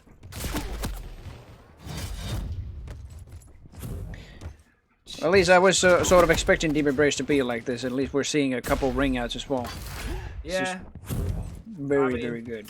No matter the devastation, which one is just doing it, or if it was tied or anything like that, it was just. Whoop.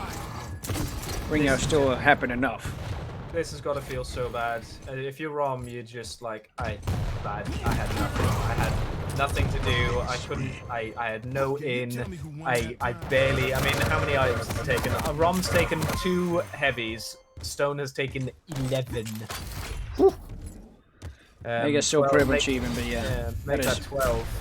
I mean, sure. You know, Keel is actually absolutely strongest. Oh, Rom gets a nice rail. there we go. Good for him. Keel is absolutely strongest around that heavy area. Absolutely. But still, that is a lot of heavies to be taking comparatively. Yeah. If you're Rom, you got to be wondering, hey, maybe I ban this next time, perhaps, because Yeah. again, this is. But what do you do? I mean, Stone is also bloody good in Exile, you know, and I'm pretty sure that's what Rom banned. Rom banned Exile. Oh, I don't have the print link. Oh yes, I do. Yeah, Rom banned Exiles. So again, like, Yeah. You're damned if you do, damned if you don't. So. Yeah, at least this will give Rom some kind of an insight to like what better champions there actually are than just Doom. And very dominant champions, because Keel is just certainly one of them, as we can see here. I would also say that the post buff DK definitely works on this map as well. Again, around that heavy area, the flame strike is just massive. But Keel, I think, does reign supreme on this map. Especially since Doom is quite the predictable mover. I mean, as soon as he gets to LG, Doom players always want to go from LG up to that top ledge every single time. So just rocket that every single time and it will work. Yeah, there's still time, guys. There's still time. Oh yeah, most definitely a minute to score. How many frags is that? Okay, dude, come on. Well, that's now 17 frags to score inside a minute. Yeah, I think that it will most definitely happen. Yes. Easy. I'm calling it. Rom is still tying this up. Yeah. No, absolute. There's nothing more to say about this map. Absolute decimation from Stone. Beautiful plays, and Rom, if he's gonna look back on any of the VODs, he's gonna look back on this one, and yeah, most likely. One, he's gonna cry himself to sleep, but also, oh boy! And he's out of amp. He's gonna be seeing this going. This is how you play Deep Race. This is insane. Chris even called it, I'll be damned. He just before that ring out said, I totally imagined Doom falling into the little hole in front of Mega. You called it, Chris. You sort of called it. Well Probably done. a second before. Yeah, Stone literally had 4 times the amount of kills that Rom had there. Damn.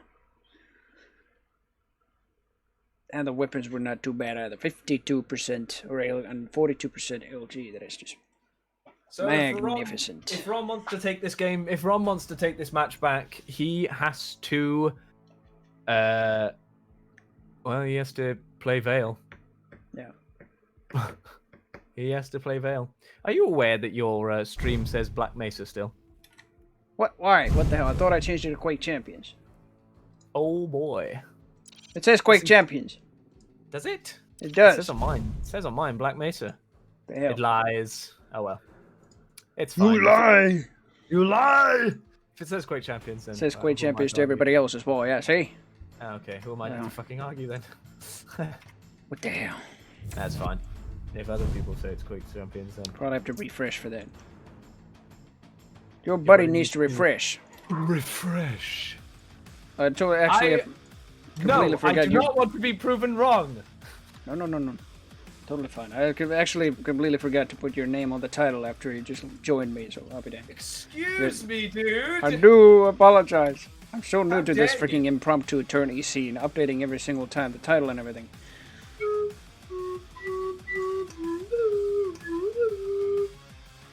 Okay.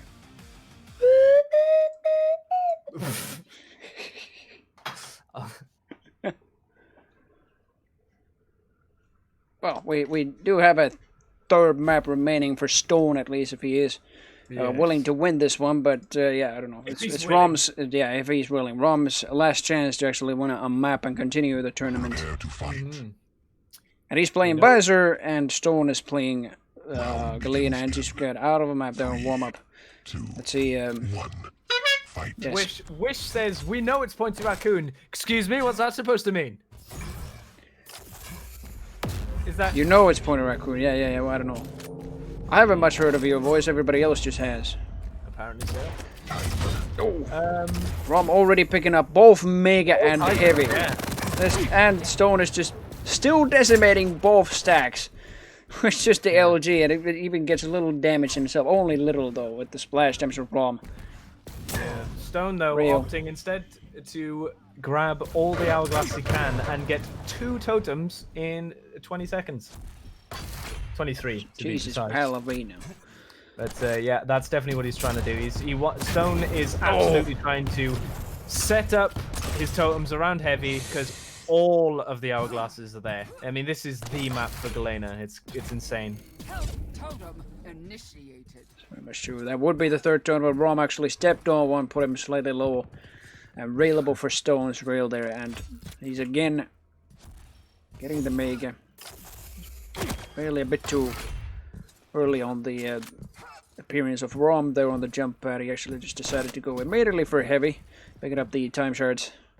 Here we are.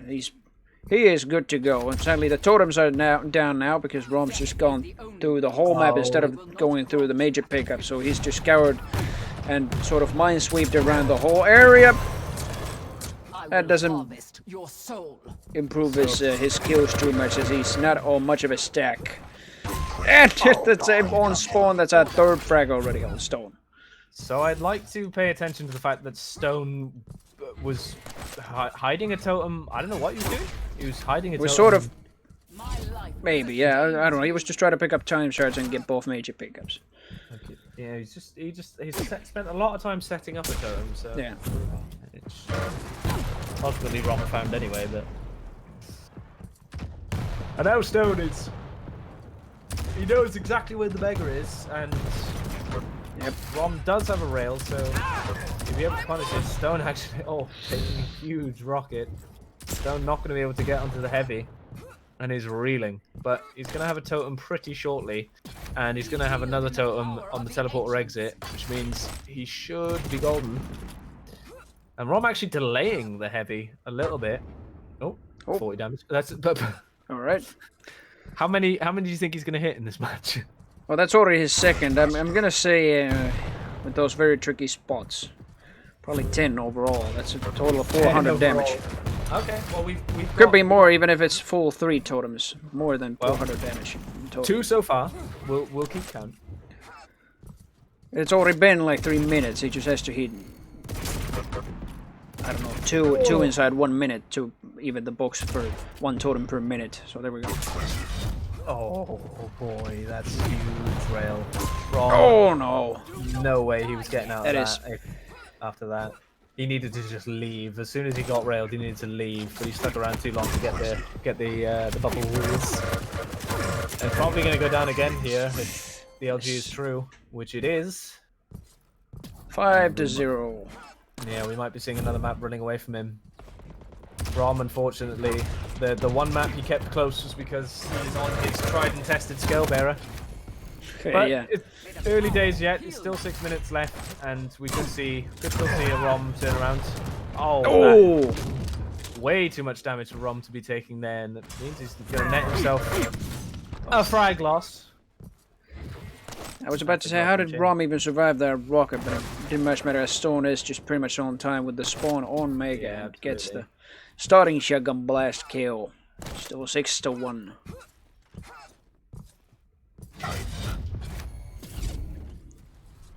I've never thought to hide a totem that side. I am thick. I'm so dumb. I'm so dumb. I don't know, players actually really look at that specific corner even if they were Yeah. on LG. Oh, these rails. Oh no. God. I think Rom's barely missed and it's Stones again to pick up the Mega. And Rom is just challenging these major pickups with such a little stack. It's just, he'd better just fall back every single time. Stone is currently sitting at 68% railgun damage. Railgun accuracy. Yeah. Uh-oh, this is scary for Rom. Slightly mitigating his armor just to get back to basic maximum to get that little armor up. Is he going to take this? No, he's going to take the Mega, but Rom's again armor. just going to go up the jump pad. And Stone unfortunately missing that rail, but Rom is hurting. He has no armor, and Rom and Stone is going to push in. Yeah. And despair. I mean, Rom really had no choice there. He had to escape somehow. He had very little armor and just picked up the Mega, and Damn. yeah, he's taking one too many rails at the moment. He has one more shotitis. Just going for one too many rails, and Stone's gonna win those engagements. Stone is going to win those rail battles at the moment. You can't expect Stone to be missing.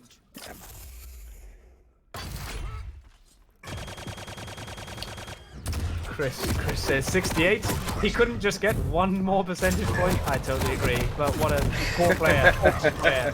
Stone, you shit. You didn't get 69. Yeah. How pathetic. No, I'm just Pathetic. pathetic. So now. But this is still.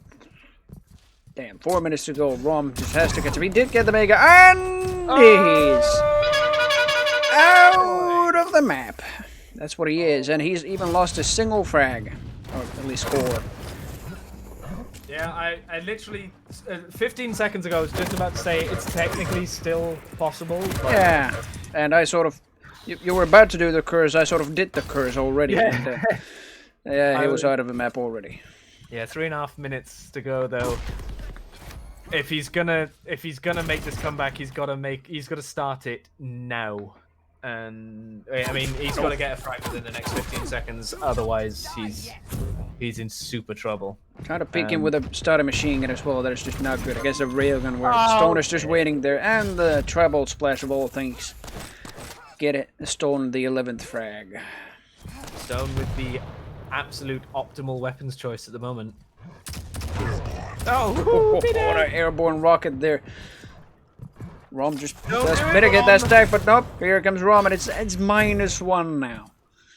Rom. Damn. Stop this. Ah! Oh, he does get quite a lot of damage on Stone this time. Doesn't get to balance his own books this time as far as the negative frag is concerned.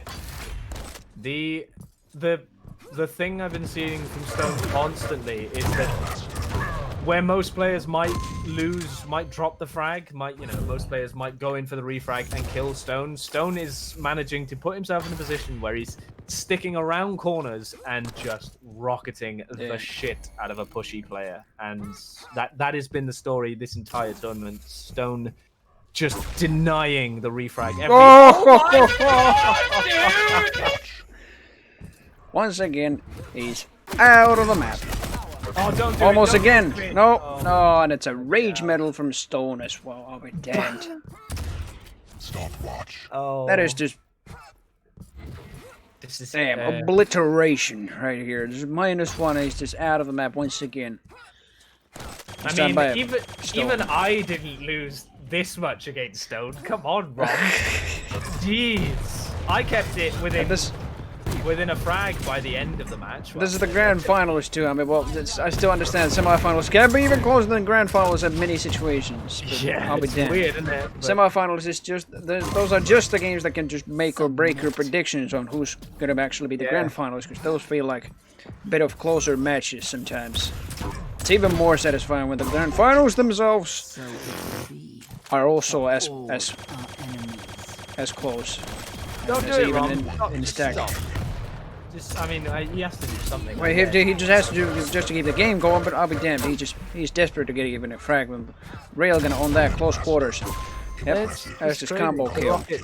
The rockets and Rail. Just, I mean, Stone hasn't even had a star weapon. Every weapon he's used so far has just been immaculate. Yeah. Like he's used the defensive rockets to sweet perfection. The LG when he needed it, and the rails just to finish off kills. That just understanding that Rom is perfectly within railable range, and yeah, Rom did get a frag out of Stone, so he's actually back in 0. But I think that won't matter much. I believe Stone is the definitive winner of the first ever Thursday Night Thrashers. The TNT concluded. Stone winning 19-1. Stone, I think, if I'm not mistaken, Stone undefeated in this entire tournament. Not dropping a single map. Very well played from Stone. Very well played from Rom as well. Very well played from everyone. I think the matches were, for the most part, very even, and there was a lot of really good games. Especially the Rom Slave match. It just was, really close games. But Stone feeling himself by the end of it. There we are. Congratulations, Stone. And also congratulations to Ron for the 2nd place. I mean, there is no 3rd place very much in this single elimination cup. There would be probably in a double elimination, but yeah, very good job, everybody. And thank you so much for participating in this tournament. Thank you so much for everybody joining my stream and my casting of this tournament. It was a real pleasure, and thank you for having me as well. Yeah, man. I thought, I wondered who could cast, and I thought, hey, that guy casts. Yeah, I cast, and I even have an impromptu tourney scene for my stream ready, so it's just very fitting you actually chose me for this. Yeah, I'm insanely thankful. It was, I know it was last minute. And I know no, you're totally fine. I actually need to just sort of improve this freaking last minute scene for my stream. Probably even add like a waiting screen and everything like that before the tourney starts. Yeah, or like a break screen. We'll have to get something sorted. Hey, I mean, if you're free per Thursday, I mean, I'd be happy to have you on every week. That'd be great. Yeah. We'll see how my schedule is occupied. But yeah. Well, same. Sometimes I won't be free immediately, but we shall see. But absolutely, thank you very much for casting. It's made this incredibly enjoyable. And yeah, good games from the players. GG's Stone, very just insane victory. And thank you for everyone for participating as well. just this random tournament that popped out of nowhere. I appreciate it thoroughly. I hope to see everyone as many weeks as possible. It would certainly be good to have more of these. Yeah. And as far as my own channel is concerned, if you do like, I have the time to play Quake Champions myself on stream. I also do playthroughs of retro FPS in my own sort of stream series called Goals of FPS, where I also go through their history and everything like that. That's just one of my hobbies, basically. And I also do a couple streams of per week, I should say, of Insanity Deathmatch, which is my Doom 2 Deathmatch mode. I steadily developing that into 1.0. Currently I'm on 0.97 version. And I'm also streaming the development and the gameplay, both with bots and with players of that mod as well. So if you're interested with both Quake Champions and then just retro FPS content and Doom 2 modding, just give me a follow and everything. And have the time, even with these Thursday Cups, I may even do like some Quake tournaments in the future as well on my own channel. I'll definitely give you a follow now. There you go. Much follow. Obliged. Sadly, it doesn't even display the alert box for some reason, but there we go. Thank you. No, I got a little bot telling me thank you. So. Okay. But otherwise, yeah, thank you so much for every single player participating there, and thank you so much everybody for watching. Please do not forget to give a follow if you do like this content and everything. So otherwise, it's bon voyage. Best luck to your future endeavors. See you next time, and goodbye for now. Ta-ta.